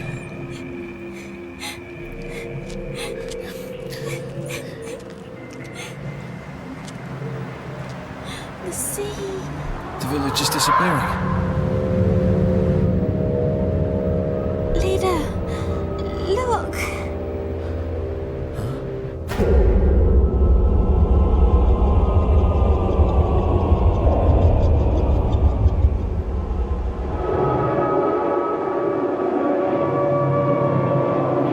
What is that noise? It sounds like some kind of animal. What is going to happen to us? The game's atmosphere alone is one of the best I've ever seen in a horror game, and one of the few that was still eerie in design long after my fear of the game had faded away. Its creepy, scratchy cutscenes look like a half-remembered dream, and the thick fog and stifling darkness make traversing the levels foreboding. It feels so unique. The music is so dissonant and weird that it, on top of everything else, from the character faces that fade away as they change expressions, to the weird screams and howls of the unearthly Shibito, make the whole game feel like a nightmare of a place you've never seen, an alien's dream, someone who's heard of life on Earth but has never actually seen it.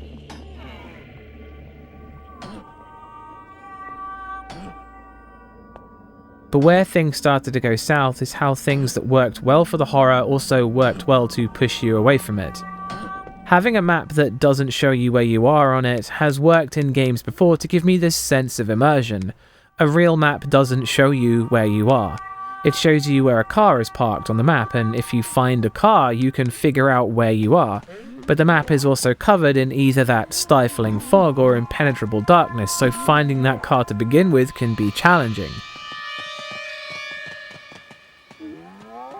Being lost in the fog is one of the things that made Silent Hill so eerie and confusing, and it's unsurprising to learn that the same person directed Silent Hill 1 as Forbidden Siren.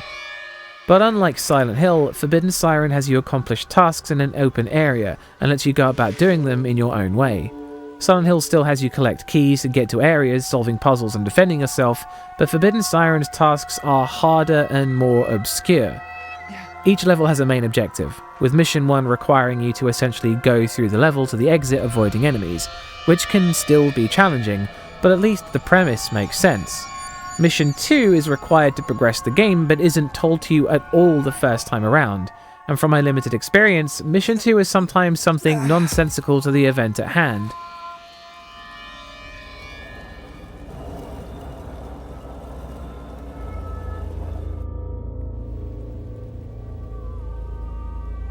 An early level has Mission 1 as a tutorial to guide you through the level and teach the mechanics, but Mission 2 of the same level requires you to climb onto a random house and find a letter on the roof. And look for me.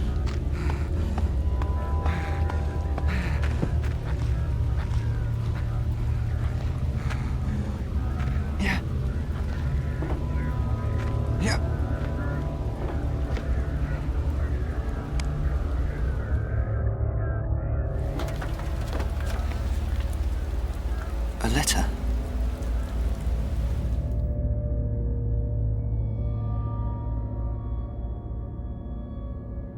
The game is difficult to control and has lots of awkward animations, and there are many ways to die, from sudden unpredictable gunshots to the back, to your AI partner getting stuck and killed by Shibito, or even standing awkwardly in a door blocking you from your escape, getting you both killed. There are an astounding number of armed Shibito in most levels, and it makes sudden gunshots through the impenetrable fog the main source of the fear for me.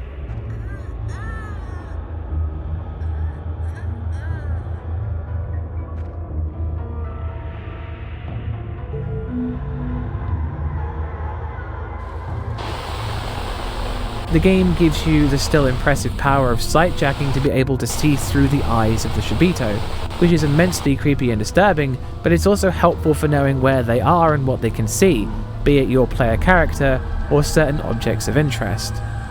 Death, however, is still unpredictable, and plans can go wrong very quickly.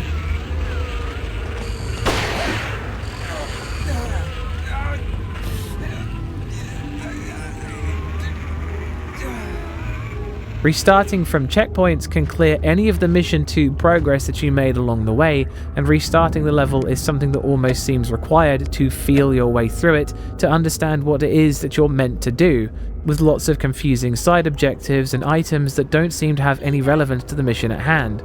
Another early level had a key and a broken radio that were available to pick up that had nothing to do with Mission 1 or Mission 2 at all. And then another level, the only way to complete one objective was to get your AI partner to hide behind a specific object so they could pick up a key that you can't even see. Many people state that they need to resort to a guide to finish the game, and it's very obvious why. What's really impressive is that the game's atmosphere persists underneath this, and its strange music holds up time and time again through these levels you'll end up repeating. However, its fear, for me at least, didn't last very long at all. After completing enough of the Mission 1 parts of levels, the game tells you you've reached the end of a loop. The game then restarts with slight changes, and sometimes will now tell you, however unhelpfully, what Mission 2 is. Again, it still doesn't make it clear that you've got to do these, and you can still finish the level by doing Mission 1, but it's still a bit of a step in the right direction. The game can keep looping over and over until you start completing Mission 2 objectives, and then you can unlock the stage select. Though I ended up having to resort to a guide to understand what half of these Mission 2 requirements even were, and even then with the map being obtuse to use, a written guide was only helpful so far, and I ended up using a video to explain to me exactly what to do. A lot of Mission 2 requirements were much harder and really required a better understanding of the level. But the act of repeating the levels, of running through them blindly to try and figure out what to do, finding objects that seemed important but weren't, and then watching someone else play the level so I could figure out how to progress, just ruined the experience entirely. This frankly astounding horror game was locked off behind some frustrating and confusing gameplay. I don't think I made it even a third of the way into the game before having just 6 hours of useful footage and several months of sporadic attempts had passed, and I had very little to show for it. I just didn't want to play the game. Every time I think about Forbidden Siren, I think about the unique atmosphere and unsettling bug enemies that grew wings and flew into the sky, but I also remember the tedium of throwing myself at it over and over, waiting for something to finally stick until I was desensitized to pretty much everything. I couldn't review Forbidden Siren the way I normally do. There's no point talking about the story since I couldn't get to it. Watching someone else explain it is no substitute for experiencing it yourself. I don't know if the game gets gorier or better or worse, and for a normal review, it's about experiencing it and nobody else can do that for me. My friend Ruby captured some of the other footage used in the video, and with a guide, they didn't make it as far as I did, before also getting tired of it and giving up.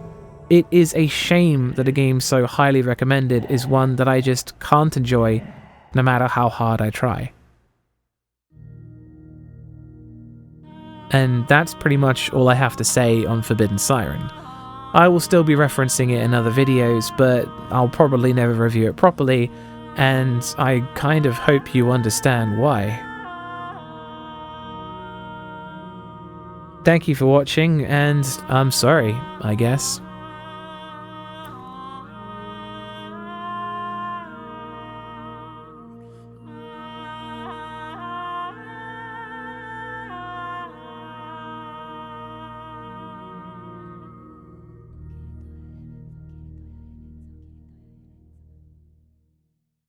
The Devil in Me is the last episode of Season 1 of the Dark Pictures Anthology, and follows a student film crew and their director Charlie as they explore a recreation of the World's Fair Hotel, also known as the Murder Castle, where historically famous serial killer H.H. Holmes operated.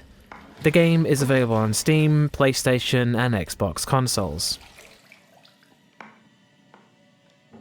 Is that you, darling? Jeff? Oh, are we playing another game?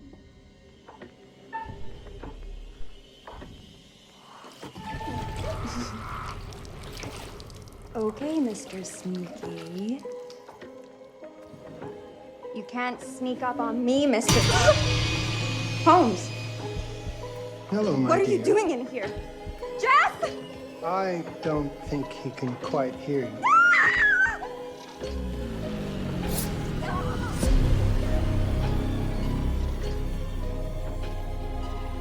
atmosphere. Like a lot of the previous entries, the atmosphere manages to muster up its horror movie-like vibe with its ups and downs, with plenty of chilling encounters and tense moments, as well as some genuinely atmospheric parts. Though something that happens as a product of this is there's lots of moments when nothing is really happening and the atmosphere takes a toll.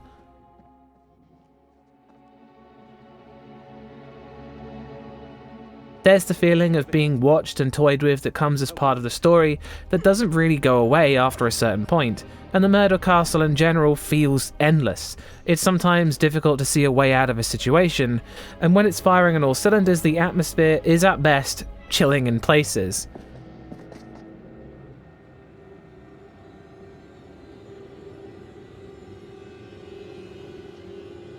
But what hurt it the most was the game's insistence to add in traversal mechanics, like crawling, climbing, jumping, as well as moving items to clear a path to another area, and the atmosphere just disappeared completely during these sections, as they were pretty boring, as well as feeling largely unnecessary when the game has no problem using jump cuts to move things forward when it wants. Overall, the atmosphere wasn't there a great deal and was actively hurt in other sections. That's no Harry Masons.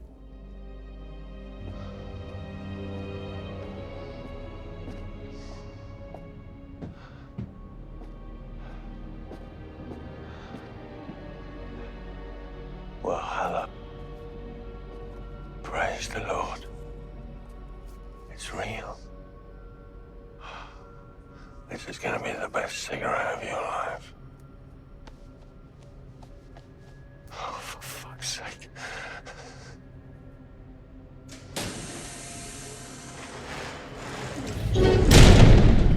Scares.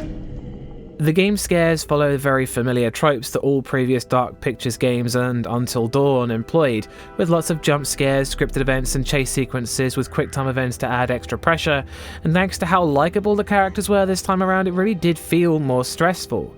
The jump scares felt more scarce, but it didn't make them any less cheesy when they arrived. The scripted events were unnerving in places with a lot of really classically used things like people moving around in the shadows or other brief moments where you suspect something is going to happen.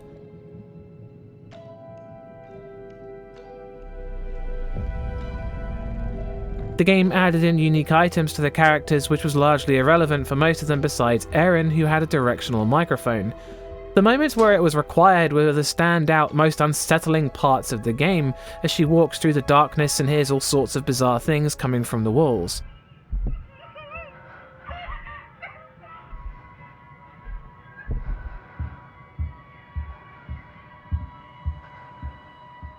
But it was still useful outside of those moments to hear breathing coming from behind mirrors, confirming the feeling of being watched. What made the game the most intense was the number of traps and the decisions you're presented with lots of life or death decisions resulting in horrible deaths if you fail. From incineration to being thrown into an industrial grinder, the deaths were pretty varied and horrifying.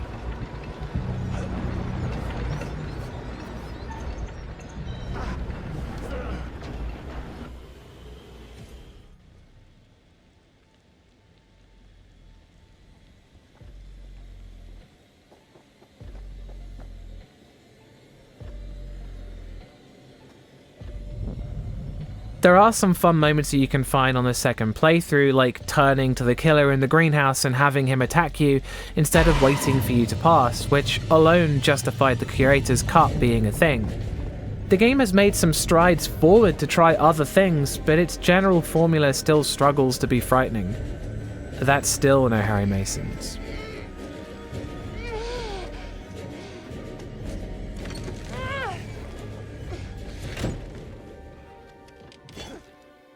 Sound design. Once again, the sound design was movie quality with a cinematic soundtrack to back it up. Not really something to listen to on its own, but good enough to back up the events of the game. The sound effects are on par with other games in the series, being pretty damn perfect. The voice acting was good, and despite how many voice actors are reused throughout the series, it felt like the ones exclusive to this game did the best, with Charlie being not only fun, but more likeable because of it. What? No, come on, you piece of shit. Don't do this to me. Antique rubbish. Give them to me! Give me my cigarettes! Right, you. That's it. I'm gonna go and get my key grip, and they are gonna kick the shit out of you. Hey, Charlie. Yeah, I'm still in the bar. I think it's dinner time. We should get everyone else. Okay, I'm coming. And I'm coming back for you with a fucking pry bar. Where the sound design really stood out was once again with Aaron's microphone that really showed what good sound design can do to enhance a spooky section and how many things could be added in with mechanics like that. Overall, the sound design only really stood out thanks to the one thing that made it special, but underneath that it was still perfectly functional. That's one Harry Mason.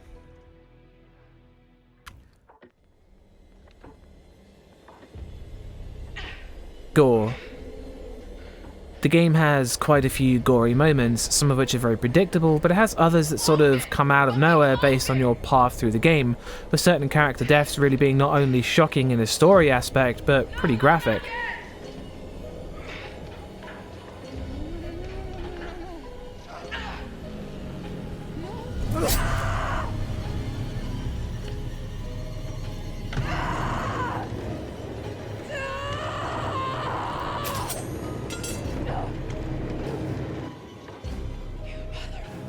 The opening scene has many ways it can go, and the deaths are pretty spectacular.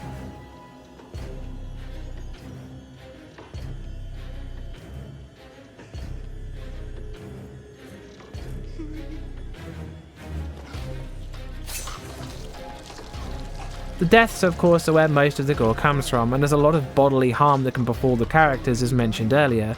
The realism always makes it more impressive, but it still feels like some of the deaths are more reserved in the level of graphic detail than others. And while some characters would randomly turn up dead unexpectedly when they arrived, the gore was generally pretty good. That's 2 Harry Masons.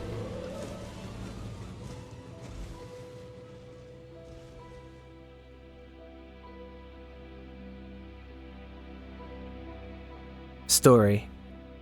A struggling film crew is contacted by a shady millionaire to film their documentary on famous American serial killer H.H. Holmes, leaving their lives behind to travel to a secluded island.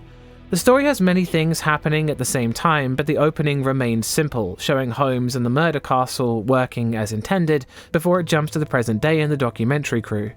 It has many backstory characters and subplots that you only either read about or see in cassette tape flashbacks. It is hard to piece together what's exactly happening in some of these because of how crucial parts of the story can be missed whilst exploring, and whilst the notes and letters painted a fractured story for me, the cassette tapes were endlessly more entertaining with some really chilling dialogue even if it was hard to see where it was going initially. As for the main cast, certain characters are more likeable than others, but their combination of being either meek, down on their luck, or hoping for a bright future made some endearing enough to really care about their survival. But what really made the game's story fascinating was the mystery of the seclusive island owner Grantham Dumet, Hector Monday, the man in the cassette recordings, and the famed serial killer H.H. Holmes, who all seemed to have some kind of link, which was what kept the game going. The creator's cut showed a different side to the events, but this didn't present a huge change in the story, and not a great deal more was revealed by it, but it was entertaining regardless. The choose-your-own-adventure aspects of the game added small changes, but one of the times the story was let down was when, on my more reckless playthrough, there were so many characters missing that the ending had to skip so many sections and it felt extremely rushed. But this is unavoidable with how many different paths it takes near the end. Despite the problems that a choose-your-own-adventure can have with parts cut out from it, the general mystery and intriguing cassette tapes made the story interesting to look into, making the final score 3 out of 5 Harry Masons. Despite it trying a lot of things that didn't work, like climbing and jumping, the game tried a lot of things that did work, like Aaron's directional microphone and the cassette story sections. And thanks to this, The Devil in Me is probably my favourite game they've made since Until Dawn. Again, I'd like to remind you the whole thing is down to my opinion in horror games, and if you don't share this opinion, then that's cool, I get it. I'd like to point out that whilst I won't be visiting the World's Fair Hotel, I did not check in and advise you don't either. There will be more horror reviews in the pipeline, and thanks for watching. And always go check out Bumps in the Middle of the Night. Peace.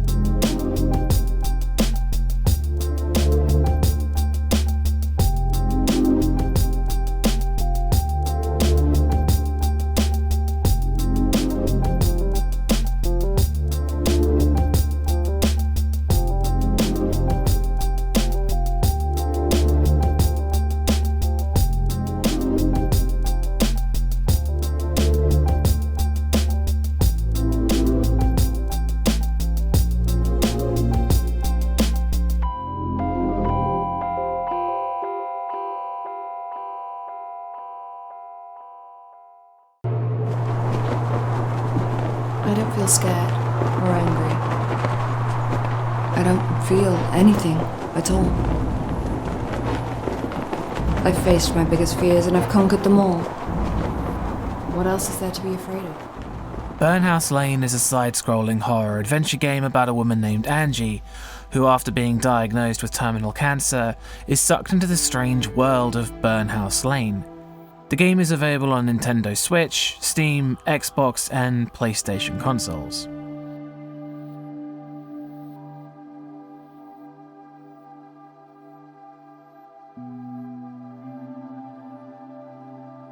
Atmosphere.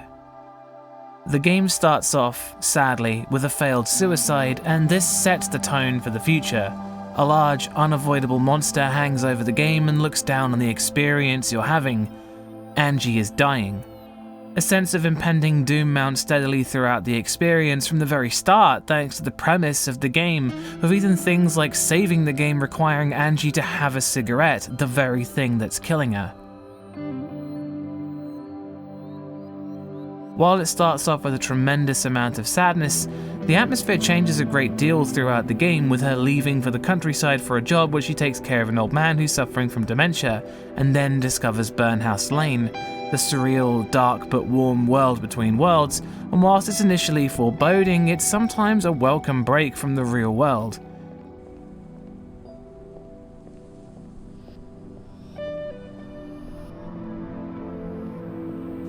Burnhouse Lane does an immaculate job with presenting both despair and spectacle in even amounts, and it drags you into the scene of a grisly murder, or asks you to explore the house of a kidnapper, and so many different scenarios take place that it's hard to cover them all. But the pervading feeling throughout the game, even in its darkest moments, is hope, with the gritty real world giving way to the surreal and almost fairy tale land of Burnhouse Lane, where Angie rides again, pushing past the limitations of her life and the world as she soars above it all, reaching places she never reached in real life. Not living again, but living for the first time. The framing of the game makes so many moments feel more impactful, and the atmosphere jumps back and forth between the harrowing truth and the beautiful beyond. What it does best is presenting an almost exaggerated version of the real world where you're powerless to fight back against the real threats that Angie is forced to deal with. It can be ugly, it can be beautiful, it can be sad, and it can give you an uplifting hope, but usually, always at a cost. That's one Harry Mason.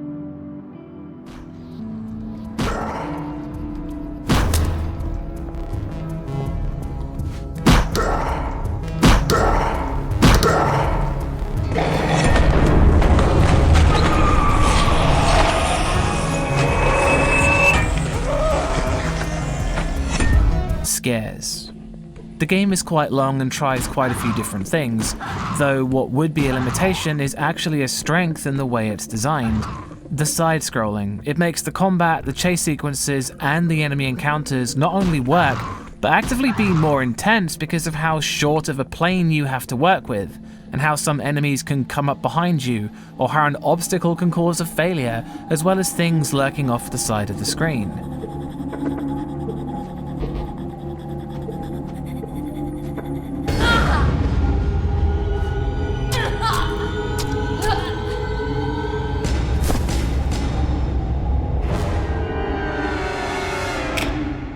The combat is very rigid and clunky and makes fighting back a last resort, and many times the game will only give you the minimum required ammunition to get the job done, leaving little room for failure.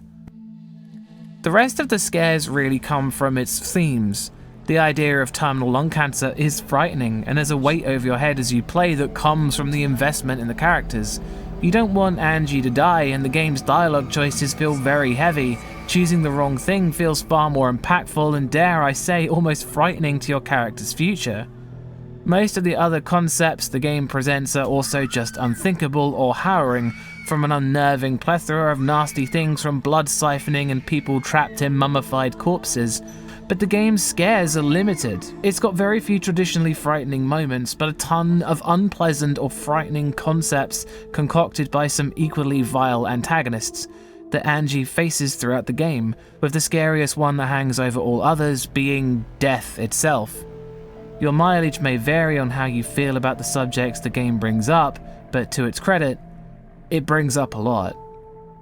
That's 2 Harry Masons.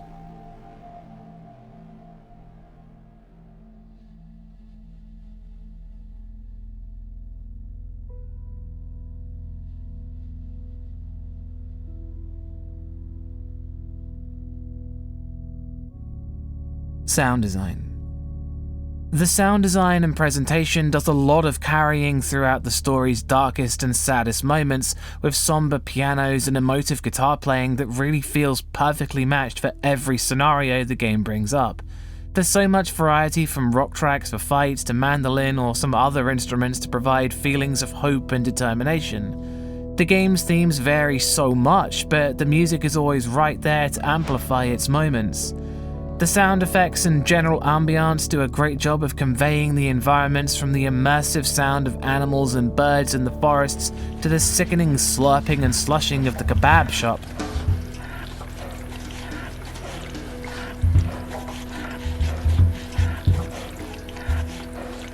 Many of the sound effects do a great job of making the gory moments even worse due to their realistic nature. The voice acting is pretty good, but does have some moments of disconnect where the feelings portrayed in the voices don't always match up with the feeling of the dialogue. But it's not a huge complaint. There's a lot of dialogue in the game, and some characters are voiced very passionately and others just aren't. How long have you been here, Murphy? I don't know. The day and night cycle doesn't exist aboard this ship, but it feels like a very long time. Well, I'm not gonna die like this. Give me a moment to think. I admire your willpower, darling. But I've tried everything. We are gonna die here. No, I should have never set my foot aboard this ship in the first place. But you know what they say. Curiosity killed the cat. Some characters are a bit wooden, though Angie herself really does come across as despondent, which makes sense. It's like she's already given up, and she's often sad to hear her thoughts on the situation. There's directional audio that plays a part in the game once or twice, but in a side-scrolling game it's easy to implement and works well. Really, the overall sound design is really good, with only the voice acting stopping it from being great. That's 3 Harry Masons.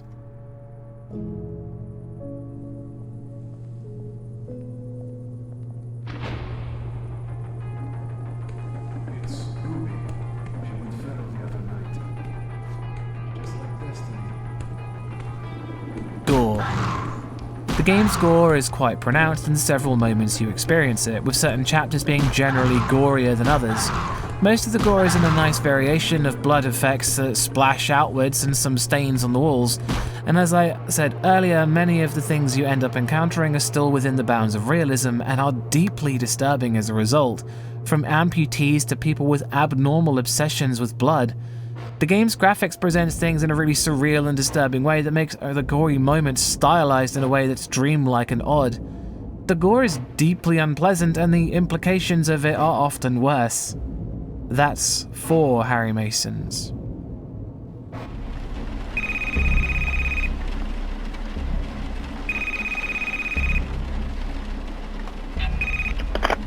Hi Angie, it's Tracy from the agency. I have good news. The job's come up, and it's a big one, just like you wanted. It's a long drive, southwest, right in the middle of bloody nowhere, but it's just one elderly gentleman living on a farm. Early dementia symptoms, so it's all pretty standard. You'll need to do some light cooking, but nothing too crazy. You know the drill.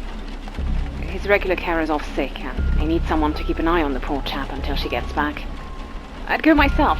It sounds like a lovely holiday in the country, but, you know, kids, and I'm stuck in the office, as always. But you'll love it there, I'm sure you will. Angie? I can't. Something's come up. I'm sorry.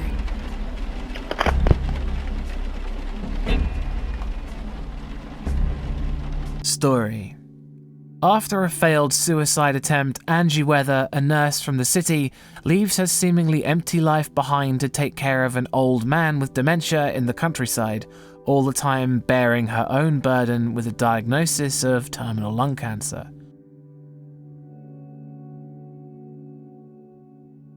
The game's story is by far its best aspect, with so many moments of triumph and defeat, impossible odds and choices you've made coming back to haunt you or help you.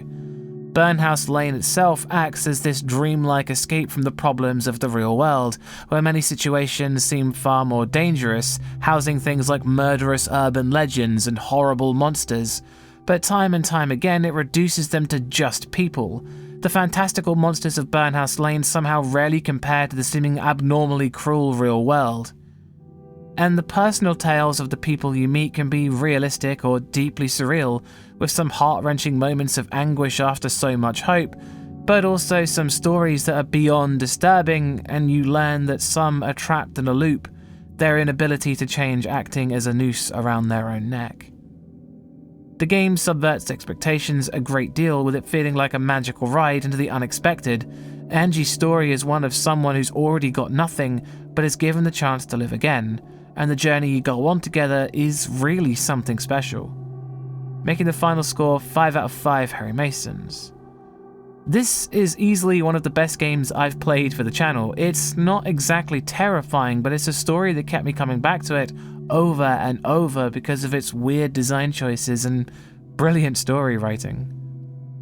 Again, I'd like to remind you the whole thing is down to my opinion in horror games, and if you don't share this opinion, then that's cool, I get it. I'd like to point out that whilst I was really tested whilst trying to save Angie, I did not give up and advise you don't either. There will be more horror reviews in the pipeline, and thanks for watching. And always go check out Bumps in the middle of the night. Peace.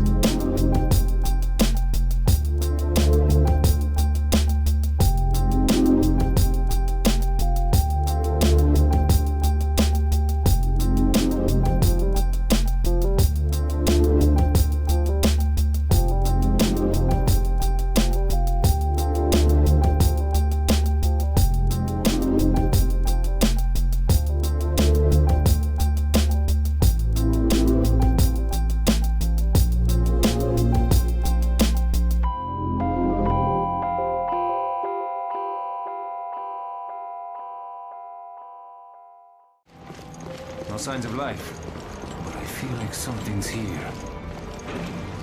Resident Evil Revelations is a third-person survival horror game where you play primarily as Jill Valentine, as she and several others attempt to stop the oceans of the world from becoming infected by a deadly mutagenic virus.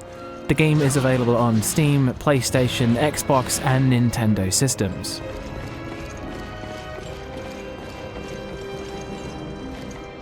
There's blood coming from the ducts.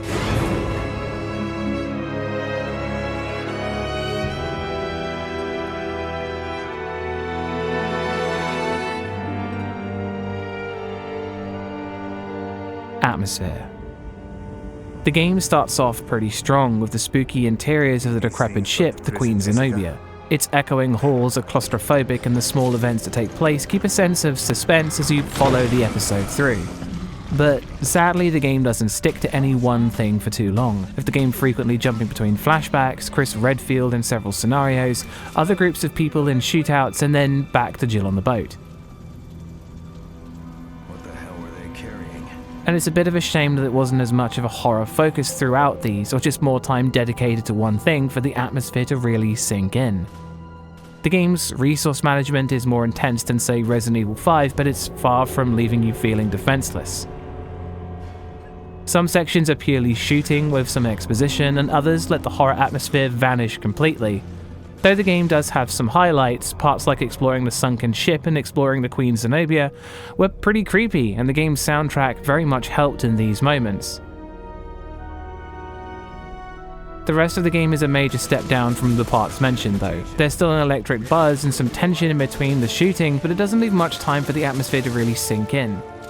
Despite the jumping about due to the episodic nature of the game, the atmosphere is still there, it's just not as good as it could have been. That's one Harry Mason. This door's got an electric lock on it. I hope the emergency power still works. The wires are all pulled apart. I'll fix them. Okay, I'll see if I can get the power going.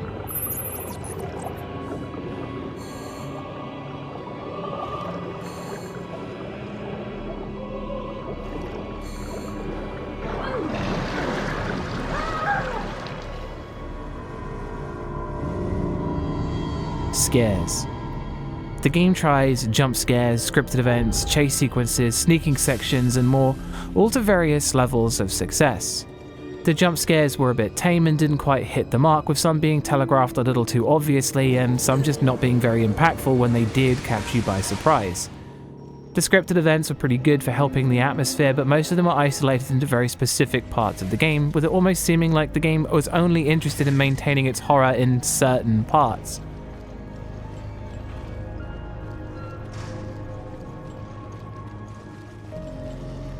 There were some time sections and one brief moment where sneaking was a thing that really ramped up the intensity for those brief parts, but it's hard to say that any of what Revelations did was actually frightening, more of a jolt to keep you on edge. The game mostly relied on its combat for scares, which wasn't something that was ever frightening, though the enemy designs in this game were actually really interesting and sometimes strange and gross.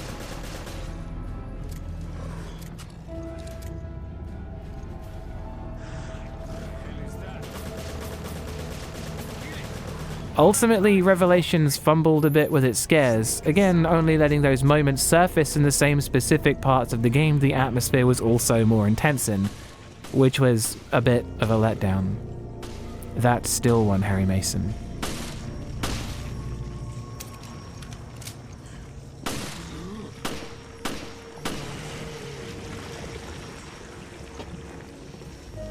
Sound design. Revelations has an astonishing soundtrack with loads of really impressive string pieces that sound like they could trace the history and decline of the boats that they play on. There's so many great tracks in the soundtrack that are menacing, slow, orchestral mood pieces, but also some really juddering, thunderous combat music and some pondering tunes as you deal with the puzzles. The soundtrack is extremely good and works well to help the atmosphere on top of just being great on its own. The sound effects are really well done, with loads of classic tech sounds that are possibly overused but please me greatly to hear. I got something. I think it's a gun. The guns sound a little weak, but the impact sounds of the bullets are sickening as they hit the enemies. The voice acting is great for most of the main cast, with Parker being a highlight for me. Lots of other characters like O'Brien were really good with what they had to work with, though Jill and Chris sometimes feel like they're lacking in any kind of emotion. They sounded as good as they have in previous games. The reverb and directional audio complete the sound design, and it's really, really good considering it was designed for the Nintendo 3DS. That's 2 Harry Masons.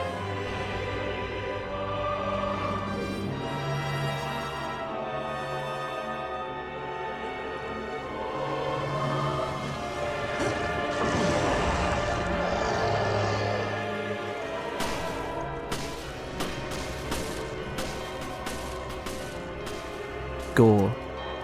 The gore, like most other things, is mostly found in certain parts of the game, with several mutilated bodies and blood-stained rooms, and these parts of the game really leave you wondering what happened. Defeating the early game enemies results in a pile of bones and viscera in puddles on the floor. There's some pretty gross transformed enemies, and the mutations this time round are really cool to see. The gore may be relegated to the horror chapters, but it's definitely something that is better with than without. That's 3 Harry Masons. Found a survivor. The BOW's got her, though. Who was she? I'm still trying to piece that together.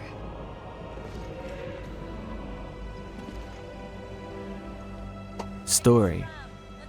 Jill Valentine and Parker Luciani arrive on the Queen Zenobia to try and find the missing Chris Redfield.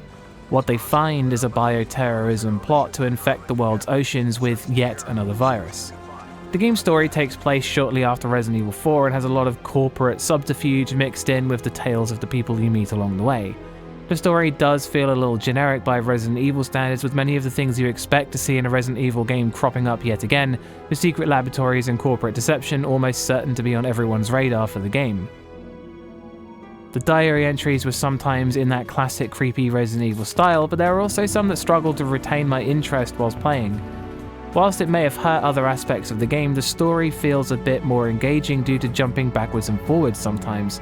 Its ever-changing characters and settings definitely keep you on your toes for what's coming up next, but sometimes it feels like the pacing is off entirely, with some episodes finishing with not much of a plot twist, to others finishing with what feels like a final boss for another episode to start immediately afterwards. Some episodes were really slow and others flew by rapidly. This is probably the result of the game being designed for a handheld to be played in short bursts, but the console version ends up feeling like it's speedrunning a whole game trilogy. The story ended up feeling all over the place, with some of it being engaging and creepy and the rest of it feeling like an action film that left most of its contents on the cutting room floor, making the final score 3 out of 5 Harry Masons. It feels like Revelations was trying pretty hard to ramp up the horror in certain sections, but as the game went on, it sort of forgot about it and went back to the Resident Evil 5 style of just shooting things. The way the game was cut up really hurt it quite badly in terms of consistency and building a solid atmosphere, and whilst I've never usually one to complain about certain things being playable, playing as Keith and Quint was fun but almost entirely unnecessary and only added more jump cuts to other parts of the world. Whilst I still really enjoyed the game, it really could have been done better.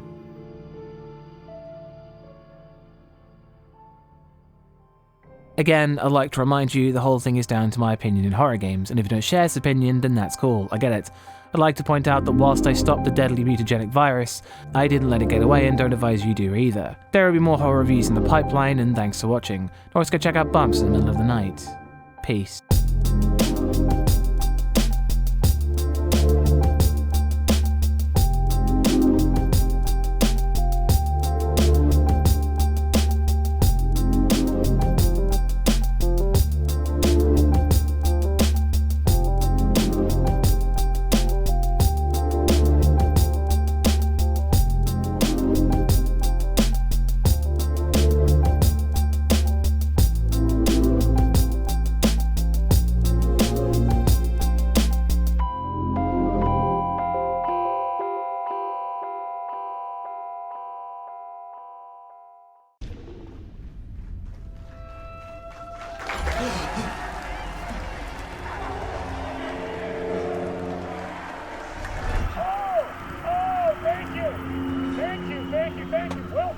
Alan Wake 2 is the sequel to Alan Wake and follows Saga Anderson and, of course, Alan Wake as they work together across worlds to escape the darkness that has surrounded them.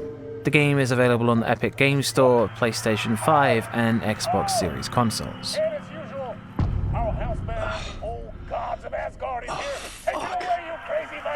I'm a talk show tonight. Waking up in places with no memory of how I'd gotten there. It was out of control. I didn't need another mugshot in the fucking tabloid.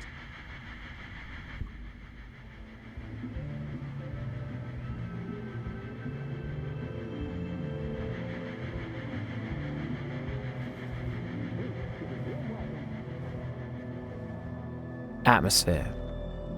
In Alan Wake 2, the real world feels more sad and remorseful than the previous game, with Bright Falls being substantially less bright. Its forests are overgrown, and even things that are new feel like they've been left and abandoned for quite some time. It's a type of decay that comes from age, not necessarily neglect.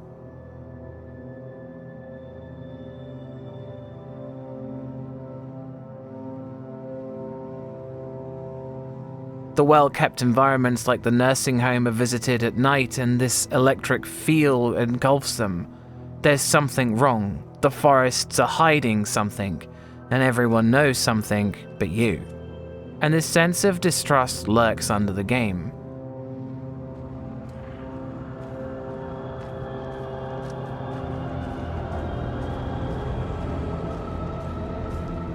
The overlap is where things stretch out into the surreal. It's more tense with FMV videos played over the progression to represent being in two places at once. Laughing voices and mysterious visual distortions playing over things like a dream that's breaking apart to reveal something worse underneath. The game's atmosphere gets progressively more abstract and menacing the further down you go.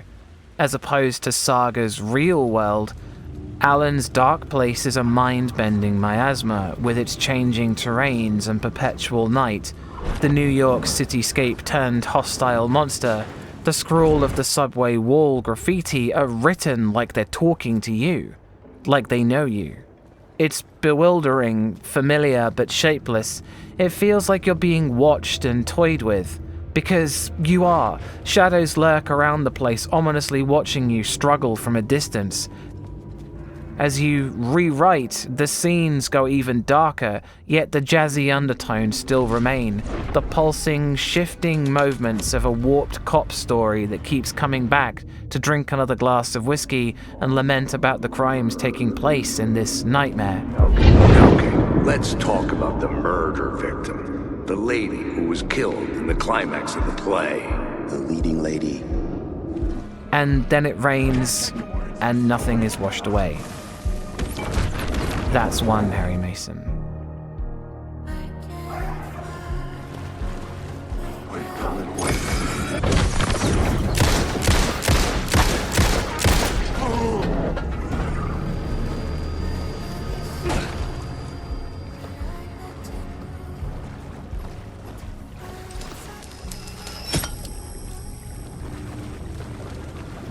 Scares. Being mostly psychological horror, the game's scares don't come a lot from traditional things, like combat and jump scares, but these things are still in there. Shadows in the dark place can sneak up on you and strike you, and the screen will show jump scare images that are like a visual representation of a headache or a jolt of pain. Shit. Careful, Saga. But the game's main horror comes from the creeping, unsettling feeling the environments and story give you.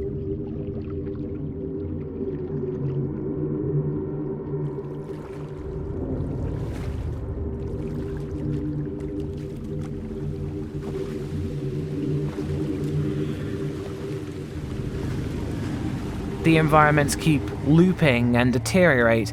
The shadows evaporate and say, "I'm drowning," as they fade into nothing, which I still find disturbing, like I'm hurting something. It gives it a human side and makes you doubt yourself. The story gives you the feeling that you're toying with things you don't understand, but also that your actions are ultimately hopeless to begin with, and you're fighting your way out of an iron lockbox with a plastic spoon. You can leave a few scratches, but you're still inside. And he projects himself out to this dark dream of New York through the story he is writing. Like astral projection. Did I get that right? Yeah, that's exactly right. The live-action sequences are unsettling because you know they're a setup. The game's various boss battles are unnerving, but only one or two are straight-up frightening.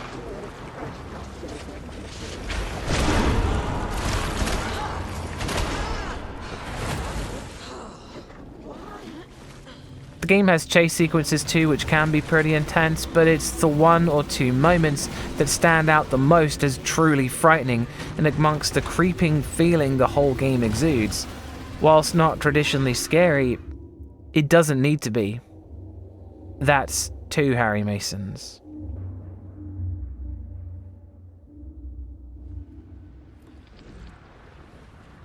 Sound design. Everything from the voices of the characters to the sounds of gunfire, the electric shock jump scares, the background audio, the sound of seagulls and the wind through the trees, it's all excellently recreated.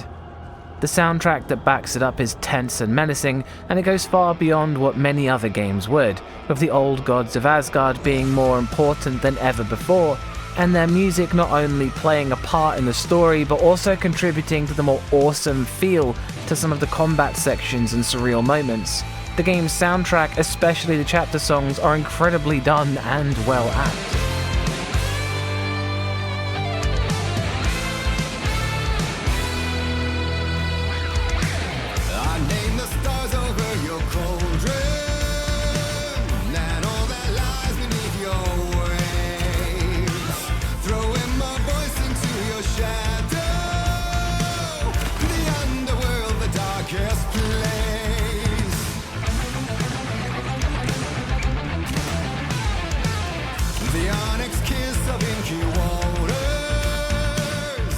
When it comes to voice acting again, the game is fantastic, with Alan and Saga both sounding very impressive and convincing, alongside Alex Casey in all of his iterations.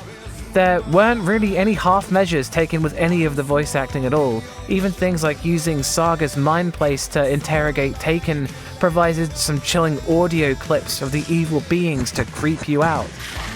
You're in over your head. Next stop, Caldera Street Station. The threshold, like a doorway. The sound space and reverb were immaculately immersive in headphones, and generally, the game sounded incredible. That's 3 Harry Masons.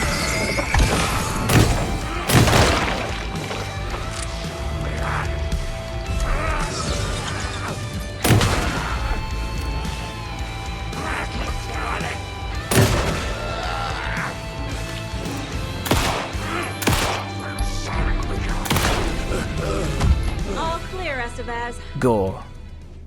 Shooting Taken results in a bloody mess, with shotguns blasting chunks out of them, and whilst the visual fidelity on the PS5's performance mode was limited, it still looked pretty nasty.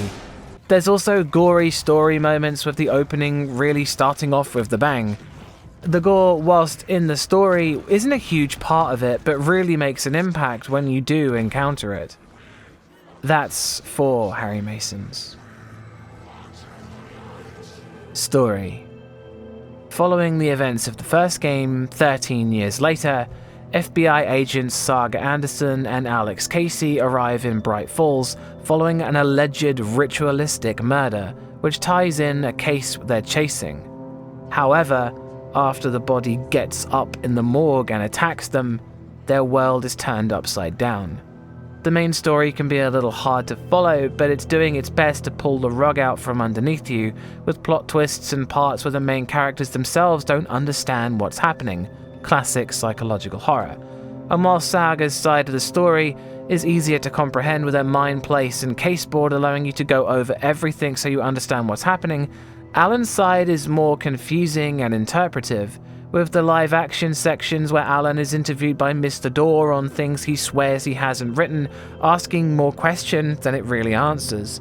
But it does still try and explain itself by bringing Alex Casey, his fictional character, into existence time and time again in alleyways and bloodstained hotels to evaluate the events.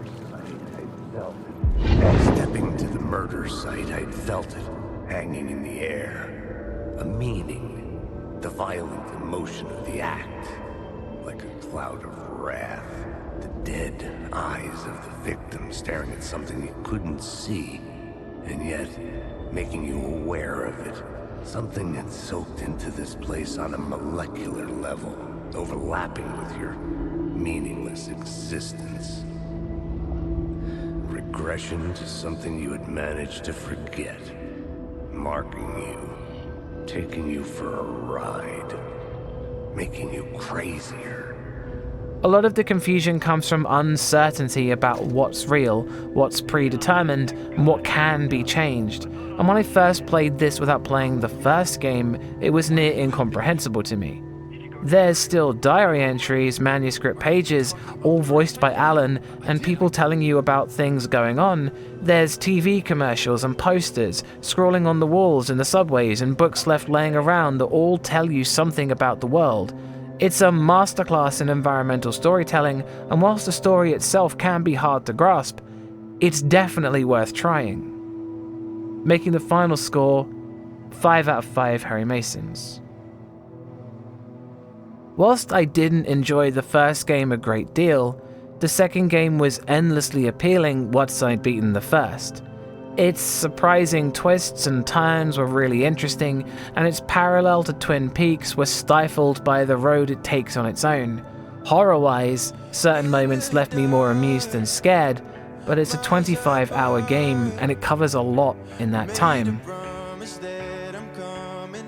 Again, I'd like to remind you the whole thing is down to my opinion in horror games, and if you don't share this opinion, then that's cool, I get it. I'd like to point out that whilst it's a spiral and not a loop, I was calling you. Did you hear me? I lost my way, lost my way. I was trapped in 1,000 nights with no escape. Nightmares taking me over.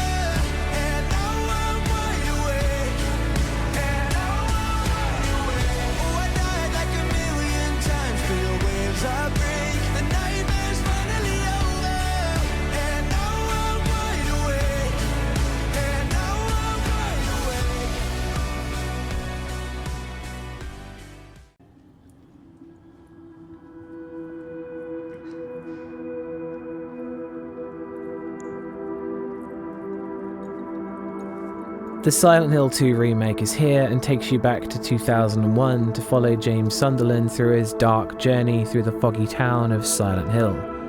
The game is available on Steam and PlayStation 5 at the moment.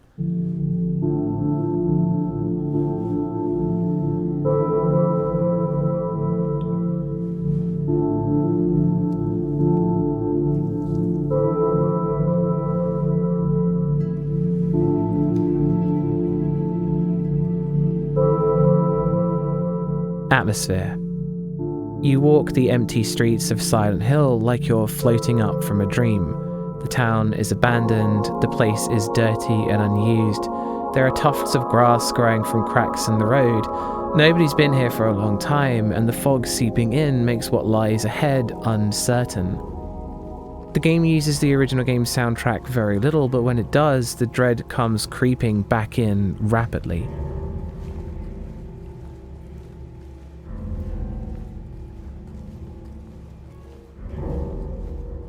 You shut the door and the daylight gets left outside.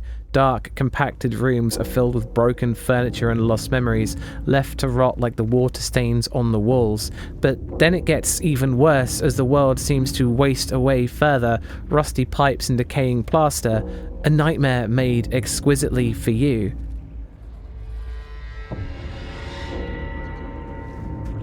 The game's atmosphere comes and goes, with certain moments being filled with this unreal tension as you wait for the sounds of the creatures you've heard to come out the walls and get you, but also moments of nothing amidst the feelings.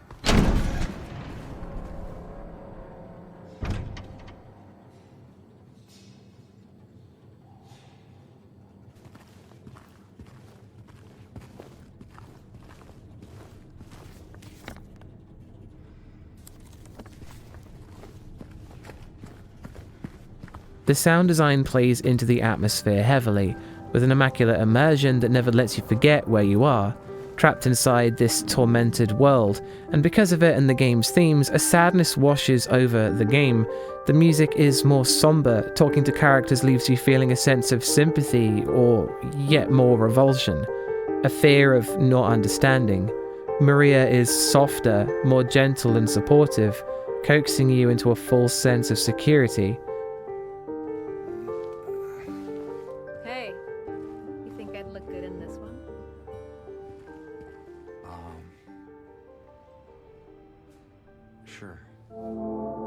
The incredible detail in the environments makes the places you walk through have a dark character to them, and the nightmare goes on and on. Things make less sense, and there's something lurking on the horizon that's been waiting inside. The atmosphere has changed. Sometimes it lets you stew, and sometimes it leaves you alone, but it's always watching. That's one Harry Mason.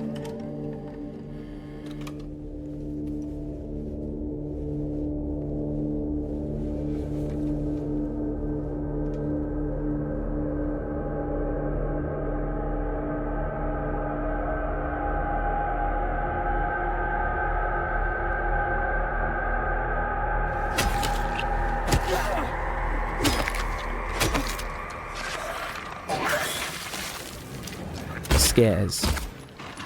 The game's enemies do a great job of being repulsive, with the lying figures having an unnatural slickness to them, and hitting them with your weapons feels like smacking a wet bag of flesh.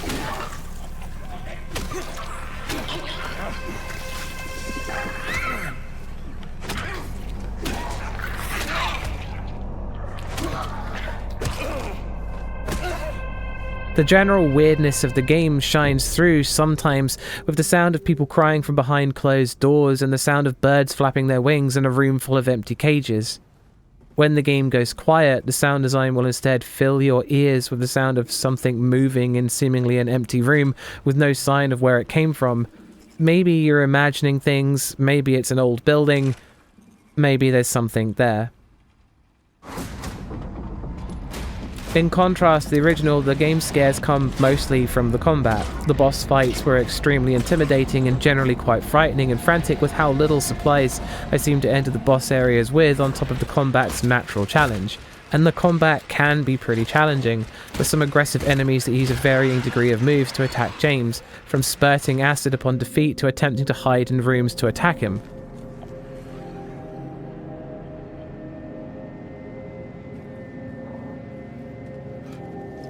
The hiding was sometimes executed really well, which led to a surprise hit in the back, but sometimes laughably bad, with mannequins leaning up against a wall in a brightly lit room trying to hide. The combat does have some problems that could degrade the experience, with the game's general darkness, the narrow cone of the flashlight, the red filter around the screen when you take damage, enemies being evasive and being able to spurt acid onto your screen, all made it harder to see what you were trying to hit, leading me to deactivating the red filter to try and help. Despite doing as much searching as I could, I also found gathering supplies to be rather challenging, which increased the amount of stress when combat inevitably started, leading to a familiar sinking feeling. But the game's combat is a huge part of the game and was very difficult to avoid. Enemies follow you into other rooms and there's no pausing the game to check the map if you're lost. By the halfway point it was getting tiring fighting things, and if it wasn't for the new techniques the enemies used as the games progressed, it would be hard to say that the combat is frightening as opposed to tedious. The game's level design also had some problems with predictability, with nearly every time you see a dead enemy you didn't kill, it's guaranteed that it and every other enemy will get up once you claim the area's key item, like clockwork.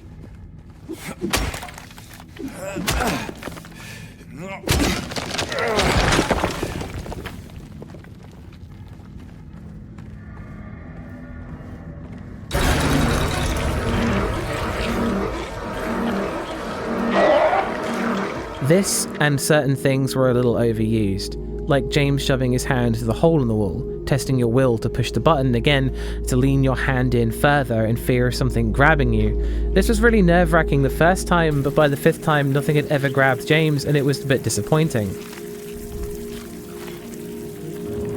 The horror is derived mostly from the game's combat and implications in its sound design.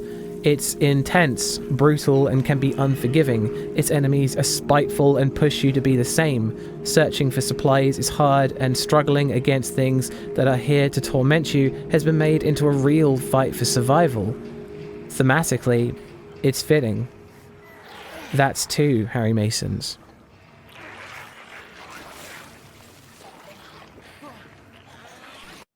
Sound design. The soundtrack uses specific pieces from the original game to great effect in some areas, creating dread and uncertainty when they're played, like your mind is being slowly eroded.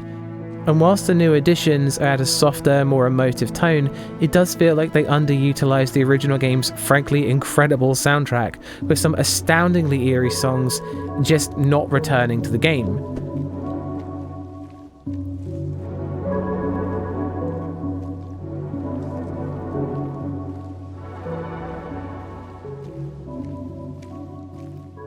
The soundtrack at large was still satisfactory, and some of the new pieces did add more to cutscenes in certain scenarios. Specific moments like Angela's scene on the stairs could have gone either way with the original soundtrack or the new piece, which both worked well when played back to back. Don't pity me. I'm not worth it. However, the real champion of the game's sound design was the constant sound effects and ambiance of the areas, like the scratchy radio and the enemies gurgling and jittering, the bug-like scritching of insects as they swarm in certain rooms.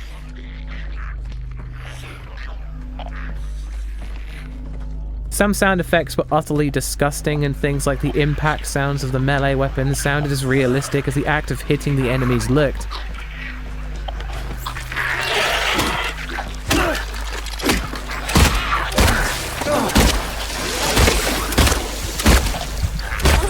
The menu sounds aren't quite as iconic as the original game, but still have that haunting feel.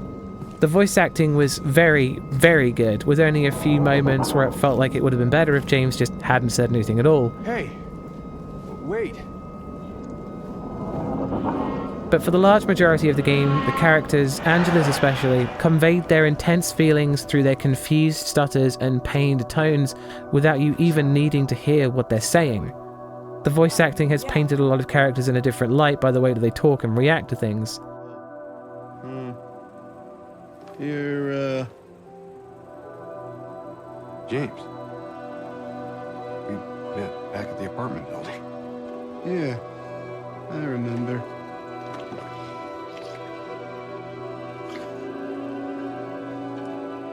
James's frantic screams as he fights enemies, smashing them into the ground and grunting again, sounds as desperate as it looks, and it's satisfying to so thoroughly defeat your foes.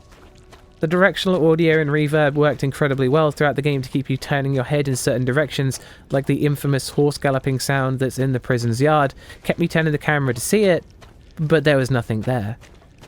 Overall, the sound design was extremely good, even if it seemed to hold itself back on certain things. That's 3 Harry Masons. Gore. There's some minor bloodstains, messages written in blood, and James's coat goes the way of Silent Hill Downpour. When he takes damage, blood smears over his back that's magically healed when he drinks a health drink. Enemies don't spurt blood, but turn slowly red when you defeat them, and that's about it for the game's gore. There's very little in the game's long runtime, which did feel a little lacking, but it's still appropriate considering the psychological horror theme. That's 4 Harry Masons. James? Honey? Did something happen to you? After we got separated in that long hallway? Are you confusing me with someone else? You were always so forgetful. Remember that time in the hotel? Were ya?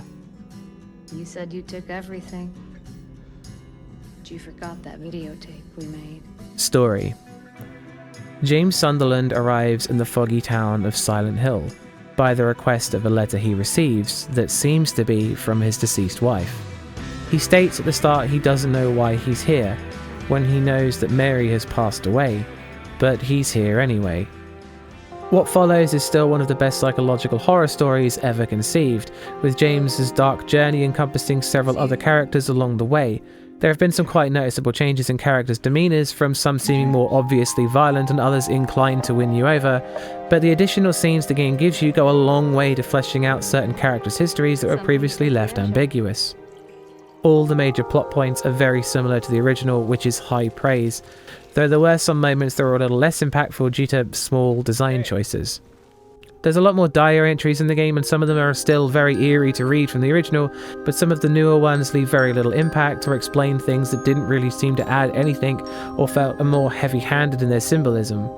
The symbolism itself was always a big part of the game, and it's still doing an incredible job with things like the environmental storytelling, which is way better at explaining subtle things about what happened long before you got here, and the kind of emotions preying on James's mind. The story very much still hits the mark, and the cutscenes were some of the game's highlights. Making the final score 5 out of 5 Harry Masons.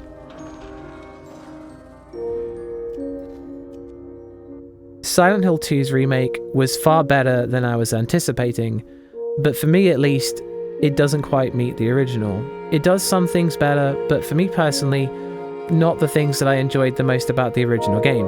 It feels to me more like a survival horror game than the original did, and to be brutally honest, I didn't really like playing the remake very much at all. Maybe at some point I'll be talking about my personal thoughts on the game, but for now, that was the review. Again, I'd like to remind you the whole thing is down to my opinion in horror games. If you don't share this opinion, then that's cool, I get it. I'd like to point out that I didn't scream like a banshee or run on the computer, and advise you don't either. There will be more horror reviews in the pipeline, and thanks for watching. And always go check out Bumps in the middle of the night. Peace.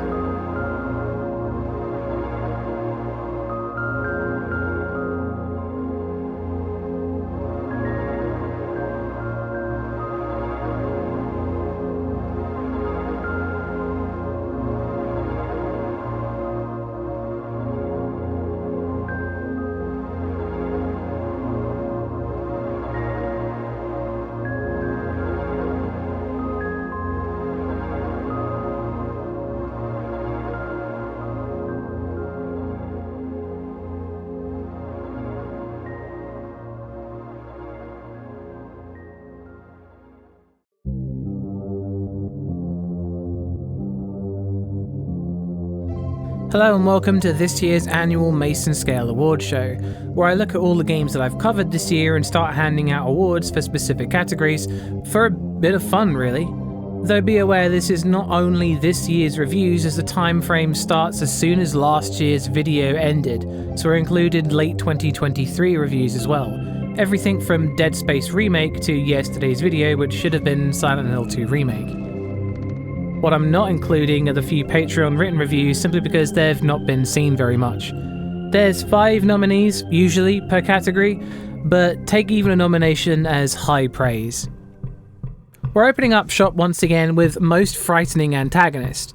Like last year, there are rules to each category. For this one, the antagonists have to follow you around and terrorize you as you play, or at least crop up enough to be a recurring character, not just cutscenes and scripted events. Several got excluded in this, but we're left with the Ghost from Night Security, Charles from Choo Choo Charles, H.H. Holmes from The Devil in Me, The Wandering Spirit from Home Sweet Home, and Pyramid Head from Silent Hill 2 Remake. Whilst this seems like a foregone conclusion, let's really look at the others. Charles from Choo Choo Charles has the look, but mostly just exists as an annoyance, though it is fun to shoot him. The Ghosts from Night Security only appear a few times and gets major points for appearance alone, with that high contrast face being really freaky to see watching you from behind a door. H.H. Holmes is usually only frightening in the way that he's relentless in his pursuit, but it's down to quick time events and choices to really how powerful he is. And the Wandering Spirit is gross, pitiful, and deadly in the stealth sections you spend your time in, but ultimately at the end of the day, Pyramid Head is Pyramid Head, this overtly powerful nightmare creature that has symbolic representation on top of his new and intimidating boss fight. Really, pitting one of the most famous and horrifying creatures of all time against the others seems a bit unfair, but limiting myself to what was available this year, and this is all we really have. To rank them, I'd probably go number 1, Pyramid Head, number 2, The Wandering Spirit, number 3, H.H. Holmes, number 4, The Ghost Girl, and number 5, Charles.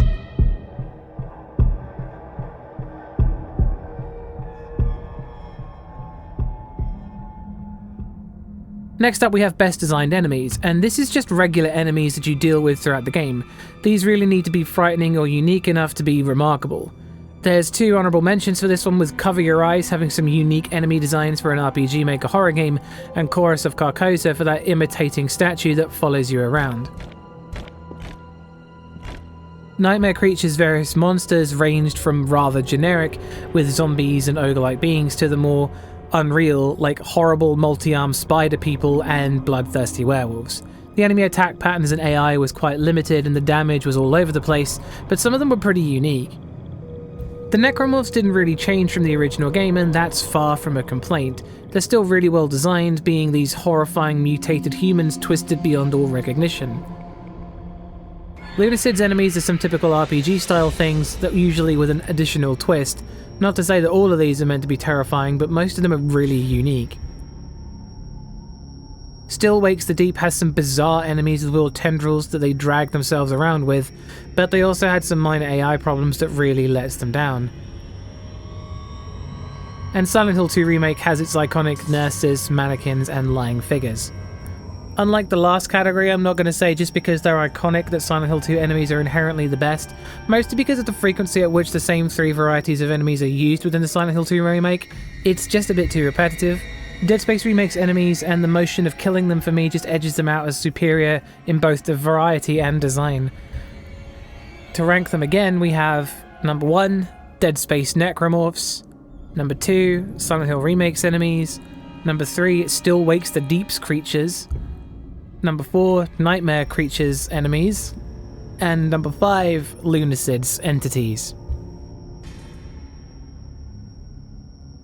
Now we have Best Atmosphere. For this category I gave people on Discord the vote, but I'm also going to be throwing in what I would have gone for if I'd voted for it as well. I also gave them a few more choices for this one, just because there was a lot of really great atmospheric games this year.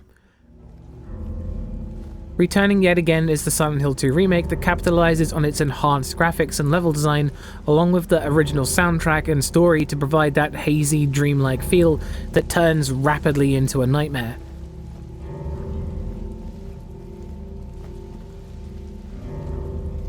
Dead Space is once again back with the cramped, cold interior of the USG Ishimura.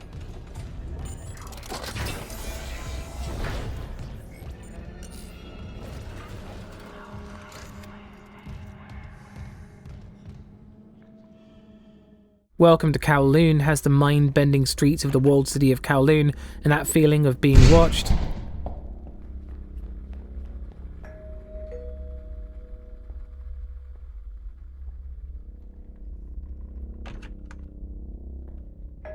Adam Lost Memories has an unbearably sad and isolated industrial dream world.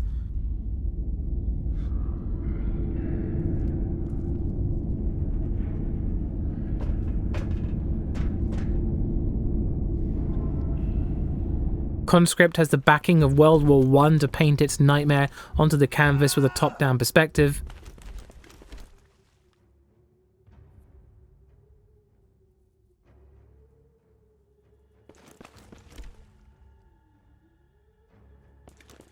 The complex found footage takes you to the back rooms for an unsettling journey through a seemingly empty environment.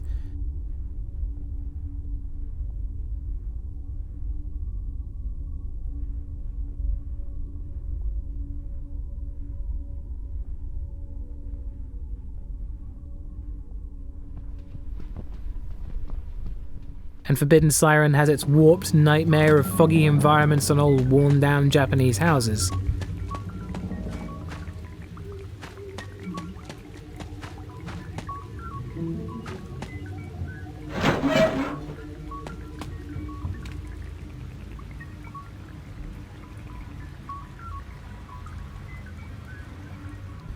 I would have gone for Adam Lost Memories in all honesty, with Forbidden Siren in close second, the two that didn't get any votes, but the people of Discord voted accordingly. With one vote each, in joint third brings us the complex found footage and Dead Space Remake.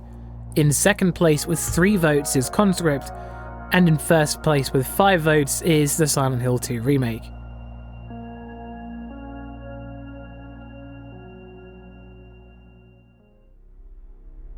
Next up is Best Story, and this is going to be incredibly difficult with so many great ones this year. We're going to keep this spoiler free of course, but honourable mentions go to The Cat Lady and In Sound Mind.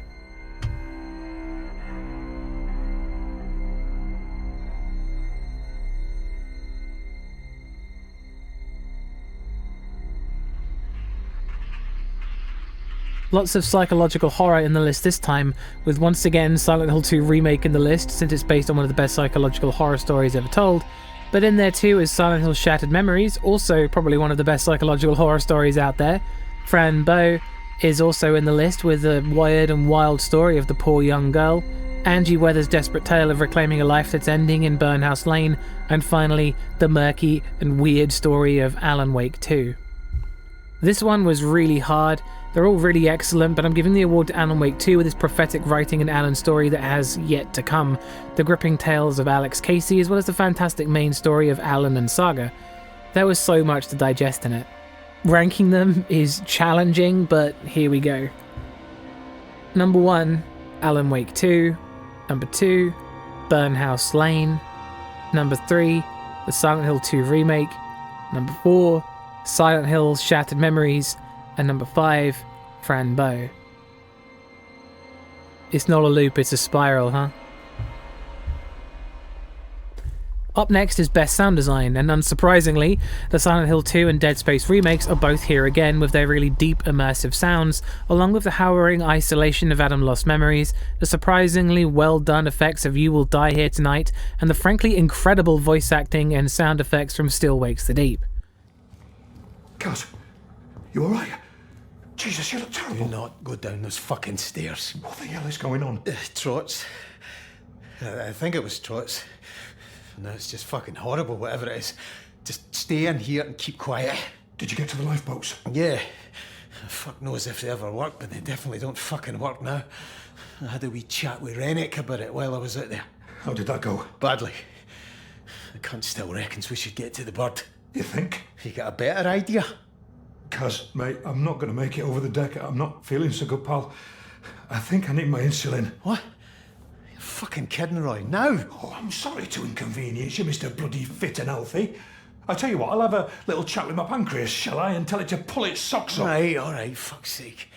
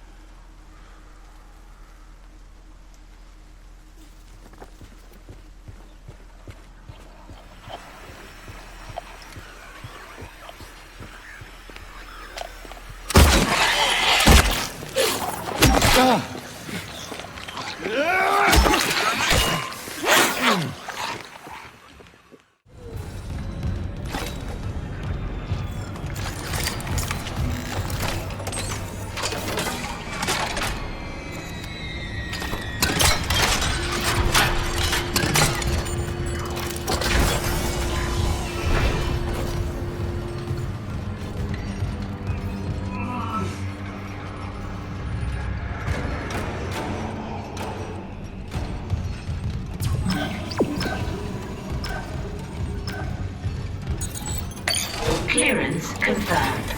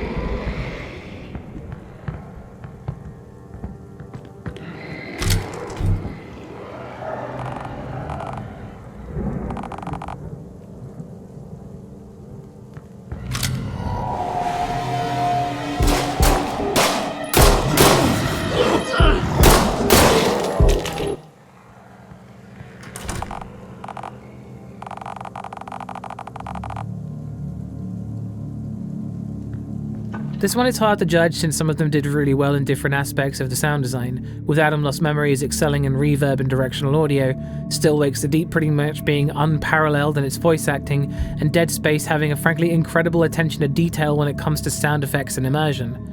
While Silent Hill 2 Remake and You Will Die Here Tonight both did well in each part of their sound design and were both surprisingly good, I'd have to give the crown to Dead Space Remake, which whilst it doesn't quite reach the heights of very specific parts of the sound design that Adam Lost Memories or Still Wake the Deep achieves, it's the most apparently impressive. To rank them, again, is hard, but I'd do it accordingly. Number 1, Dead Space Remake. Number 2, Still Wakes the Deep.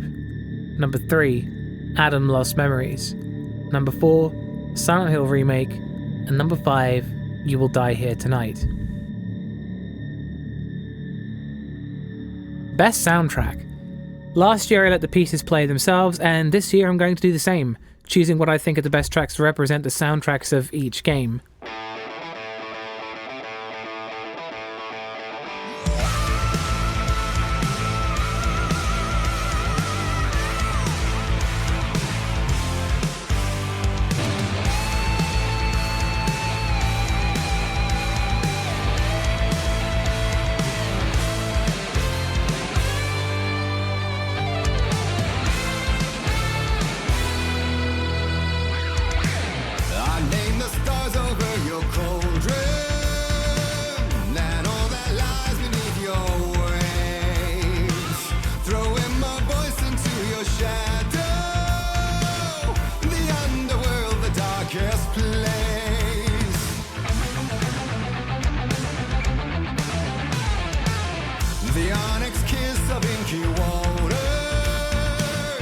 Jet black undertow of fright from the cold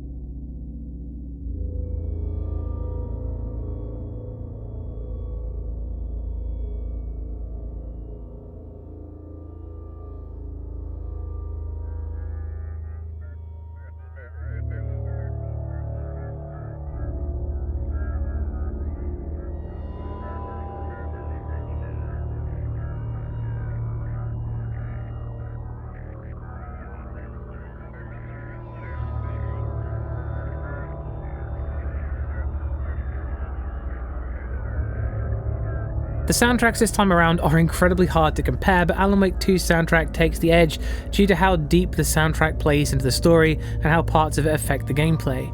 There aren't too many horror games with rock concerts on the beaches, and that's something that I'll struggle to forget when I think of that game. Ranking them is impossible, but the quality of these soundtracks speak for themselves. Most awesome gore. The gore of the games covered this year has been a little few and far between. This category is just about the game where the gore impressed me the most. Once again, we've got the Dead Space remake, which is cropping up a hell of a lot in these categories, with its frankly horrific slaying of the necromorphs.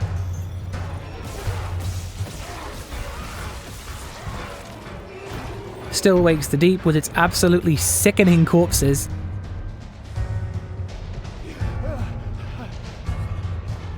The Devil in Me with its realistic death scenes.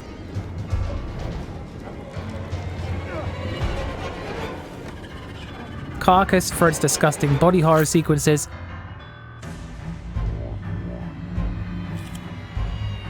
And Fran Bow for its bloody psychological torment. Really, this is another very close one between two, but yet again, the Dead Space remake has eked out a potential challenger, with Still Wakes the Deep doing really well in a very specific thing, but Dead Space just doing better overall.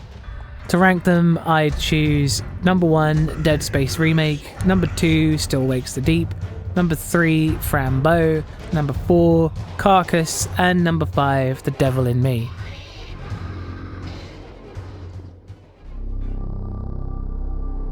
Next up we have a new category, Most Frightening Concept. Basically the idea of the game and how frightening that is on its own. Fears to Fathom Nor Would Hitchhike presents the down-to-earth, realistic concept of being alone and vulnerable in a motel where people are watching you and trying to do you harm, but nobody believes you. Fran Bow with its 1930s mental health treatments and experimental drugs given to a 10-year-old girl. Burnhouse Lane presents the player with the character who'd been diagnosed with a terminal illness and must make hard choices to save themselves. Voyager 19 presents the chilling tale of an astronaut stuck inside a ship and forced to survey the stars in a slowly deteriorating spaceship. And Alan Wake 2 has the concepts of predetermination and a shape-shifting world where someone else pulls the strings. Whilst there are some excellent ones in there and choosing them is extremely subjective, I'd have to give it to Voyager 19 for the harrowing idea of being so incredibly isolated in the depths of space and left with limited ways to interact with the galaxy. Nobody to call to help when you start seeing strange things appearing on the screen that's slowly getting distorted with space radiation. To rank them again, we've got number 1, Voyager 19, number 2, Fran Bow, number 3, Burnhouse Lane, number 4, Alan Wake 2, and number 5, Fears to Fathom Nor Would Hitchhike.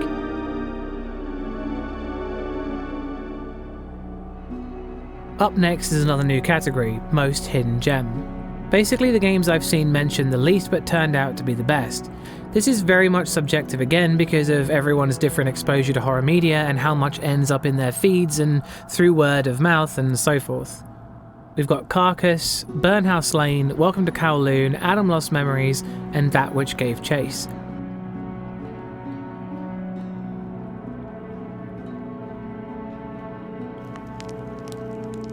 And whilst literally all of these are really, really good, the award goes to Adam Lost Memories for really coming out of nowhere from a developer with no other games that made an experience so profound that you don't even need to fully understand it to appreciate what's going on. Truly one of the best and most surprising games I've played this year.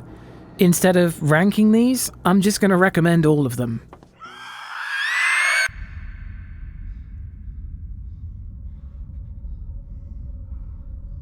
Now we have our second Discord vote, and it's for most fun gameplay. Really, horror games are not commonly associated with fun, but that doesn't stop many of them from managing to scare and also be fun to play.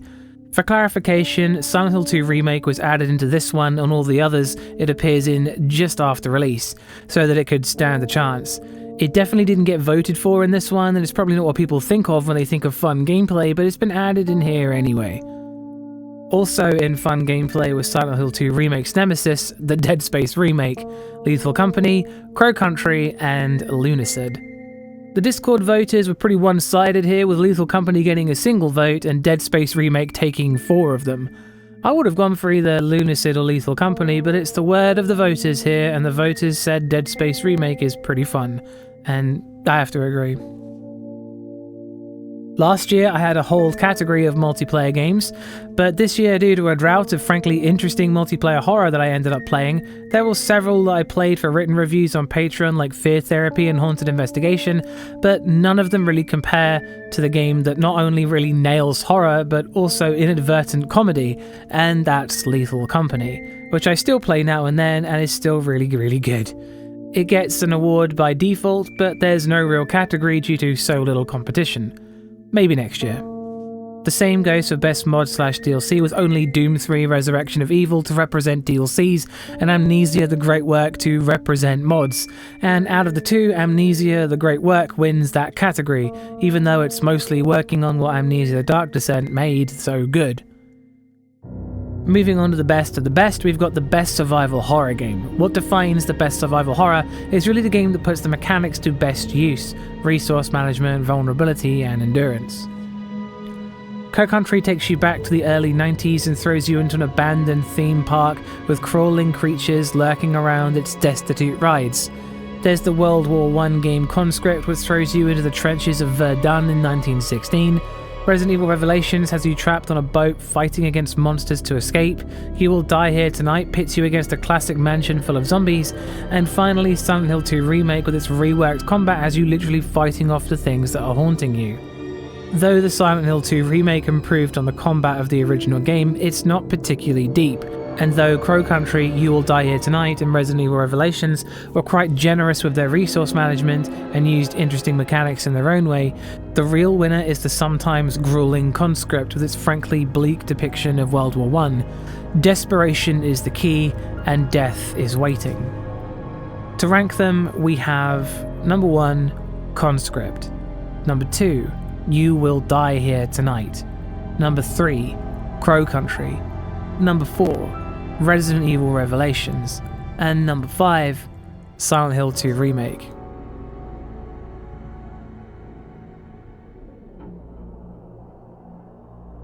Next up is Best Psychological Horror Game. With so many unique ones this year, it's been pretty hard to really choose a standout one. Honorable mentions go to Alan Wake and Alan Wake 2.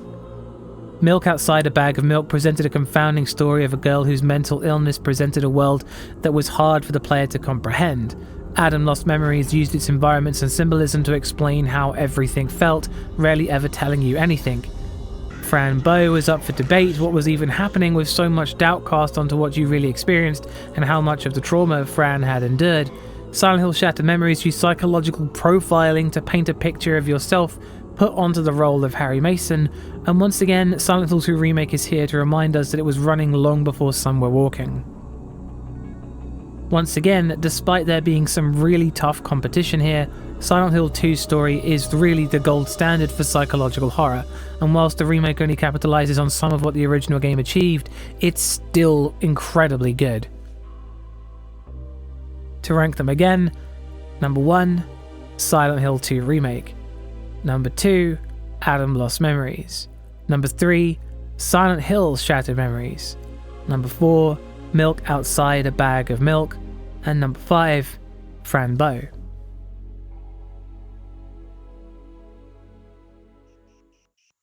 Of the best 3, we now have the last. Sadly excluded from last year's list, it's Best Cosmic Horror, with Alone in the Dark 2024 presenting a really fascinating tale of cosmic horror through its characters. Secondhand is always the best way to experience cosmic horror, in my opinion. Voyager 19 is back again with its bewildering tale of being lost in space with some unknown force you encounter.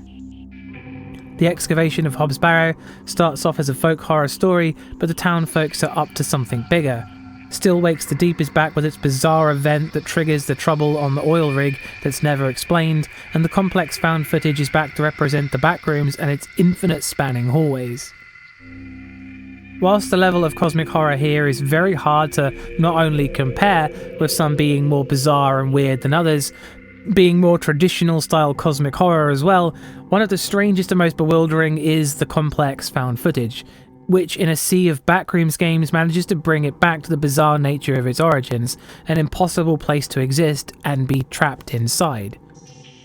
Ranking them again, I'd put number 1, The Complex, number 2, Voyager 19, number 3, Still Wakes the Deep, number 4, Carcass, and number 5, The Excavation of Hobbs Barrow.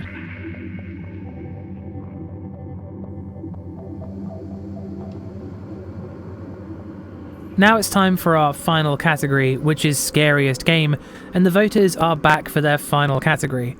Our competitors are Amnesia: The Great Work, The Silent Hill 2 Remake, Home Sweet Home, Night Security, Forbidden Siren, and Dreadout.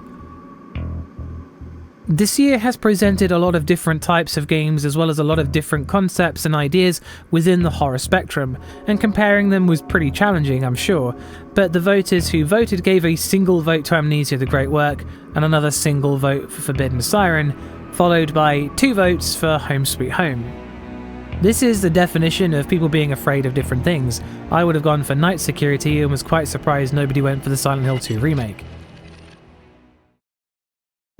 This brings us to the end of the award part of the video though. Walking away with 1 award each are Voyager 19, Adam Lost Memories, Lethal Company, Amnesia: The Great Work, Conscript, and Home Sweet Home. In 3rd place is Alan Wake 2 with Best Soundtrack and Best Story. In 2nd place is the Silent Hill 2 Remake with the Most Frightening Antagonist, Best Atmosphere, and Best Psychological Horror. And in 1st place is the Dead Space Remake with Best Design Enemies, Best Sound Design, Most Awesome Gore, and Most Fun Gameplay. Now, this was just a bit of fun, and it really just looks back on the year, and this year has been especially good, and easily one of the best years I've had on YouTube in quite a while. But we're not done yet. Last year I ranked the games on what I thought were the best, and there's been a lot of 5 out of 5 games and some incredible games with less than that too. So once again, here's a shorter list of my top 5 games of the year, followed by my personal top 5, because ranking things is unnecessary but also fun. Number 5. Conscript. Conscript really managed to do an incredible job painting its frankly grim and harrowing scenery as what it was, a morbid game version of the story of World War I. The desperation, the sadness and the death it did without overselling it or adding in anything that could take away from the brutality of the event itself. Truly an incredible game. Number 4, Still Wakes the Deep. Still Wakes the Deep carries you from what starts off as a bad day at work, to an accident nobody saw coming, to what is truly a nightmare, full of relatable characters doing everything they can to stop it from getting worse, and pushing you through some horrifying things in the process. Number 3. Dead Space Remake. Whilst very similar to the original game, the only problems the remake has are from the original game as well, but that doesn't stop it from being a really fun, atmospheric ride through the dark, blood-stained corridors of the USG Ishimura and its nightmare that haunts its protagonist. Number 2. Silent Hill 2 Remake. Whilst based on one of the best horror games of all time, the remake doesn't quite hit the same marks as the original, but it's still really, really good, keeping intact quite a lot of the game that inspired it. And number 1 is Alan Wake 2. Alan Wake 2 is really one of those games that comes around every now and then, that blows away all expectations and makes something so stunningly unique and inventive that it's hard to compare it to other things. Alan Wake 2 may not be the scariest game, but it is certainly the best game, the one that achieved the most. If there is ever an Alan Wake 3, I look forward to it.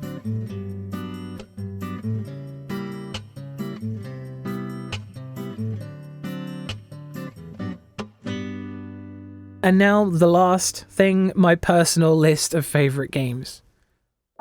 Number 5, Lethal Company. Lethal Company is one of the few games that still managed to make me laugh as much as it made me nervous or tense. It's silly and probably the best at creating unscripted fear and laughter at the same time, and it's one that I'll probably be playing long into the future. Number 4, Graveyard Shift. I went into the game expecting mediocrity, but bumped into what was inadvertently the funniest game of the year for me. That, like Lethal Company, no matter how many times it dragged me out of its horror atmosphere, it managed to pull me back in again. Actually, the single game to ever make me really wonder about my own standpoint on atmosphere in horror games. Number 3, Crow Country.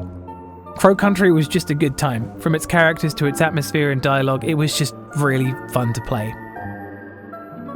Number 2, Lunacid. Lunacid was a game I was already playing and really enjoying when my friend told me it was a horror game, and I was definitely feeling it, but I didn't see the game really state it anywhere. And because of how some commenters get upset over things that are not strictly horror games, like Bloodborne per se, I didn't start off recording. Luckily, I fixed that. Number 1, Burnhouse Lane. Easily the game that surprised me the most. A profound journey of self-discovery that left me absolutely blown away when I finished it, and really put on me some of the most intense choices in a video game ever, with stakes so personally high that making those decisions was really hard. Burnhouse Lane is easily my favourite game of the year. It is a bit sad there's no overlaps this year, and I definitely did have fun with some of the games in the critical list, but as I said earlier, fun and horror doesn't always mix for everybody. To wrap things up, I just want to state that this has easily been the best year on YouTube that I've ever had. I've made some of my best videos, I've branched out in ways that I didn't think I could, and achieved more in this year than any other. I'm a voice actor and writer in a video game now, which is incredible, and I want to thank everyone for watching my content because making videos is something that I really enjoy doing. But having people there eager and willing to watch them is something that I never actually expected. Throughout the years over various things, it's been hard to hear people tell me that something that I've made is good, only for me to watch it fade into obscurity. But this is the first time I've started to take it all seriously, because the numbers speak for themselves. People do like it, and that is still shocking and humbling to realise. So seriously, thank you for watching. And now a big special thank you to the patrons who have supported me, both old and new. I thank you sincerely for the support that you give.